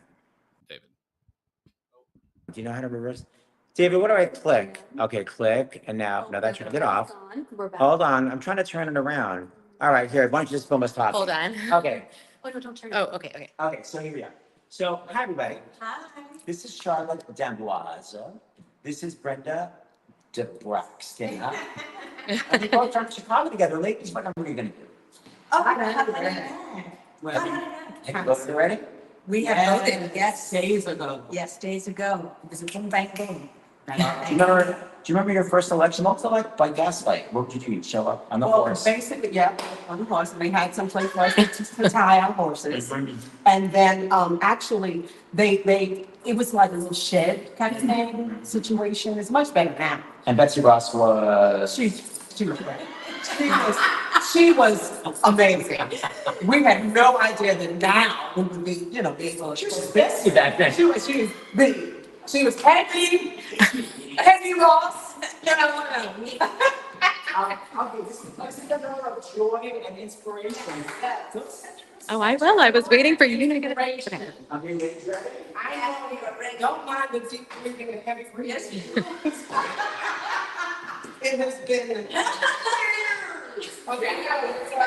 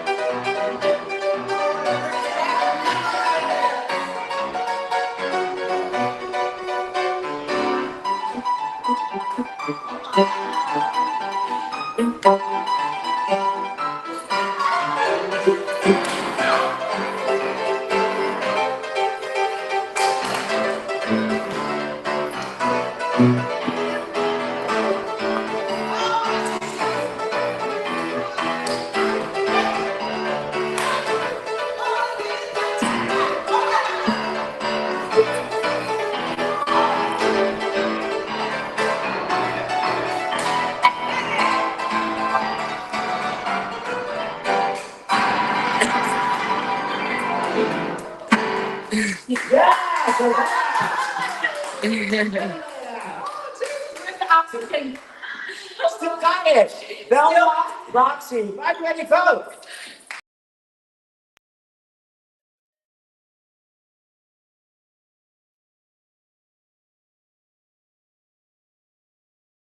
of Hairspray, but I'll let them speak for themselves because they've got a great show that's coming up. Speaking of 54 Below, well, let's just bring them on because they're not at 54 Below. It is now we're going on our 5th hour. So I need to have Carrie Butler, Marissa Jarrett Winokur, Laura Bell Bundy, and Mark Shaman. Hello, Mark. Yes. Laura, Carrie, Marissa, tell everyone about the show that Seth and I are going to be seeing really soon. Because are you at New World Stages? Because I don't know. Just tell me. Yes, we are at New World Stages. We could not fit at 54 Below. I was about to say, right. Not with everything we're doing in this show.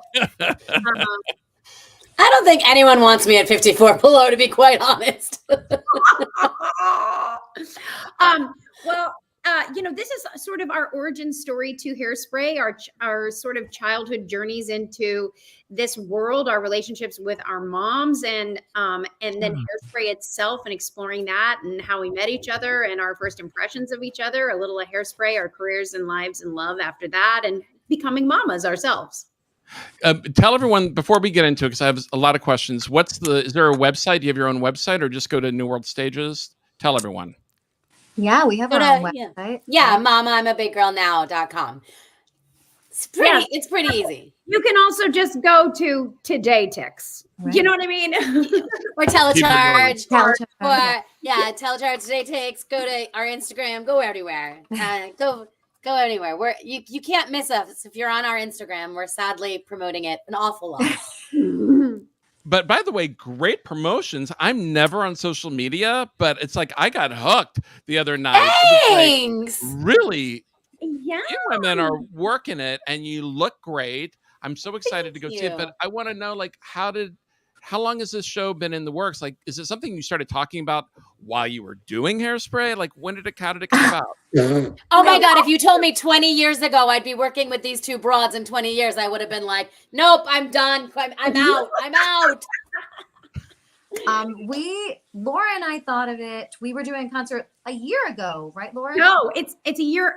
It's almost 2 years ago. 2 years ago. We called Marissa and pitched her the idea, and she never responded until like a year later, of course. Yeah. No. And then I was like, they left me a voice message, a video, and they swear they sent it to me. I was like, I never saw it. And then Laura called me and was like, we should do this thing together. I'm like, I have a great idea. We should do the 3 of us together. Swear to God. But then they just found the video and showed me. So there's proof that they sent it to me. So a year later, I came up with a wonderful idea. Okay, so in the program, legally, then it's conceived by whom? We all of us wrote it, okay. And we all did everything. The show itself is conceived by us, all of us together. The writing, we directed it, which is a feat when you're on stage and you can't watch what you're doing. So lots of watching videos back and just lovingly giving each other notes. So that's how it is. And it's not just it's songs from Hairspray, I'm assuming. Yes, of course. But it's you hear also all of Mark other Shaman's songs. amazing music. What else? I mean, is it from other shows you've done? Tell us a little bit about it. Yeah, I do a Legally Blonde medley. We also we have like a mom medley that's sort of the woes of motherhood. That's a parody that we do, and we have a child medley, a medley of like what it would have been like if we were kids together. There's you guys can talk. I'm just right now, but no, it's really sweet. We make Carrie, sing from Beetlejuice.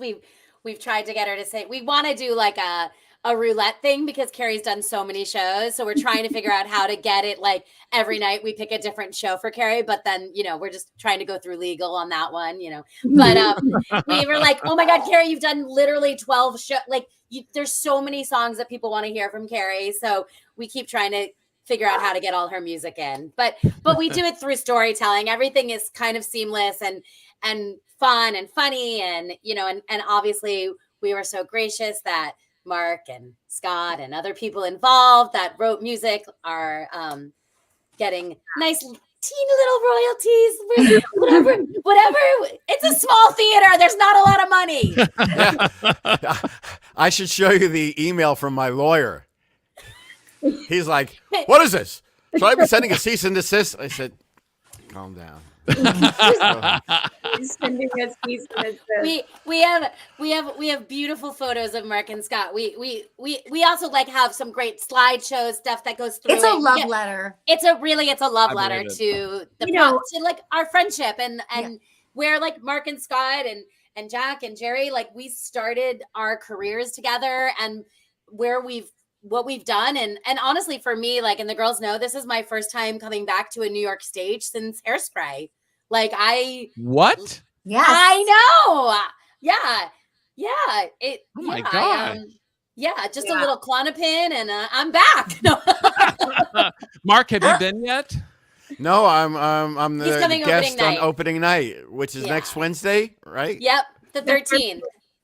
Yes. Although I kind of got, when I saw you already started performing, I felt like, I want to go. If you Well, want you to, want to come, you can come. Anytime, Mark. Yeah. Anytime. Right. We'll And figure it out. I feel like you're gonna love it. And we also just have to thank you. And I think I've told you this before, but the friendship that the three of us have is a deep, long friendship. And we've been through all of life's transitions together and we love each other so much and we know each other because of you. Yeah.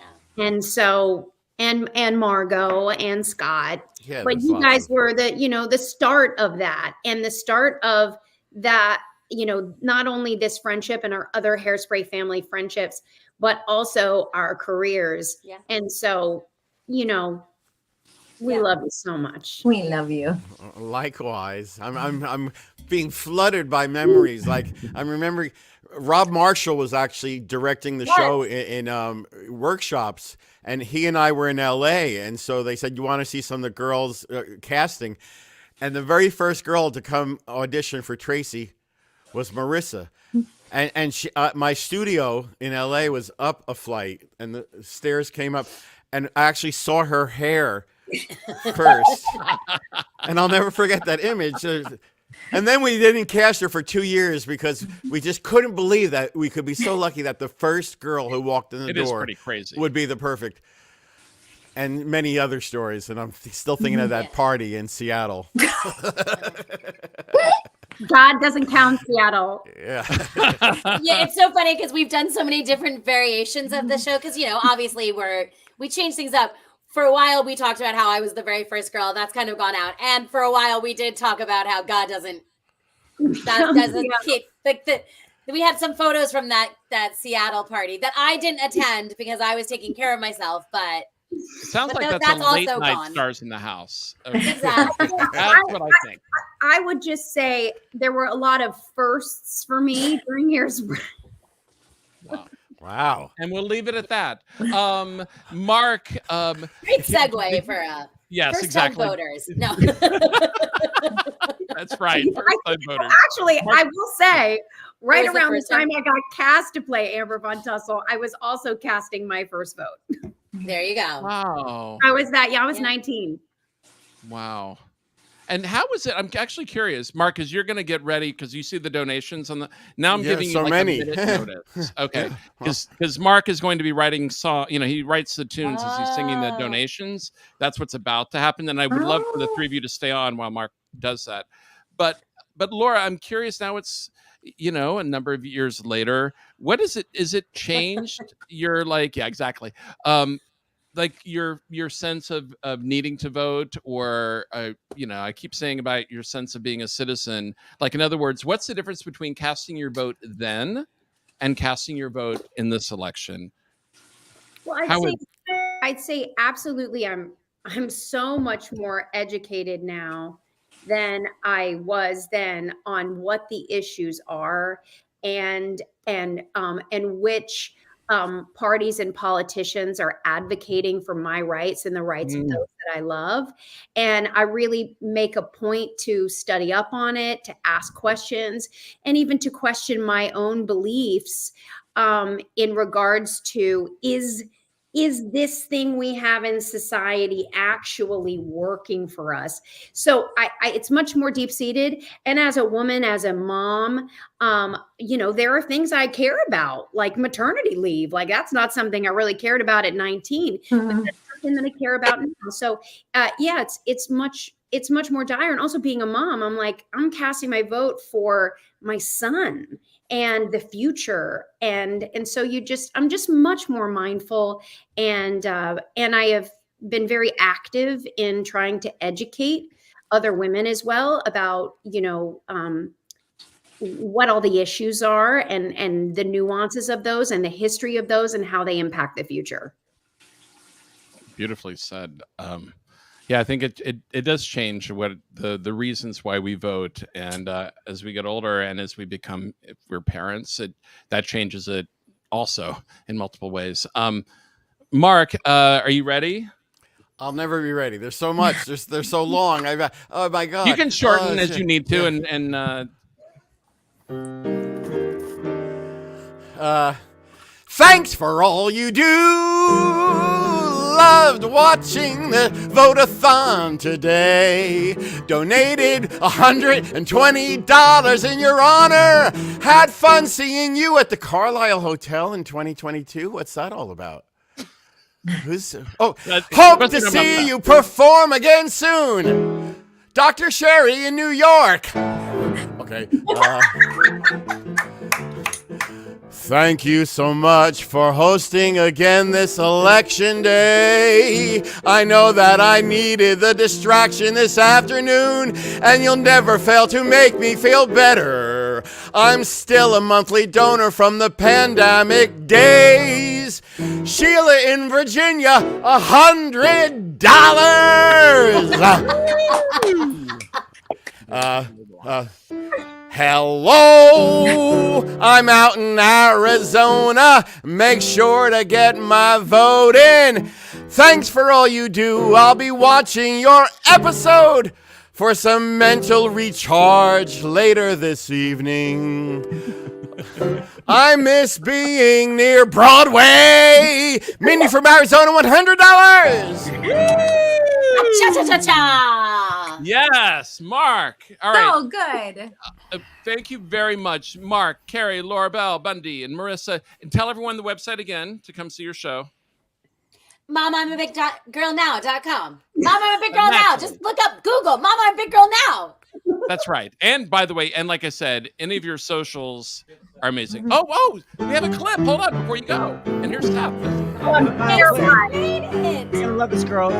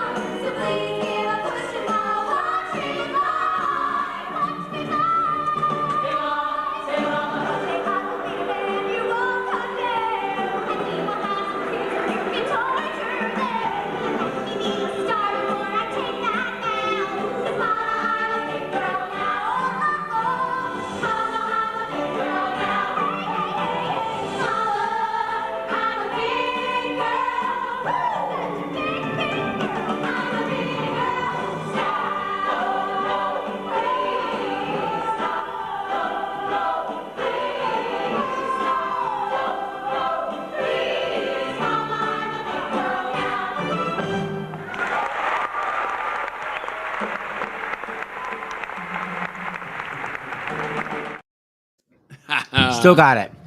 Okay, we have so many people waiting to go. Well, we got to say goodbye too. Hold on, Laura Bell. Yeah, we're about to take them off. Hold on, I got to bring people up. Mark. I got it. Yeah, can you do it? Yeah. And who else? That's it.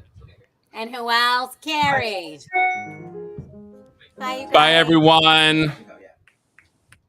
I just wanted to have them on to say goodbye. You want to bring on? Actually, who do we have waiting here? Ian Armitage, we're going to bring you on in just a little bit, and the same with Nina West. We're going to bring you on, Andrew. But for right now, we're going to bring Skylar Astin to Stars in the House. Hey, what's going on, guys? We're just, it's a typical day in our apartment in New York. I feel the same way. I don't have the news on obsessively. I don't have a bunker prepared or anything like that. How are you dealing with how do you deal with the stress of a day like this? I don't know. I've tried to be pretty zen about it. I truly am. I don't know what's going to happen for the first time, which is kind of wild. So I'm just trying to like, whereas I feel like past like elections, I've tried to not control it, but you know what I mean? There's just those kinds of ways of like, oh, we're winning, now we're losing. Oh, we're winning, now we're losing. I'm just trying to like be zen about it because I don't think anything's really going to become concrete for a few hours. So I'm saving my kind of like anxiety and panic as best I can. But do you relate that seriously to show business when you're like waiting to get a role? Like, is it the same anxiety you feel like you can't control it? It's that. It's totally that. Maybe even Yom Kippur. Like you're just like, oh my God, a few hours and then I can eat or something like that. Those kinds of days where you're just wasting time. Yes. And it's similar to like waiting by the phone for a role. Obviously like this is a bigger mistake. And those like, it's truly like, you're really actually supposed to let it out of your mind and then be pleasantly surprised if you hear anything at all. Whereas this, I know I'm going to be hearing something soon. So it's a little bit more difficult to navigate. Sky, I'm going to tell you one Yom Kippur joke. Jaffe Cohen, this great comic, said that his mother modified fasting so much that finally it became that her version of fasting on Yom Kippur was not having cheese on her tuna melt. Yeah. I was always like that. I'm like, I'm fasting. I only have breakfast and lunch. Like it's my brothers would cheat all the time. I like sometimes would just like see the bagels and try to like rub off some of the everything bagel and just like see what I can like, what weird seeds I could put in there. But yeah. That's nourishing. Okay, so before you go, we have a fun clip to show. Skylar, when you were still Skylar Lipstein? Maybe. I mean, I was never Skylar Lipstein professionally. I'm always Skylar Lipstein at heart. But it was pre-professional. And yet you were a baritone. This is solid 15 years old on Broadway. Let's take again how talented you were literally on Broadway. David. Lord, let me find him, that I may see, safe behind bars, I will never rest, till then, I swear, this I swear by the song.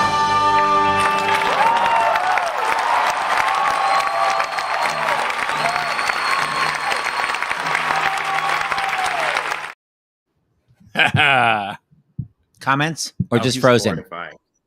Oh wait, what'd you say? You were frozen. Oh. I was frozen. What I said was so much cover on my voice. It's outrageous. Also, never performed so hard. Like never performed so actually hard because that was like the closing night finale performance of the first Les Mis run, and like Sutton Foster was in the house, and all these people that I've like idolized, and I had braces. And I was wearing Terrence Mann's costume.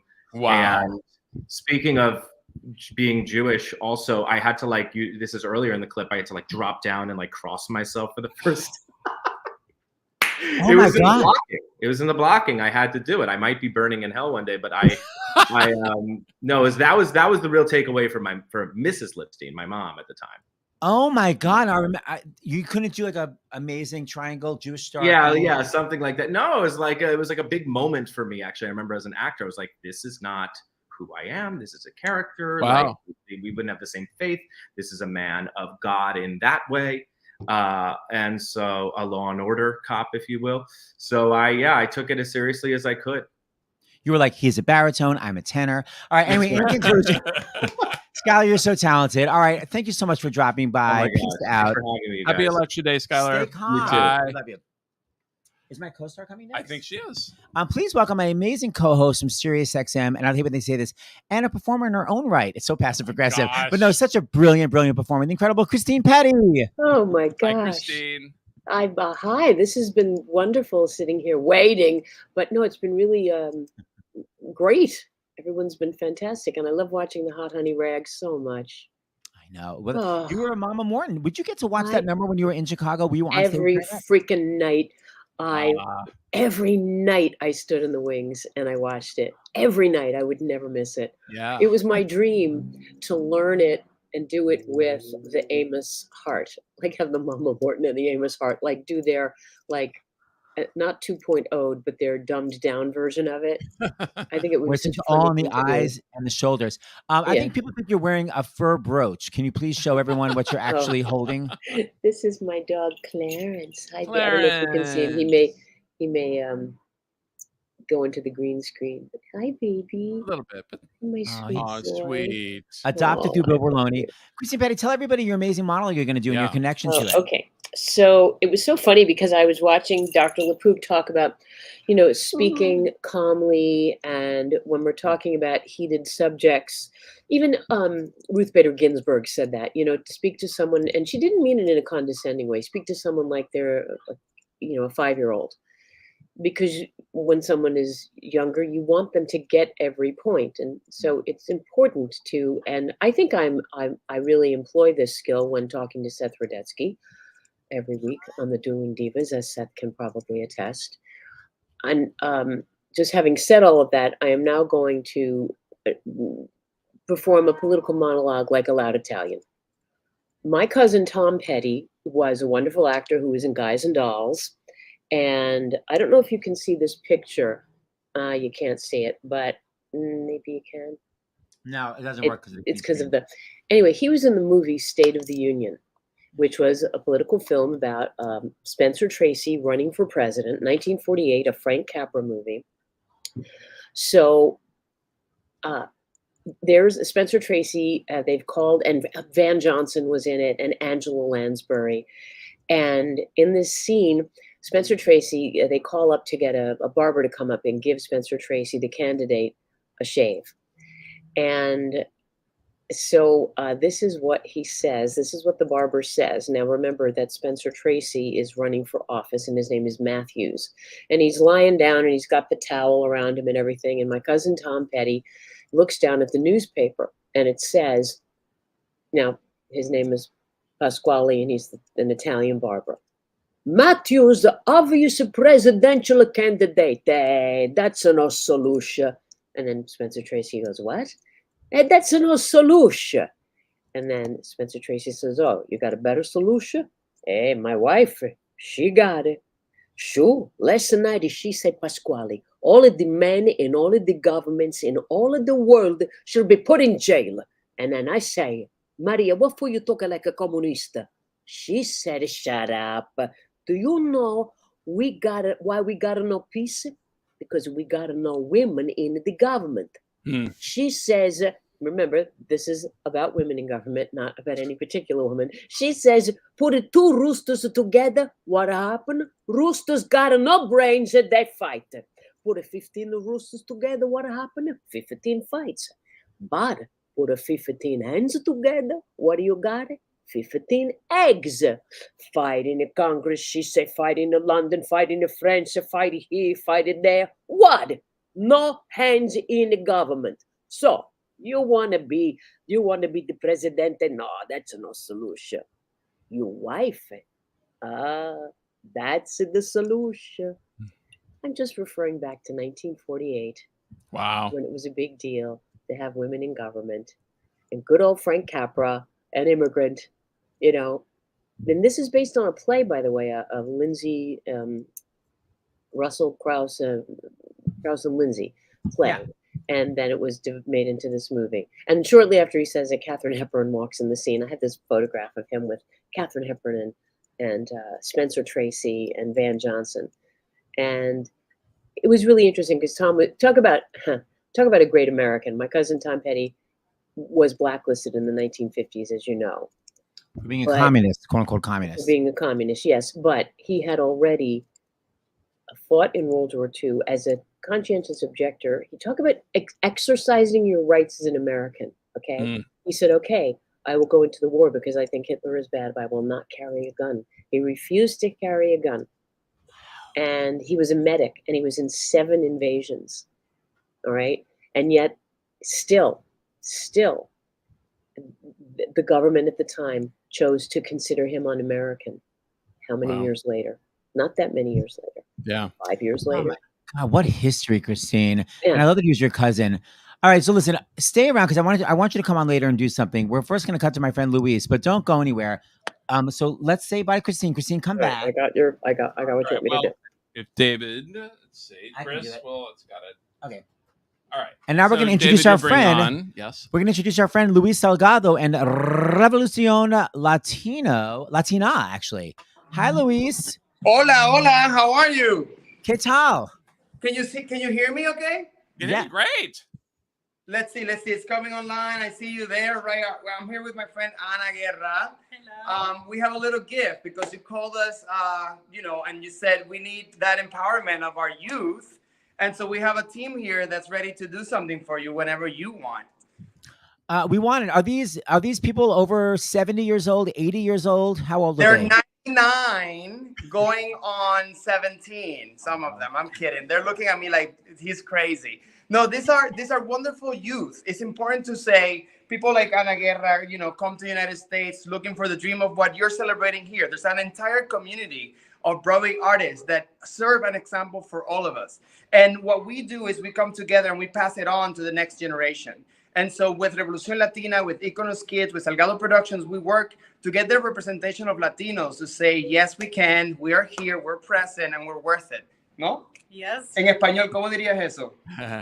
En español, decir que esto es una oportunidad increíble de representar a todos los latinos y hispánicos en esta ciudad. So we cannot wait you to guys see this amazing people. And I just want to say thank you because every single time you do something, it matters. It has importance in the purpose and the community that you bring together to say we're present here. And again, when you give us an outlet like this to celebrate our next generation, this is the reason why a day like today is so important. We're voting so that there is a future for our next generation. So we want to share them with you. Can we? Yes. Hit it. Please. All right, here we go. Los muchachos en el ring del barrio nunca se doblan.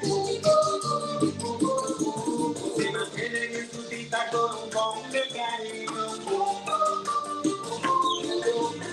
Algo de la mano y con el globo en la ropa. Con sus horas de mi papi, con sus tenis de Jordan. A la mañana, en el medio del jaleo, amanece y te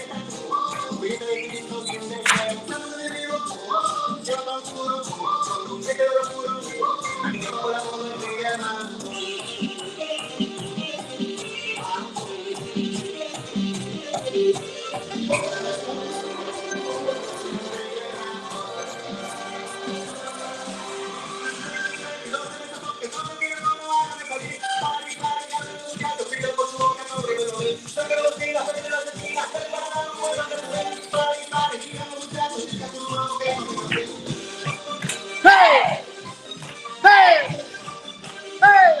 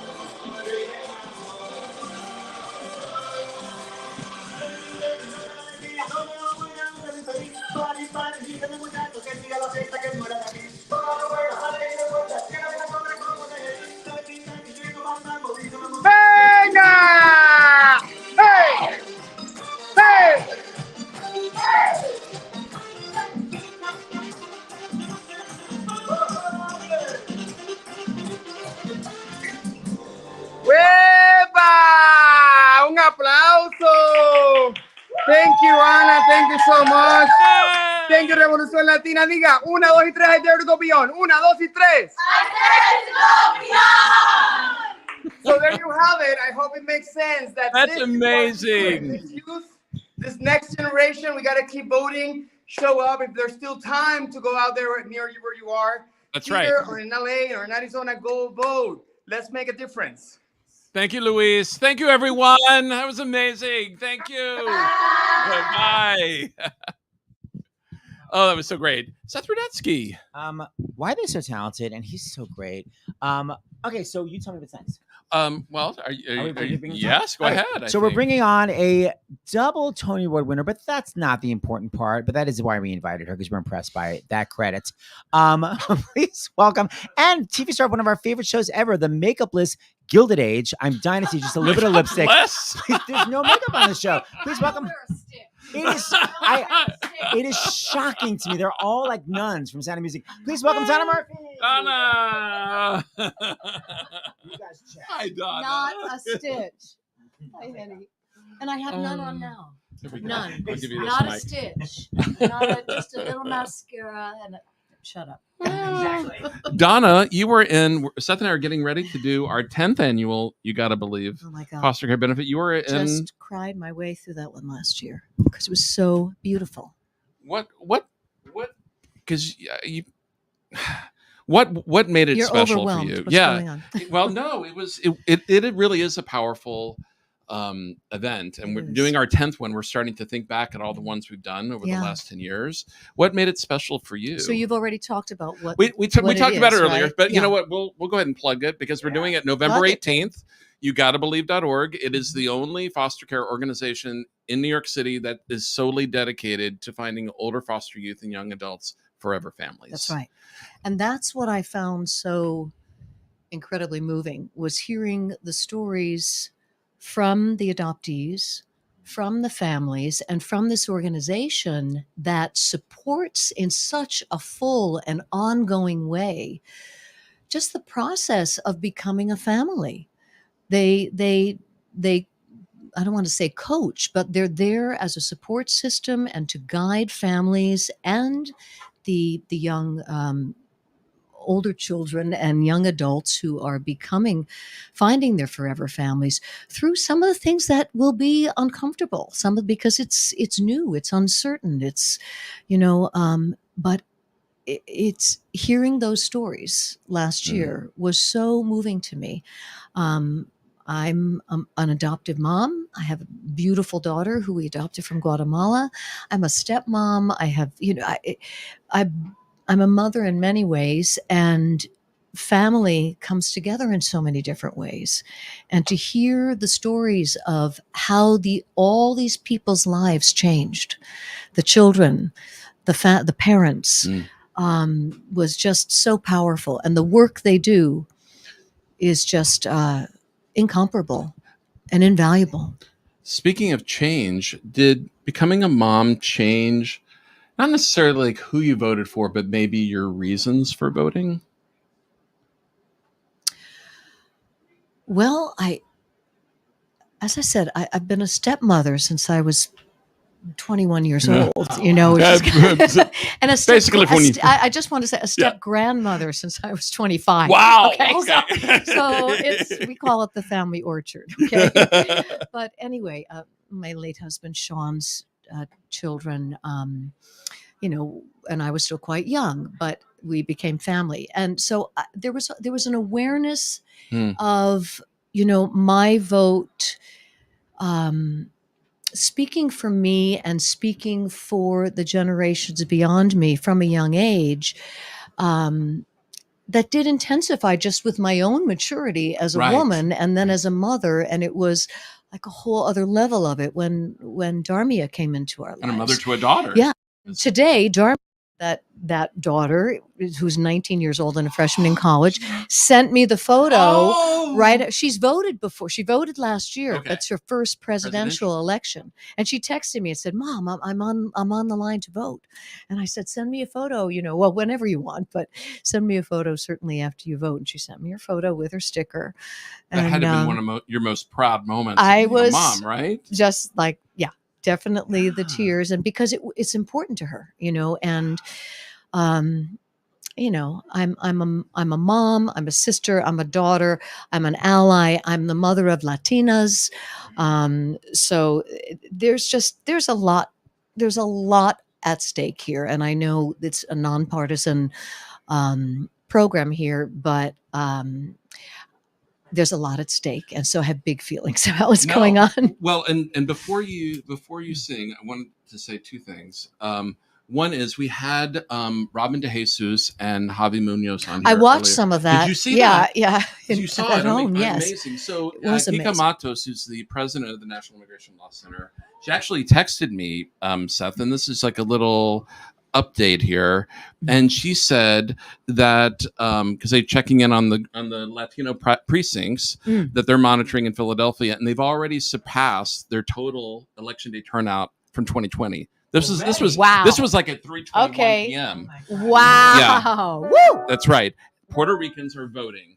3 exclamation points. As they should be. Yeah. As they should be. So that's that was, I thought, a beautiful update after our segment. Amazing. Yes. So amazing. I'm going to move over to the couch. I learn. I'm here. slow, but I learn. Oh, and you know what? The other thing is, we heard from, because I think Brian Stokes Mitchell's here, or he will. Yes, soon he be. is. I saw him upstairs. Yeah. So we are really close to the $1.3 million mark for Stars in the House. We are actually for the act. Well, I'm sorry. Did I say? I'm like The Entertainment Community Fund. For the fund.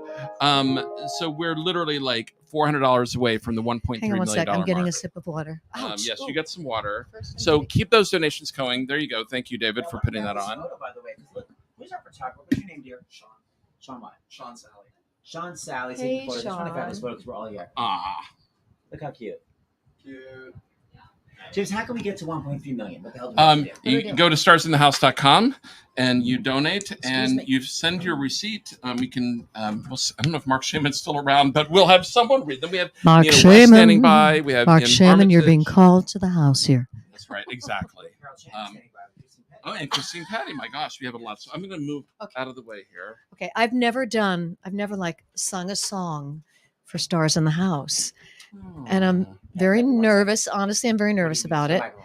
But I was like, woman, if you can't be brave today, wow, good point. What the F? Okay. So I just want to say, Donna, I call her Miss Rehearsal Skirt because when we did Hello Again together, and it was like the second day of rehearsal, she's like, I have to be my rehearsal skirt. She likes to be prepped. I am a rehearsal queen. And let's just say, no rehearsal today. Yeah, that's why I'm proud. So that's my disclaimer.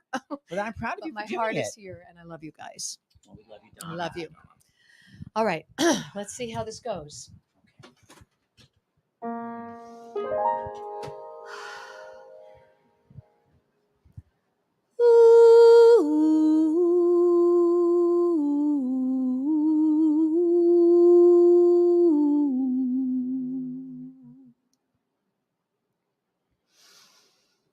No one here to guide you. Now you're on your own. Only me beside you. Still, you're not alone. No one is alone. Truly, no one is alone.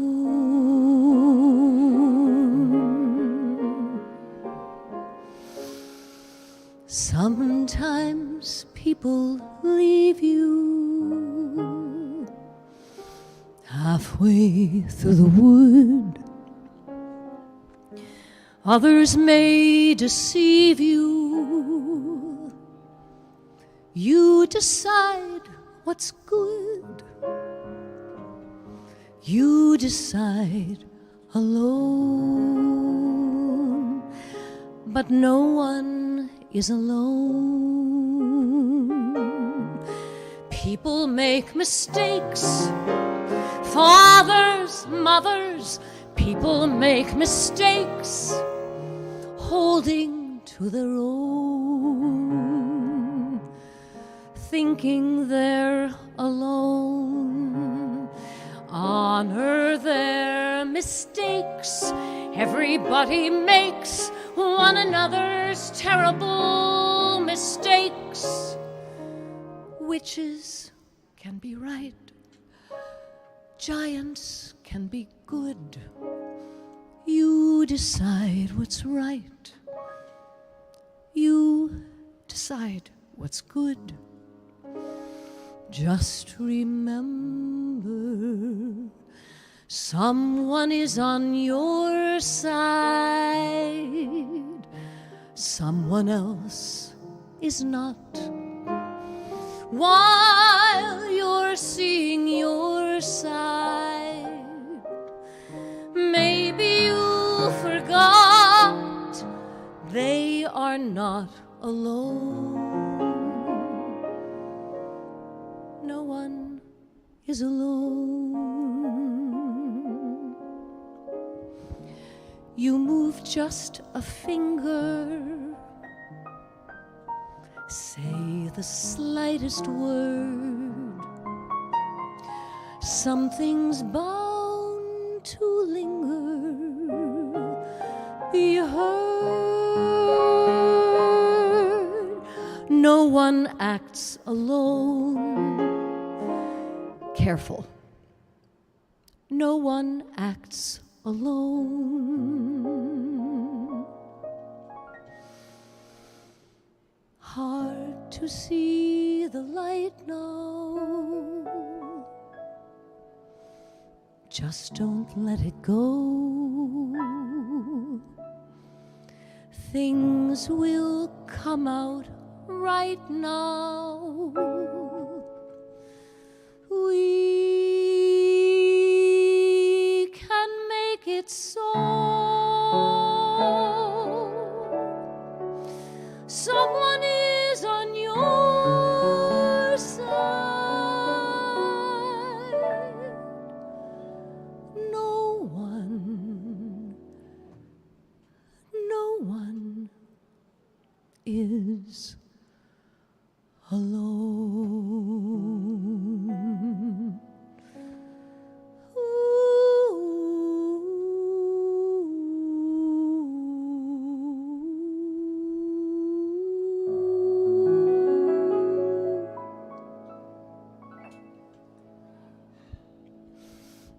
Vote. You're not alone. Thank you, Donna. No. He's having the breakdown. I love you guys. I love you too. Love to everyone out there. Well, when you're sitting next to Donna Murphy and you have that opportunity to sit next to someone as talented and loving as her, you know you're not alone. Thank you, Donna. I love you. Bye. Love you too. Bye. Don't forget your amazing arrangement. Okay. Joe Thalkin. Joe Thalkin arrangement. Joe Thalkin. Yes. Love Joe Thalkin. Andrew, I'm going to bring you on just for a minute because you're such a big Broadway fan. Bring who on? Andrea? Yeah, Andrew. Andrew. Oh, Nina West. What? I mean, come on, right? I was literally just like flabbergasted. It's amazing. I know. Yeah, I've never heard that. We never heard that version. And then it's the smallest voice, but then I'm like, oh, that's why she played Druid. Like that one powerful note. I was like, the power in the voice. Suddenly I was like, oh my God. It was so perfect. It was. It was so perfect. And it's like the perfect message that we need today, right? Because there's this reminder to get out there and that's the thing that I've been missing. I mean, it's why I think this election process has been so important to me is I love being a part of this community. And I think collectively as a whole, when we look outside of this community, we are just really struggling and grasping to be united again and to have conversation again and disagreements civilly and live together in a world that is, suited for all of us, to have conversation. And that what a perfect song for a perfect day to truly, hopefully motivate people to go out there and vote and use their voice to hopefully use it to then engage with other people. Absolutely. Andrew, what you've done a lot this election season of traveling around the country, and I've asked this of several of our of our guest today as we're rounding out our final hour here. What has given you hope and inspiration in the people that you've met? I think it is this, this determination to find ourselves again, kind of like what I was talking about just briefly, right? I've been watching you guys all day, so thank you for giving us something to have today for us that feels a calming sense rather than so much noise that we've been all subjected to for so long, right? A lot of noise. So when we tour around the country and we go do these events, whether it's a canvassing event or encouraging people to film bank or get involved or register to vote, the conversations that have been the most motivating to me are kind of what Celia said earlier, right? When she was, what can I do right now? How do I do this? And there was so much of that hand wringing, right, that we were all experiencing. Right. When people said, "Oh, I'm doing something," that gives us all the ability, I think, to take a breath, to exhale, and to look forward, and something, regardless of what happens tonight and tomorrow, we all have to know that we will have this ability collectively to use this energy to move forward. And I think that is the most hopeful thing that we need to look at, is that this is not a blip. This is not just a passing moment, not to go all Sondheim into the woods on you. It could just be a moment in the woods, but let's not make it just that moment, because we need to collectively remember this energy, regardless of what happens, to move us forward. Andrea, it couldn't have been said better. So thank you, and thank you for watching and always being so supportive and loving. Love you too. We love you, Andrew. What's that? Well, I wanted Christine to do some. Okay. Thank you, Andrew. I love that, David. Thank you. Love you, Andrew. Bye. Bye. We have Gelani. I think Gelani Yes. should. So can you send that to Chris and ask her to come back? Thanks, David. So we have a star from Back to the Future. I'm so excited to see him here. We just performed together in LA at Lizzie Weiss's cantorial anniversary. Please welcome to the stage, and by stage, next to me, Gelani Remy. Oh my God, it's Vinny. Hi, Gelani. Hey, thank you for doing this. Oh, thank you. This is awesome. Hi, Jelans. Hi. Jelani's so sweet. Doing 8 shows. By the way, there's Vinny. Doing 8 shows a week and coming here anyway. Jelans, Back to the Future is wrapping up. What's next for Mr. Thing? Well, I'm doing some concerts here and there. I'm just gonna rest and enjoy the last 2 months of Back to the Future. Where are you from originally? New Jersey. Oh, yeah, I'm a Jersey boy. Really close. Yeah. Gelani, we have some fun. We've been working with Broadway Votes, and the Back to the Future tour is in, I believe, LA. So David, we have like 2 short videos that they made that are really fantastic. You're gonna love these. Hello, it's Don Stevenson here from Back to the Future, the national tour, and I have one question for you. Have you voted? Of course we have. We care about the future. I love that. Yeah, go right at this. We've got a show to do tonight at the Pantages in LA, so we've all voted early or gotten to the polls. The future is what we make it, so we hope you get out to the polls today and vote. You know what? They are so true. We hope you get to the polls today and vote. And what a spectacular performance from my touring fam. Yeah. That's awesome. I love it. No, I love it. I love it. Tell everybody who you play in the show before we sing. Oh, I play Goldie Wilson and Marvin Berry in Back to the Future. That's right. And I don't have a microphone, but why did you choose this song? I chose this song specifically because it is empowering to see all the young people that are coming together to vote for the first time, or they're seeing things happen and they want to make a change, or it's just really empowering. And this is their moment. This is our moment to do something special and to really make change.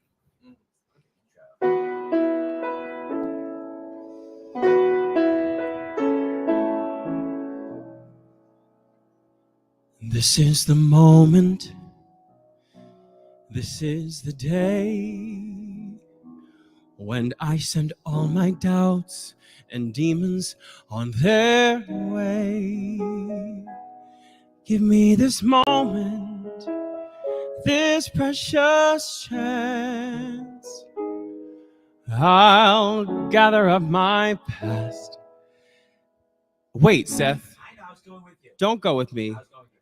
Okay, so one more time. It was every endeavor. That's right. When the time is This is the moment. This is the day when I send all my doubts and demons on their way. Every endeavor I have made ever is coming into play, is here and now today.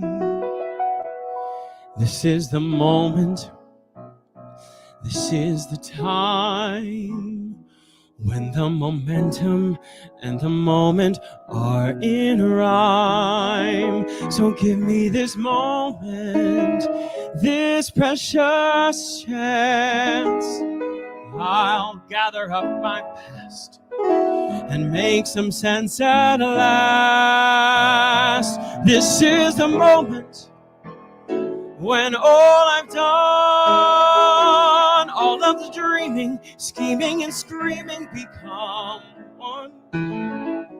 This is the day, see it sparkle and shine, when all I've lived for becomes mine. For all these years, I faced the world alone, and now the time has come to prove to them I made it on my own. This is the moment, my final test. Destiny beckoned, I never reckoned second best. I won't doubt, I must not fall, 'cause this is the moment, the greatest moment of them all. This is the moment, damn all the odds. This day or never, I'll sit forever with the gods.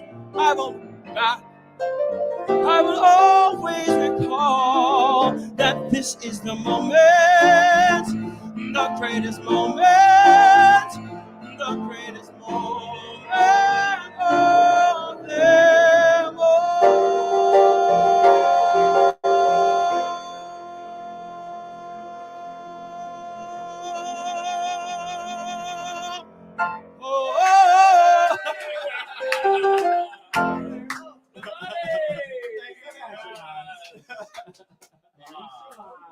Thank you.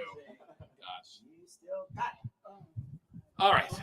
Before we have our next musical number, we have Jen over here, right? Yeah.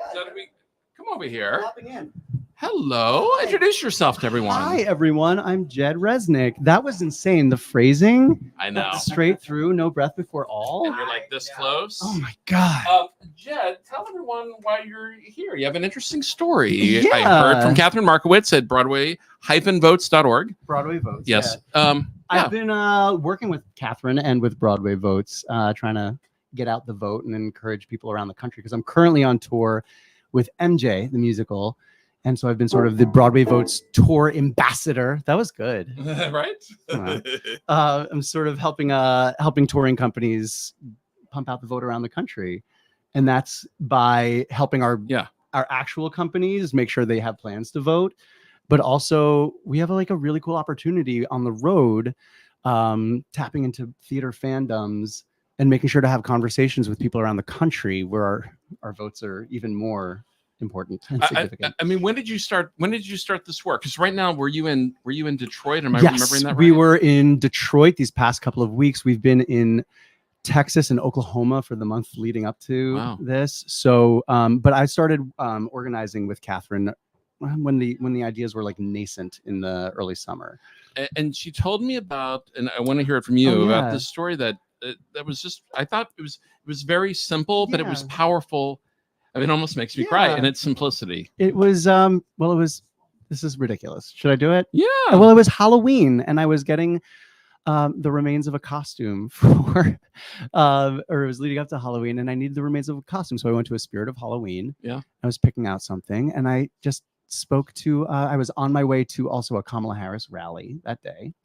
And I saw this young woman behind the register, and I was telling her how excited I was for the Kamala Harris rally. And I was like, do you have a plan to vote? Are you voting? And she's like, I don't know. I wasn't really planning on it. I was like, oh, well, your vote really matters a lot here. Is there? And she said, well, I don't know much about Kamala, but I love, and I told her, I was like, there's a rumor that Michelle Obama is going to be there. And she's like, I love Michelle Obama. Huh. And we talked about why she loved Michelle Obama and where I thought they align. And we just had this very simple conversation about our values. And and I gave her a website, iwillvote.com, and she figured out how to get herself registered and voting. It's amazing. So these little conversations, I think, are what can really make a difference. And that's what we've been talking about. It's like phone banking and canvassing, but it also just kind of, even the phone banking and canvassing, even that still boils down to a one-on-one conversation. And this is also kind of crazy, but because of that conversation and things leading up to it, I was in Cleveland with the show in the beginning or the end of the summer. And so I was like checking in on, like, whenever I was talking to a waiter or someone who I had an interaction with locally, you know, we can be so afraid of entering into political conversations because you don't know where it lands. But if you like just lead with empathy and curiosity and have a simple conversation, you can get some information out. Yeah, absolutely. So that was I don't know, that was a fun part of being on the road. It's a great reason. Well, thank you so much for coming by. Thank you. And yes, and thank you, Broadway Votes. Thank you, Jed. Thank you. And I think we have. Oh, we are? Okay, let's do it. So, Christine Petty, are you ready? We're going to cut to you. David's going to bring her on. You got some. Hi, Chris. Hey, how are you? Yes, a little buzzy. Hold on. Buzzy. So now it's okay. So we're really close to 1.3 million. So we want to keep pushing people to donate to the Entertainment Community Fund. Yes. And we sent some donations, but we would love for the donations to be read as a couple of people. So I would like the first donation to be read as Ms. Carol Channing. Oh, hold on. Before you do that, Ian Armitage, are you there? Oh, Ian, you're gonna love this. Ian's got to be on here for this because we have not brought him on. Yeah. Oh, my Ian, darling. Bring him on. 1, 2, 3, Ian. Ian, I love you. Hi.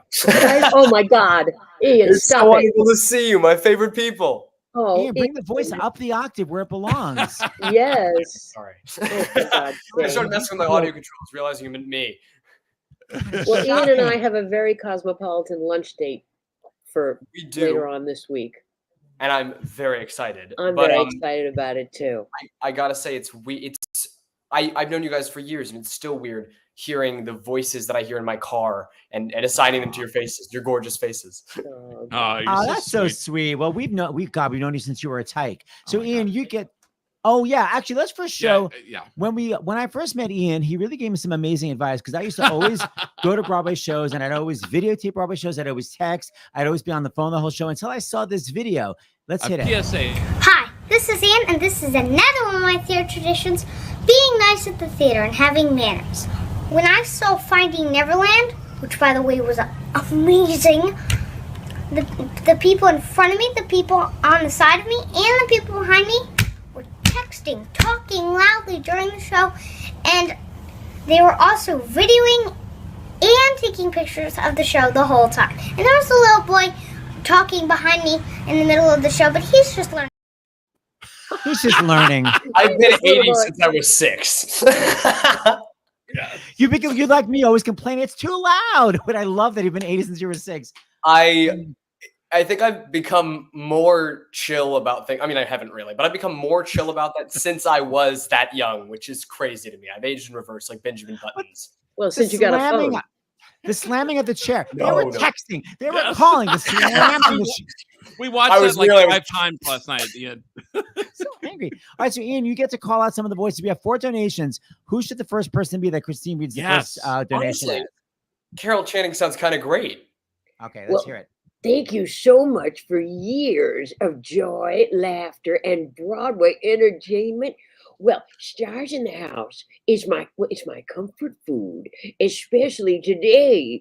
So please keep up the incredible, keep up keep up the incredible and important work that you do for the Entertainment Community Fund and for millions of fans across the country. Well, that's from Jody from California, $25. Yeah. The applause is both for you and Jody. Exactly. All right, Ian, who should the next one be? Can you do like a 1920s like gangster type, like, yeah, what do you talk? See? Well, it's pretty amazing you say that because this is from Chicago. So here goes. I can't afford to donate because I have, this is very inappropriate for this, I have my 9-year oncology scan coming up. The appointment. You gotta laugh though. You know what I'm saying? Yes, Believe me, I know. You gotta laugh when you're, when you got health issues. If you laugh through it, it's funny. The appointment with my specialist isn't covered by insurance. Boy, that burns me up. Why, I oughta. And so I wanted to say thanks to everyone. Thanks to your families and your teachers over the years. Thanks for all the gifts of smiles and good tears and laughter in some very dark times. Thank you, Lauren. I thank you, love Lauren. that. I'm That was requesting such a the gorgeous message, and that voice made it. It was incredible. It was an amazing amalgam. Okay, I'm giving you the final two because I want my two favorites. First, we got to have Liza. Thanks for this wonderful, entertaining show. Kevin from VA. Well, thank you, Kevin from VA, for your $25. Is that a sawbuck? Stop. And our final one, Ms. Joan Rivers. Oh, hello to stars in a house with a big smiley, sideways smiley face. Much love to all of you from Germany. Oh my God, Achtung, Anika, that's in Germany, $25. The Achtung is amazing. Thank you, Christine. Thank you, Christine. And thank you, Ian. I can't wait to see you on Middle-Aged Sheldon. That's not the Big Theory. Thank you very much. He's going to make a copy of that suit he wore when he was 8 or 6, and he's just going to use all the same dialogue from then. Exactly. I can still complain like nobody's business. I can't wait. I You're cannot an old wait to Jewish see you, man. Ian. Hey, when are you going to be allowed to vote? In 2 years, and I will say it is one of the most frustrating things, sitting or feeling like I'm sitting passively by in such an important election. So it's Ian, though there's something that everyone who's watching who's under 18 can do. I was going to so say, do you mind telling people? If you're not able to register to vote yet, you can at least pledge to register. If you go to pledge to register at BroadwayVotes.org. It's incredible. You can sign up, and on your 18th birthday, you'll be sent a text on how to register to vote, and you can become involved in our political system, and you can, gain more agency in your country, and you can, use your rights as an American. It's incredible. So even though I'm only 16 and can't vote yet, in 2 years, I'll be getting my text on my birthday. I'll be signing up, and I'll have all the power in the world. There you go. Well, you're aces with me, Ian. Thank You're you, so Ian. welcome. Thank you, Christine. I love you, Ian. Love you. I can't love wait you to so see much, Miss Christine. See you guys. Love you guys. Thank Bye. you. Thank you, Mr. James. You guys are incredible. Bye, Ian. Okay, so who do we have on deck here? Great. Oh, look who's right here. He's back 5 hours later. And there's Tanika.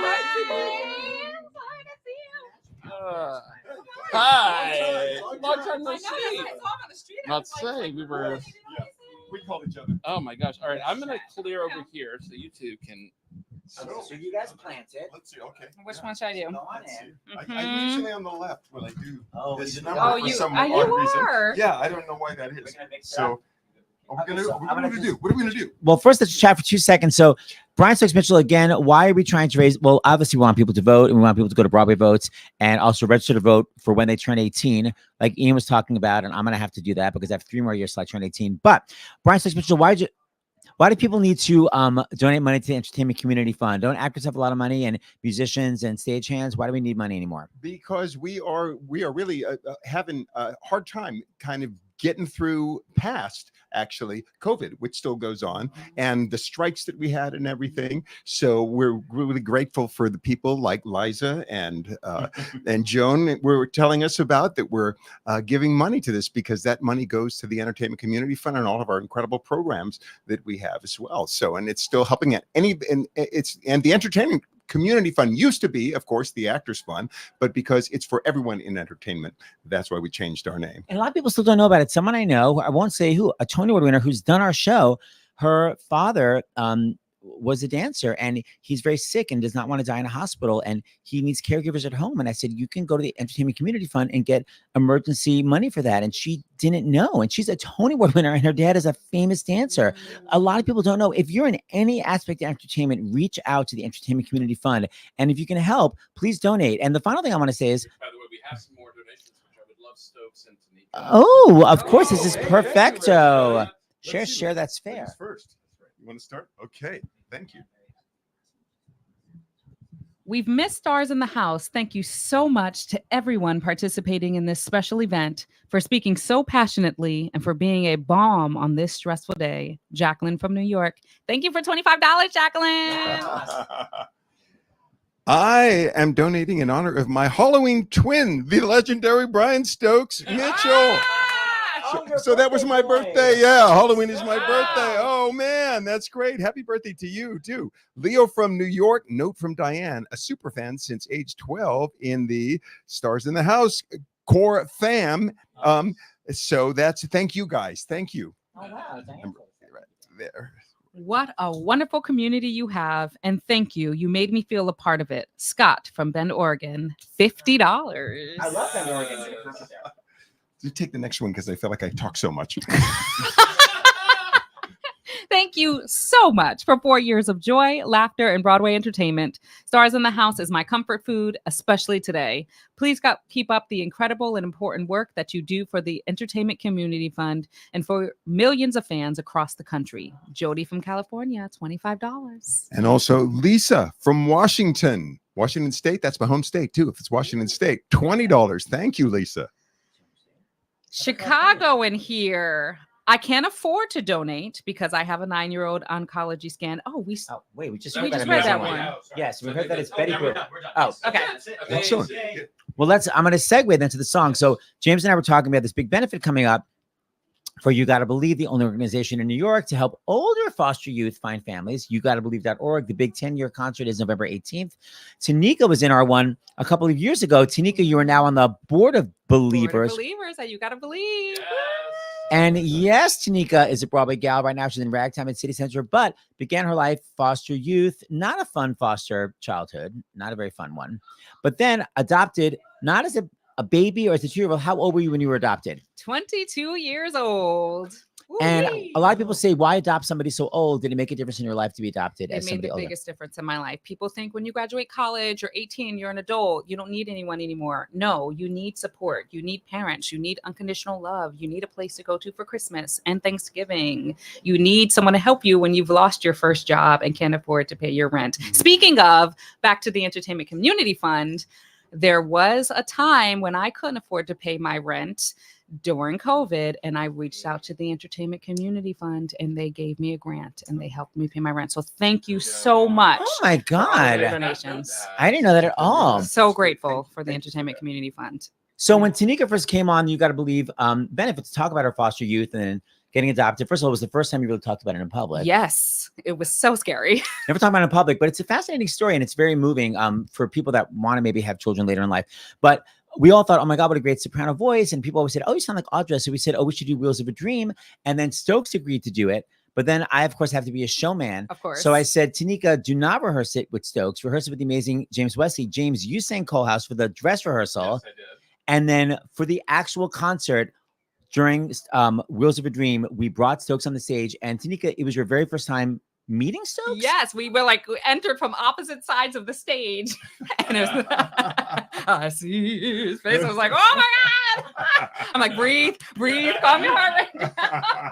Well, first of all, Stokes, what was it like for you? Because what weren't you like, oh my God, what if she's a Lauren Bacall? Like, did you think she could? I mean, how did you know she'd be good? I didn't, and it was a delight to hear her sing the way she sang. And it's I'm just so happy to be here with you again, Tanika. I'm so grateful to be here with you. And Tanika, you're now literally in Ragtime, Ragtime, and I you're understudy covering Sarah. Sarah. What is it like to finally be inside the show that you should have always been in your entire life? Like, one, just personally, it feels so impactful because it's just such a big part of my life and with our history.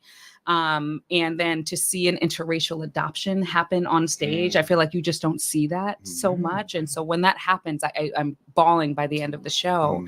And then professionally, it's a dream come true. Like, I've always wanted. Ragtime is one of my absolute favorite shows. Sarah has been in my wheelhouse since In your coal house. In my coal house. Everyone's like, you should be Sarah, you should be Sarah. So to have the opportunity to even cover Sarah and be a part of this incredible production is a dream come true. And Stokes, I was gonna say, Stokes, what's it like for you to have created an iconic role in one of the best Broadway musicals ever? It feels incredible and makes me feel old now because I've seen so many revivals of this thing, and but I'm just happy to see it being carried on in other great hands and great voices and great hearts. And I knew when the show closed that the good news was it was going to go out into the world and be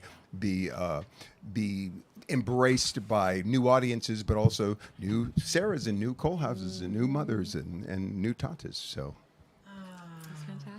Shall we do this? So should we do? Are we going to do it sitting down or standing We're up? gonna do this thing sitting down. Okay, Can we stand?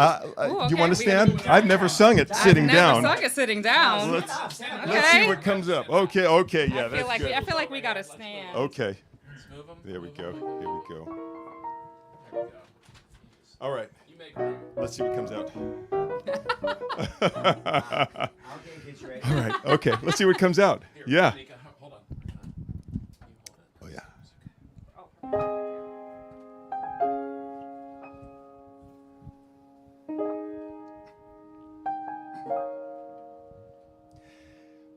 I see his face. I hear his heartbeat. I look in those eyes. How wise they seem. Well, when he is old enough, I will show him America, and he will ride on the wheels of a dream.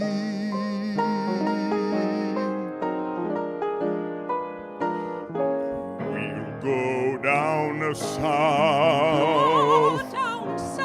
and see your people. Won't they take to him like cats to cream? Then we'll travel on from there, California, who knows where, and we will ride on the wheels of a dream.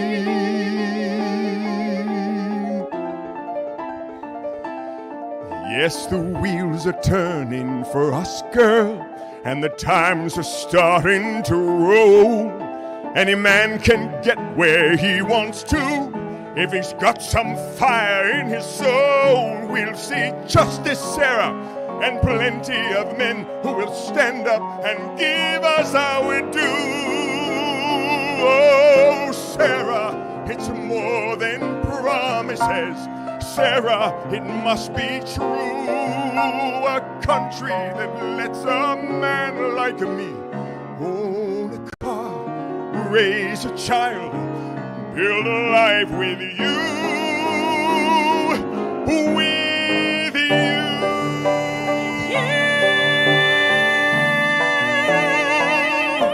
Beyond that road, beyond this lifetime, that car full of hope will always gleam with the promise of happiness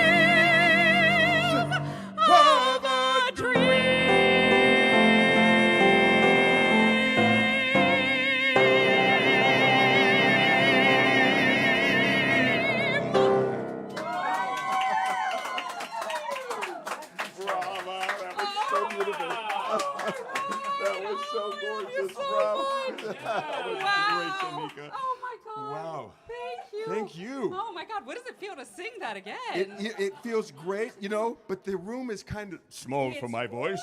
But you know, it comes back right away. But it sounds so spectacular, and you sound amazing. Thank you so much. Yeah. Truly. Yeah. And you, how many times have you played this now, Seth? Playing it. I love playing it so much. And just a side note, this is how nice Stokes is. First time I ever played ragtime, I'm just an understudy, and during intermission, I'm freaking out.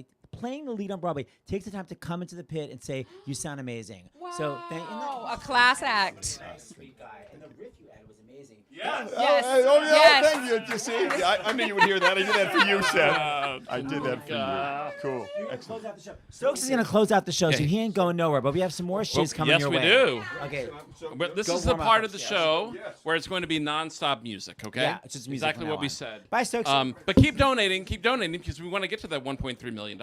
We're almost there. We're like a few $100 away. Okay, Seth, do you want to set up? Yes, we are. Here you go. I am so excited to move these stools over while you do that. Hold bring on. up one of our fabulous pals who we love so much, who just has the most joyous energy. Please welcome the incredible Miss Pearl's son. Brava! Pearl. Hey, Queen. Well, we used to have stools. All right.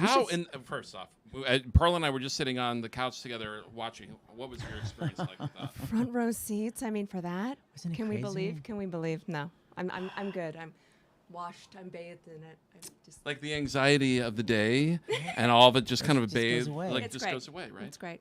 This is what we need. You know, yeah, and Thank and, you. And Pearl, Thank you. by the way, I just want to say everybody out there, it's all about representation matters, and of course, this election has a lot to do with that. Miss Groundbreaker, can you just talk about for a second eyeing the role of Diana in Next to Normal, and it's not an Asian family, and sort of like how that happened for you? Wow. Okay. I love that show so much when I saw the original cast do it. And then I had heard that they were casting the national tour and that Alice was going to be going out on tour, but they needed a cover for her. And they did not see me at first because they had told me, the casting people were like, oh, you're too young. Oh. They went and did an audition, and then they needed to beef up their roster to bring people to the team for final callbacks. And so they just threw me in. And no one said, this is, you can't do it because you're Asian? No, nobody. And they just threw me in. My agent at the time did kind of try to soften the blow and say, so just before you go in, I know that it really means a lot to you. So I just don't want you to get disappointed because they are going to probably try to want to build a family. And I said, I still want to do this. I still think Wait, why I can can't you do be in the this. family? Oh, by the way, is this why you say former? Yeah. Okay. Yeah. I just want to pick up on Anyway, that. Okay, subtext. So I go into the final callbacks the first time I'm in front of the team at all, and then the next at noon the next day I got the call that I got it. Did you feel like I'm breaking barriers just in terms of visualizing something Oprah style, but also being an Asian, taking a role and being Asian and it wasn't an Asian role? Yeah, I mean, I'm going to bring it back to Kamala, but We're not partisan, but Pearl can say whatever she likes. I'm gonna say whatever I want, but Yeah, I guess say whatever they want. But Yeah. I just think about all of the waves that people like her have made without having anybody in front of them, with that to see as a role model or somebody to look up to, and so I just had I guess I didn't think about it. I guess I didn't think about it. I just thought about the role, and I thought this is important to me. I love that. I love that you weren't obsessing about it. I wasn't, and then we took it on the road, and the people were fine. Yeah.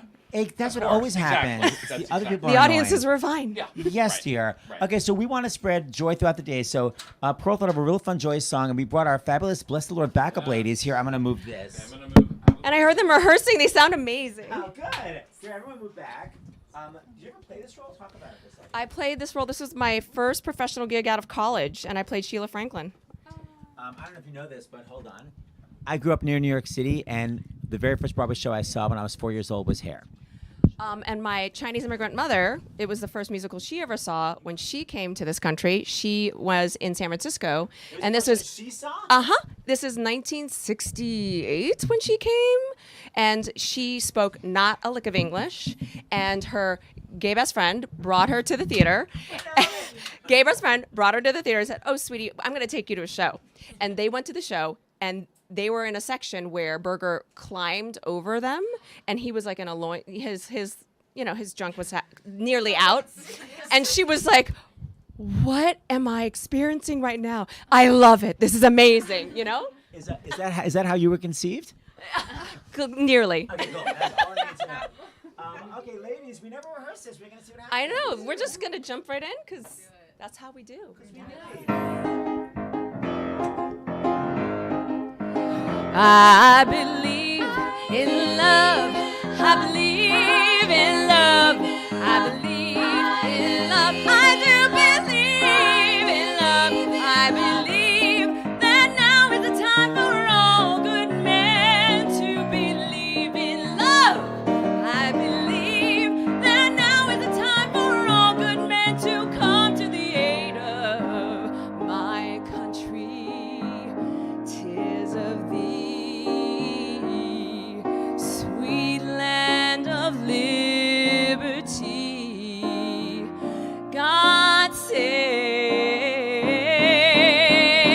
I believe in love. Do you believe in love? I believe in love. You better believe in love.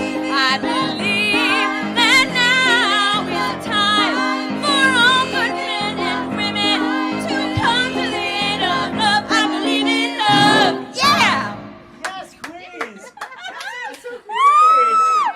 I just take you with me wherever I go? Anywhere. I mean, we got to bring joy. Thank you. We got to bring joy. Well, by the way, her last name is Sun. Hey. Just saying. Ladies, you're dismissed. Thank you so much. Thank you. For waiting so long. Of course. Well, that was fabulous. Come hang out. There's going to be a whole concert. Oh, my God. I love it. Ladies, feel free to listen. I don't know who the hell's next. Well, we have a couple of Hi, thank you so much. Thanks, Morgan. Thank you. So glad at the high C. Gents. I'm getting my drink. Thank you both. Curly, we love you. Thank Give you me a hug. both so much for just you both bring joy. You both bring Aw. joy putting this together. You're incredible. Thank you for all. Thank you, my dear. Love you both. Love you too. The rest of the night. Oh, yes. Well, we're wrapping up, actually. In fact, we have not one, but 2 Tony Award winners that are going to come down here, Seth. And they starred in a certain show that is on the road right now with our friend Carolee Carmelo. And yes, I'm talking about Kimberly Akimbo. Yes. I don't know quite what they're going to sing, but I guess we'll find out when they get here. Continue voting. Continue voting. Well, yes, continue voting if you're in line. And if you haven't texted people, yes, the polls have not closed yet, but continue giving to starsinthehouse.com. And Bonnie Milligan. With Vinny. We're on. Just be careful. Do not trip over the By the wires. way, James, Carol Leaf, the amazing Carol Leaf, who just donates a lot. She said that she put us over the 1.3 million. So we got to. Woohoo! We just passed the $1.3 million mark for Stars in the House. Amazing. Look at my angel. Vicki Clark, come on in, lady. Come on, we'll share the mic. You want to? We can take a seat. You want to take a seat? Yeah, we just took as a We'll Rules pull for it. Dream. Yeah, for Rules for Dream. Here, take Just a be comfortable. seat. You guys chat without me. Okay, we have to use the microphones because we don't have like a boom mic. Okay, so I'm going to take this off, so we'll share Bonnie, and then Vicki will have to share with Seth. Vinny. Yes. Vicki, were you born in Dallas? I was. And I was born in Dallas. Sorry. What was about to happen?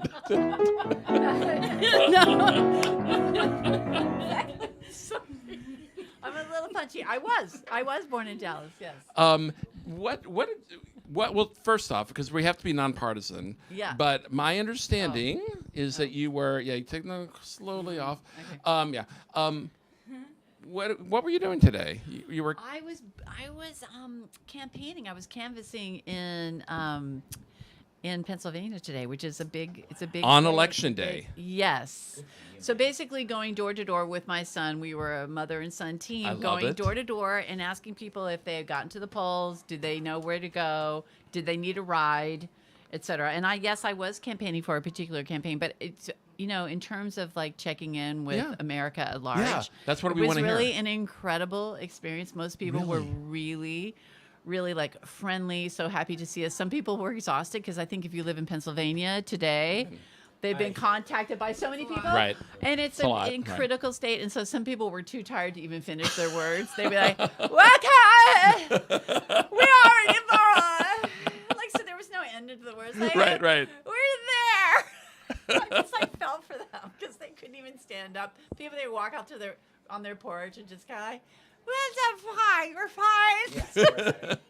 Have you done anything like that before? Like in No. previous elections? No, I've never canvassed, but I wanted to get a feel for what it's like to be actually out where the people are. I'm Yeah. sorry, I'm No, that's all right. so. It's been a long day. I can't believe you're here.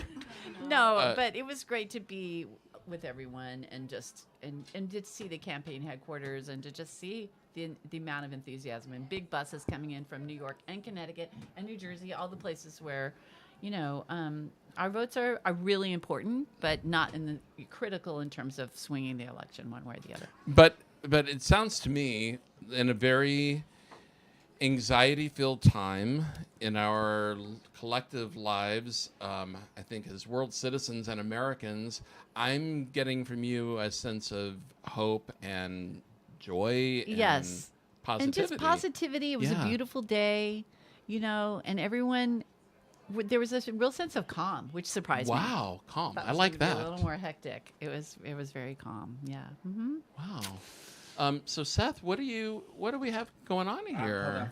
Let me first just do one thing. Oh, okay. Just comedy-wise. Of course. Because I don't know if Bonnie knows this story. Vicky, do you remember the story about when the voice student came over and saw your name as Victoria Clark? Are we going to tell that story? Yeah, Bonnie. Hold on, I'm going to turn the I fan told on Bonnie this before we- story. No, Bonnie knows. Bonnie actually knows all my stories. Well, then tell my audience because I'm obsessed with people's stupidity. Okay, so I'm also a teacher. I'm an educator, and I teach out of my home sometimes. And I answered the door. Someone was coming for the first time for a voice coaching.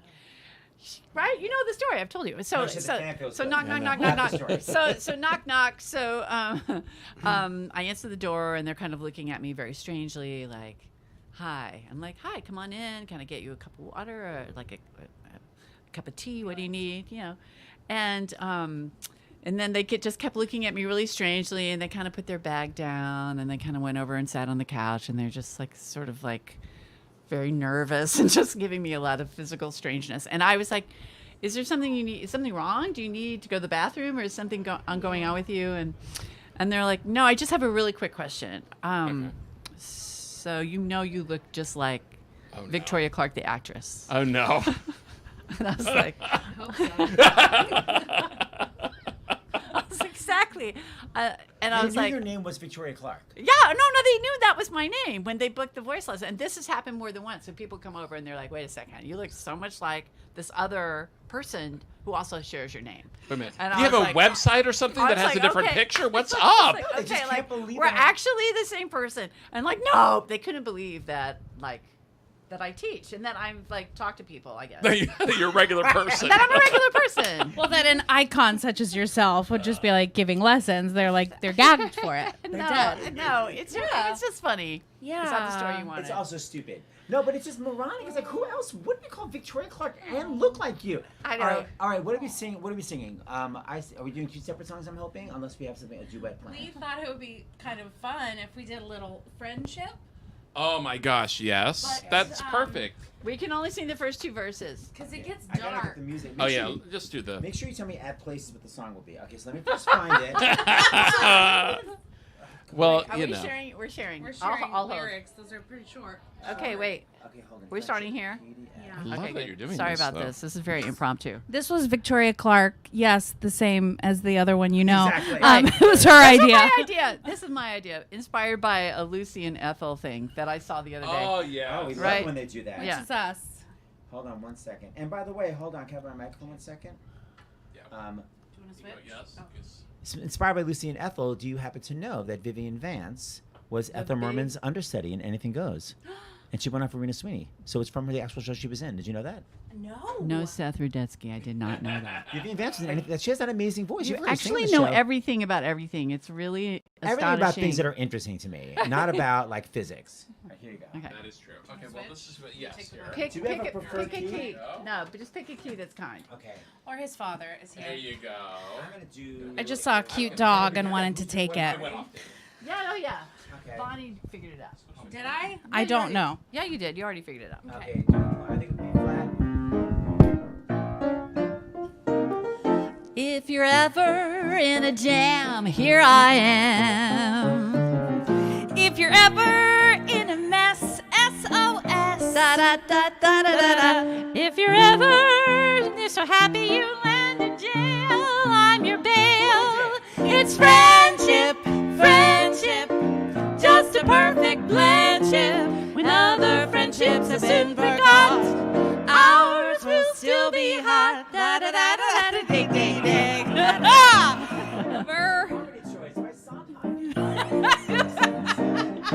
If you're ever down a well, ring my bell. If you're ever up a tree, just phone to me. If you ever lose your teeth when you're out to dine, borrow mine. It's friendship, friendship, just a perfect friendship. When other friendships have been forget, ours will still be hip. Da da da da da, chuck chuck chuck. Wow, all the notes. No, but those are the only ones we can do. We were just trying to be fun. Sorry, sorry everyone. I guess. No, that's it. That's it. That's the only ones. Okay, here we go. It's friendship, friendship, just the perfect friendship. Other friendships have been forgot. Ours will still be hot. Okay. It's friendship, friendship, just a perfect friendship. When other friendships have been forgot, ours will still be hot. Da da da da, dig dig dig. All right. See. Yes. Oh, this is the miracle behind the of scenes. rehearsal. I have one more story. So Vicki Clark, studying soprano, she's doing my radio show. My mom's in the audience, and you sang Buddy's Eyes. So she ends it, in Buddy's eyes, the most beautiful soprano note. The woman next to looks at my mother and goes, what a belter. What? It was a pianissimo head voice. And my final thing to say on this positive day. Speaking of belters. Oh, Bonnie is. Belton Bonds. Bonnie, don't you want to belt a song before you go? Come on, honey. I couldn't possibly Just do give us Don't a Mind little My something. Parade. Wait, how Well, about Julie Benko? No, wait. Julie Benko's next. Oh my God, give me. I love it. No, I couldn't possibly. Give me. Well, I was upstairs being like, what do I do? And then I was like, I guess I could do that. And then Vicki said, do you want to do something fun? And I said, absolutely. Okay. And I'll destroy Signature. the harmonies. Come on, So come on, no, signature belt. Got to give it to the people. Hold on. Let me get Julie Benko because she's up next. Okay, hold on. Bonnie's hot. Actually, wait. Hold on. Okay. Where am I? Wait, you're going to sing the whole thing? I can't do backup. I'll just watch and be amazed. be my scene partner. Wait, you want scene partner? Here we go. Here. You have my rapt attention. God bless. It's like the old days. Oh my God, friends. Thank you. We didn't nail friendship right out the gate, but we found a way. We had a rehearsal. Election night. Exactly.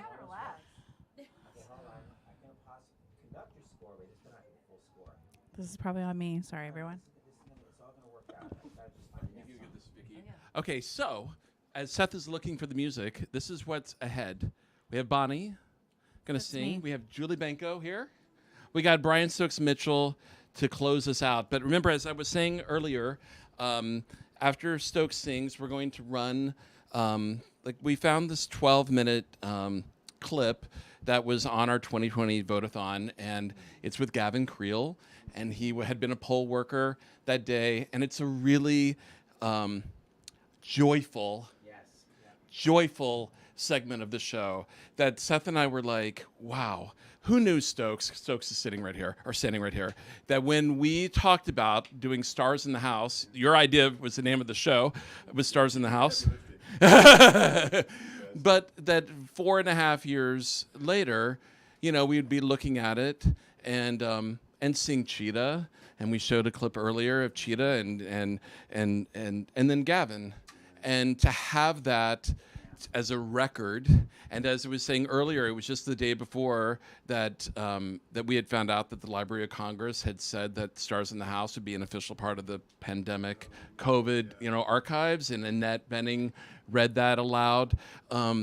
That we would have this and that we still can do this. We don't do it twice a day. We don't do it every day. We do it when we can because all of us have our lives, but especially to have it on these special days like today, to all be able to come together is just really incredibly special. And thanks to all of you for watching and for sharing. And just wanted to say that, Seth, before. So Gavin, that segment's going to come after Stokes sings and then end credits. But just wanted to, I know that Celia Keenan-Bolger said she was going to watch, and we're going to have that. So I'm going to give this. Well, this is Bonnie who. I'm gonna get off camera. This is Bonnie who just spontaneously was like, "What about one of the hardest songs on Broadway to sing?" Speaking of Gavin. There you go. Should I stand? Probably. Yes. Right? Okay.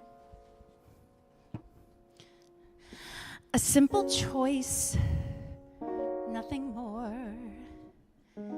This or that, either or. Marry well, social world, businessman, clever girl. Or pin my future on a green glass love. What kind of life am I dreaming of? I say, gimme, gimme, gimme, gimme, gimme, gimme that thing called love. I want it. Gimme, gimme that thing called love. I need it. Highs and lows, tears and laughter. Give me happy ever after. Gimme, gimme that thing called love. Gimme, gimme that thing called love. I crave it. Gimme, gimme that thing called love. I'll brave it, thick and thin, rich or poor time. Give me years and I want more time. Give me that thing called love. Give me that thing called love. I'm free now. Give me that thing called love.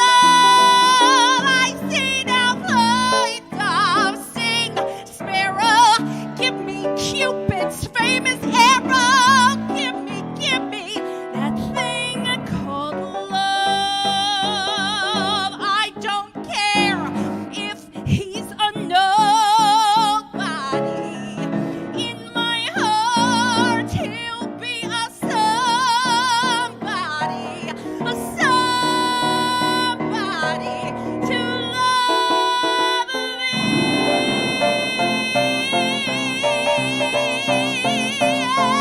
I need it. Give me that thing called love. I want it. Here I am, St. Valentine. My bags are packed. I'm first in line. Aphrodite, don't forget me. Romeo and Juliet, be my dove. Sing sparrow. Give me Fat Boy's famous arrow. Give me that thing called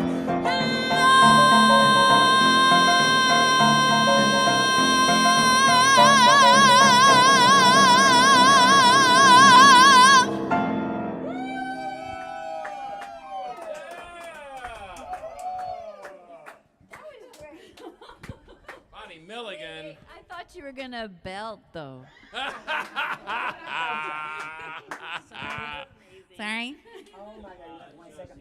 Literally, Julie Banko's water just broke. But thank you for that. Bonnie, I love you. Jimmy, I'm going to go upstairs and do a radio break for a minute while you talk to Julie. Oh, that's hilarious. I'm on the radio right now. Julie, you look amazing. Oh, thanks. Thanks. I have like one outfit I still feel good in. Okay, you got your this microphone. is it. You can take a seat right here. Okay. All right. Seth literally has to do his radio show because, because gotta pay the bills. Exactly. I guess that's the way to put it. Thank you for coming today. Yeah, happy to come. This is a nice way to spend the day. Yeah, I mean, have you? We're doing today's show for. Obviously, we're doing it to do what we can for the Entertainment Community Fund, and to get out the word about people still being able to register to vote and contact people. But a lot of today's talk has been about anxiety and how do you bring it down to at least manageable levels. And this has been a really difficult time, to put it mildly.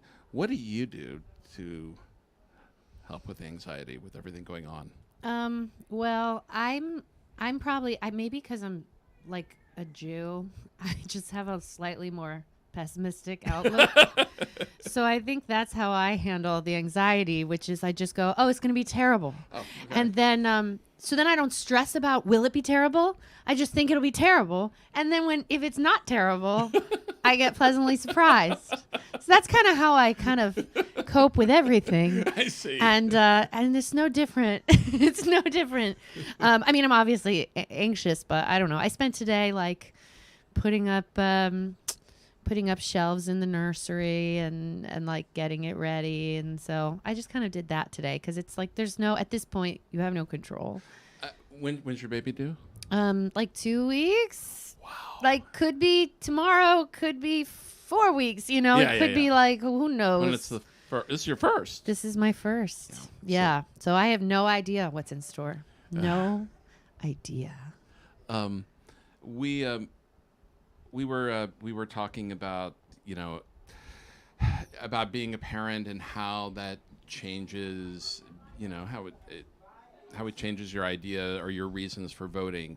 I mean, this is going to be your first child. You haven't had the child yet. However, I'm imagining over the last 8+ months, you've had a lot to think about and bringing a child into this world. Yeah.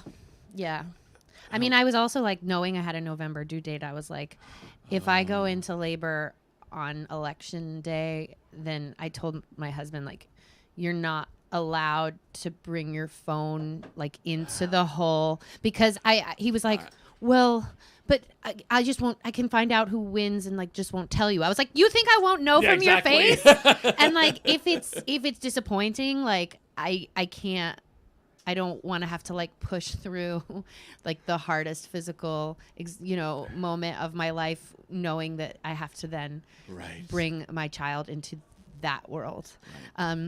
So I've like worried about that, but and I dressed up. I'm sure you saw on Instagram, like as the handmaid in The Handmaid's Tale. And I mean, I've been thinking so much about being dark, of going that direction, right? To your little point. on brand, but like Exactly.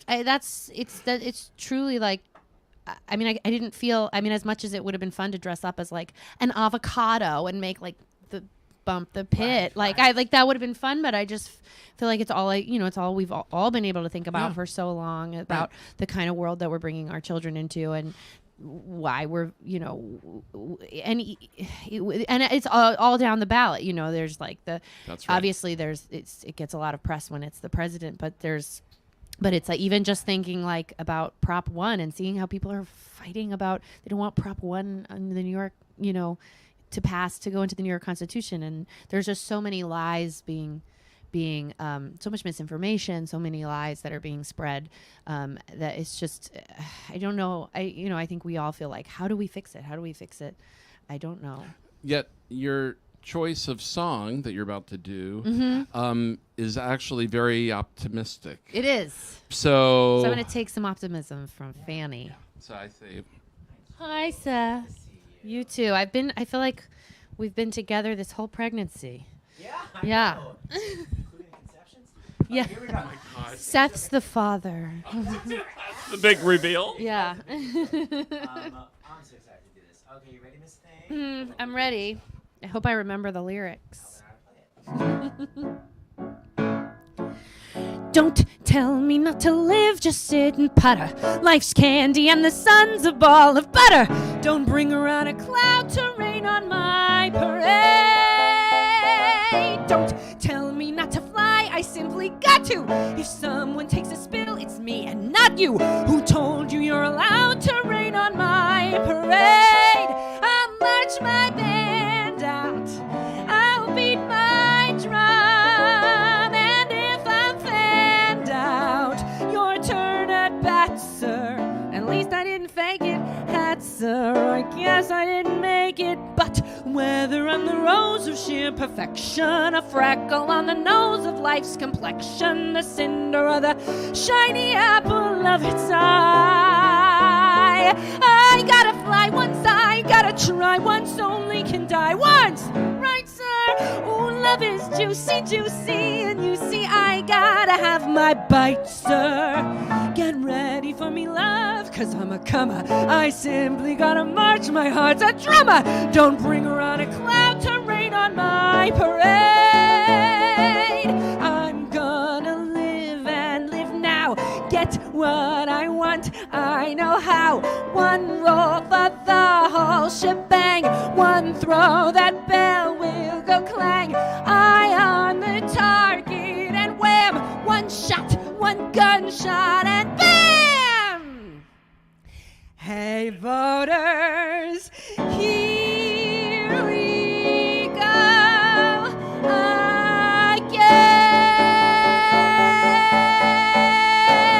again. I'll march my band out, I'll beat my drum, and if I'm fanned out, your turn at bat, sir. At least I didn't fake it, hat, sir. I guess I didn't make it. Get ready for me, love, 'cause I'm a comer. I simply gotta march, my heart's a drummer. Nobody, no, nobody is gonna rain on my parade.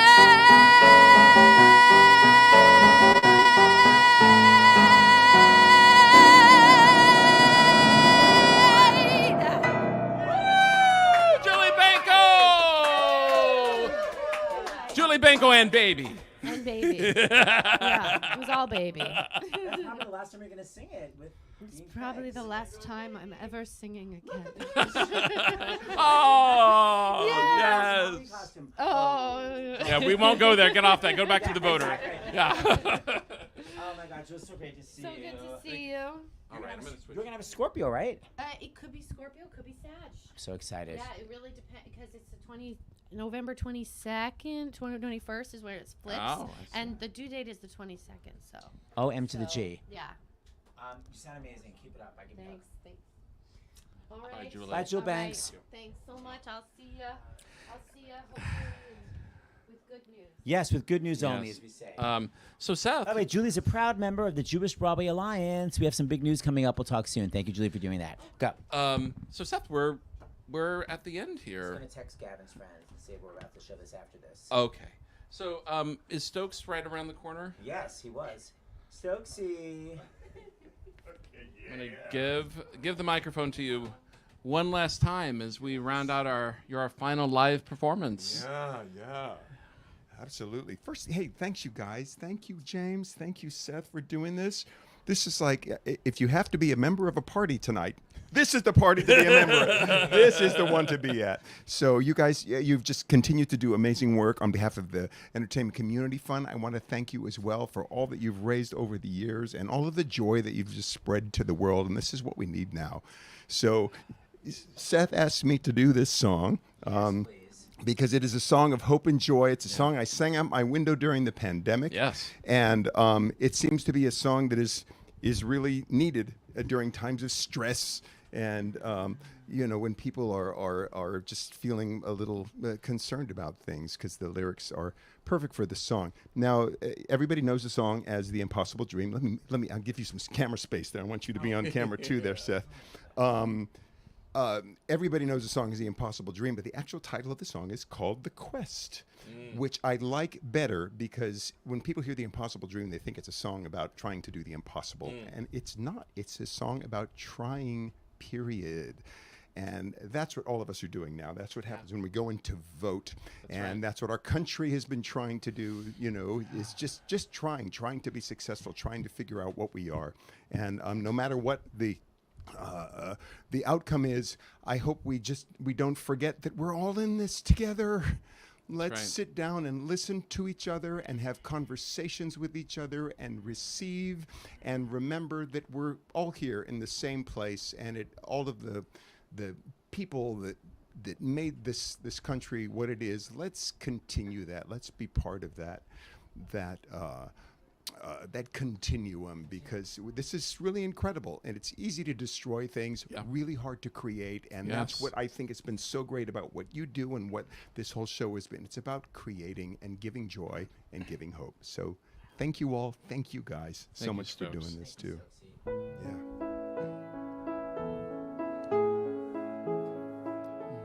To dream the impossible dream,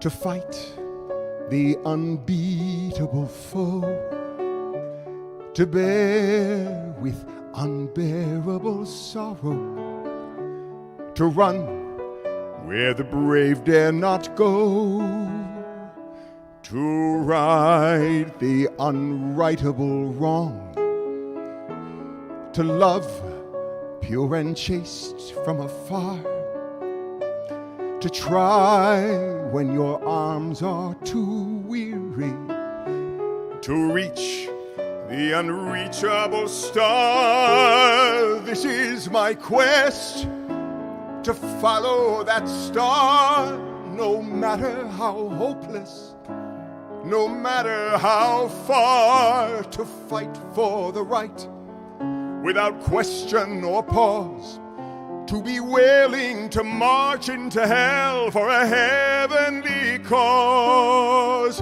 And I know if I'll only be true to this glorious quest, that my heart will lie peaceful and calm when I'm laid to my rest, and the world will be better for this.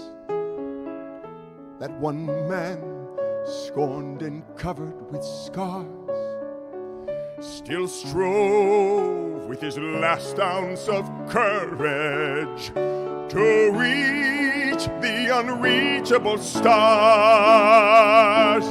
This is my quest, to follow that star, no matter how hopeless, no matter how far, to fight for the right without question or pause, to be willing to march into hell for a heavenly cause. And I know if I'll only be true to this glorious quest, that my heart will lie peaceful and calm when I'm laid to my rest, and the world will be better for this. That one woman, scorned and covered with scars, still strove with their last ounce of courage to reach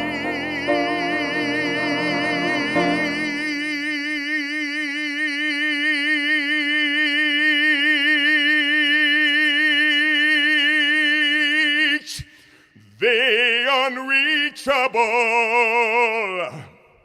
star.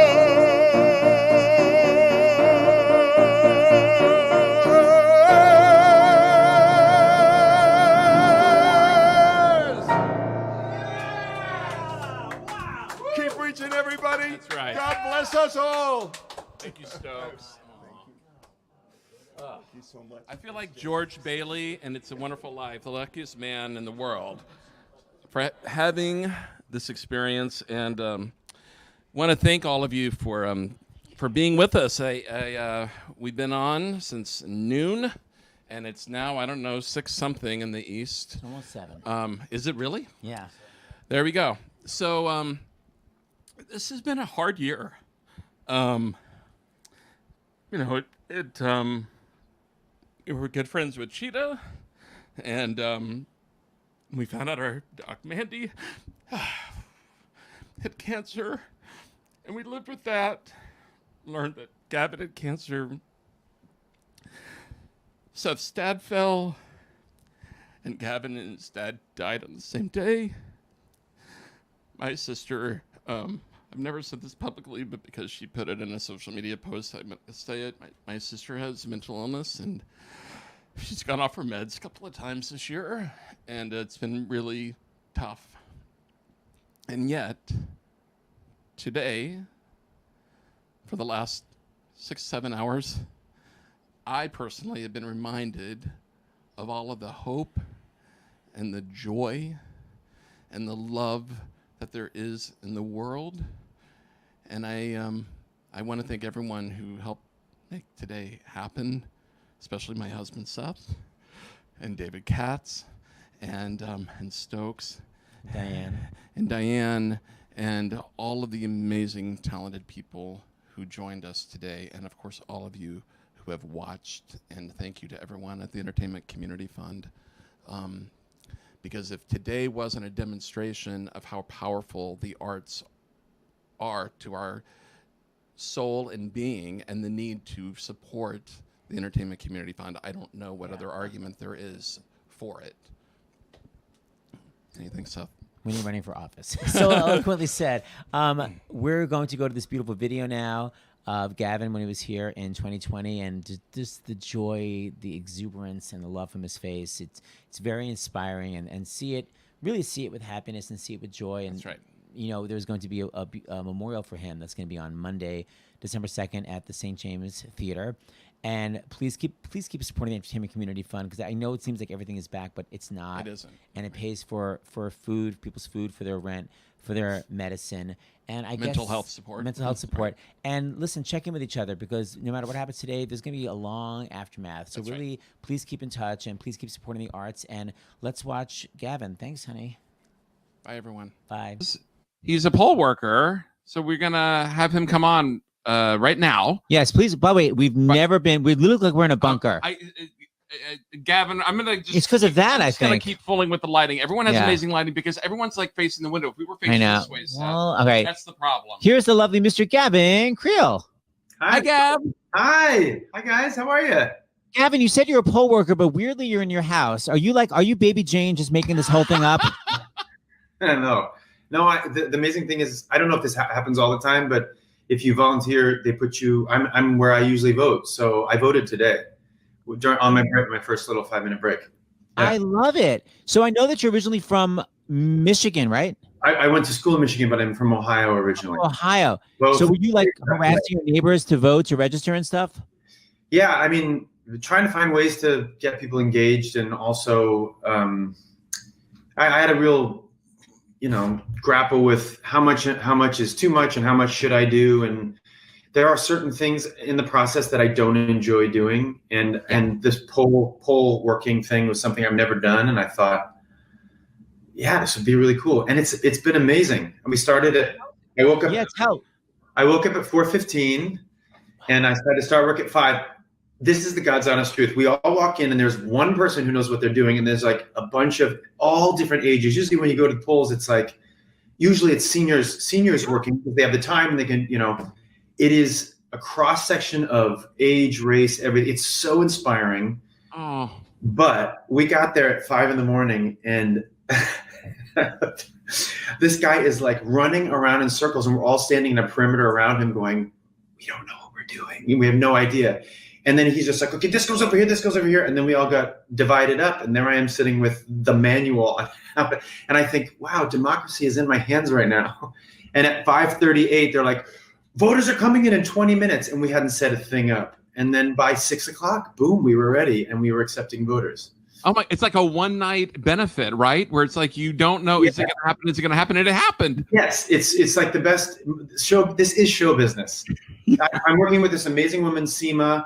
The two of us she's a Yale graduate and she's about my age and she's never done this either. And across the way, almost everybody's new. There's been more than a handful of people who are like, this is my first time voting ever. As an 18-year-old came in and his dad came in 2 hours later. He said, did my son come in? They had the same name. This woman came in, who was like 90 years old. She goes, I've never voted before. Wow. She couldn't see, she couldn't hear. She kept looking at me, Seth. I was thinking of you because I would say something and she would just go,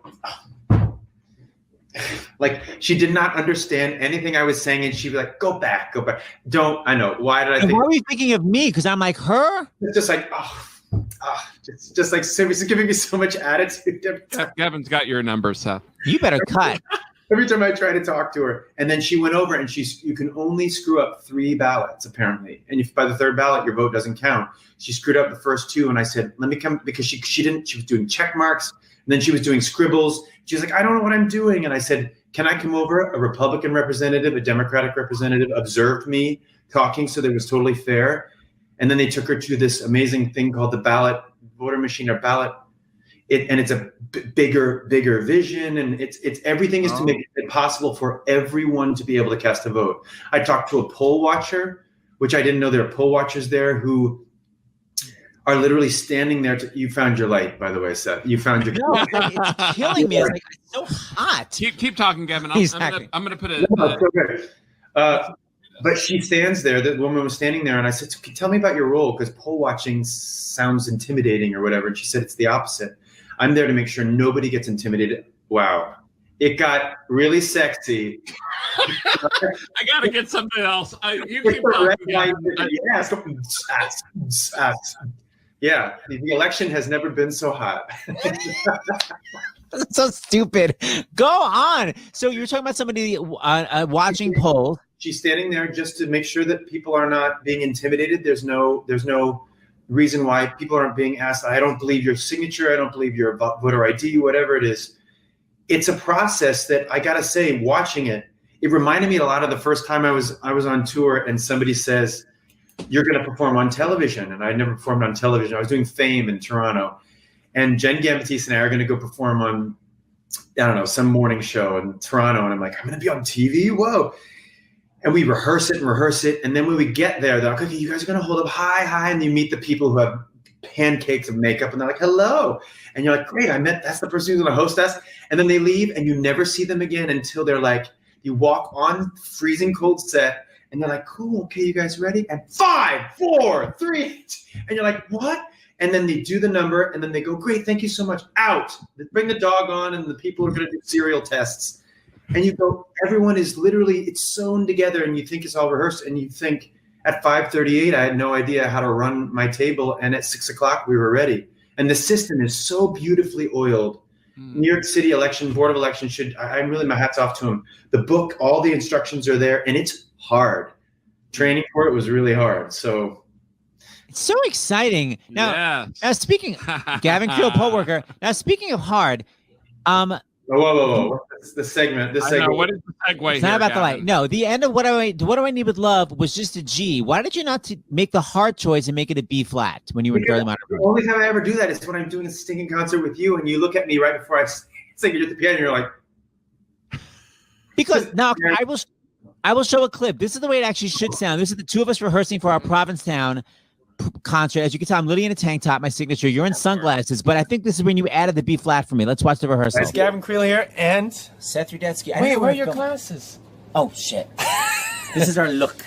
This is the look for the number we're going to do. What are we doing this number? We're doing this from Fairly Modern Lily. We're going to be doing it at the Provincetown Art House. Yes. September 5th and 6th. You go to ptownarthouse.com, and this is the ending I insisted upon that should have been being done 8 shows a week, but someone was lazy. Too tired. You only do this 8 times a week. You can only do it twice at the Art House in Provincetown. Let's do for the beautiful Violencella. It's a selfie. But you need some support. Your legs are crossed. How can you hit the notes? I can't see the sunglasses. although I hardly know you. What do I need with love? I got it good. Got it good. But now I got it bad. Why is it a stripper ending? What I'm wearing. Ba-da-ba-ba-ba-da-da-da. See you at the art house. Rack.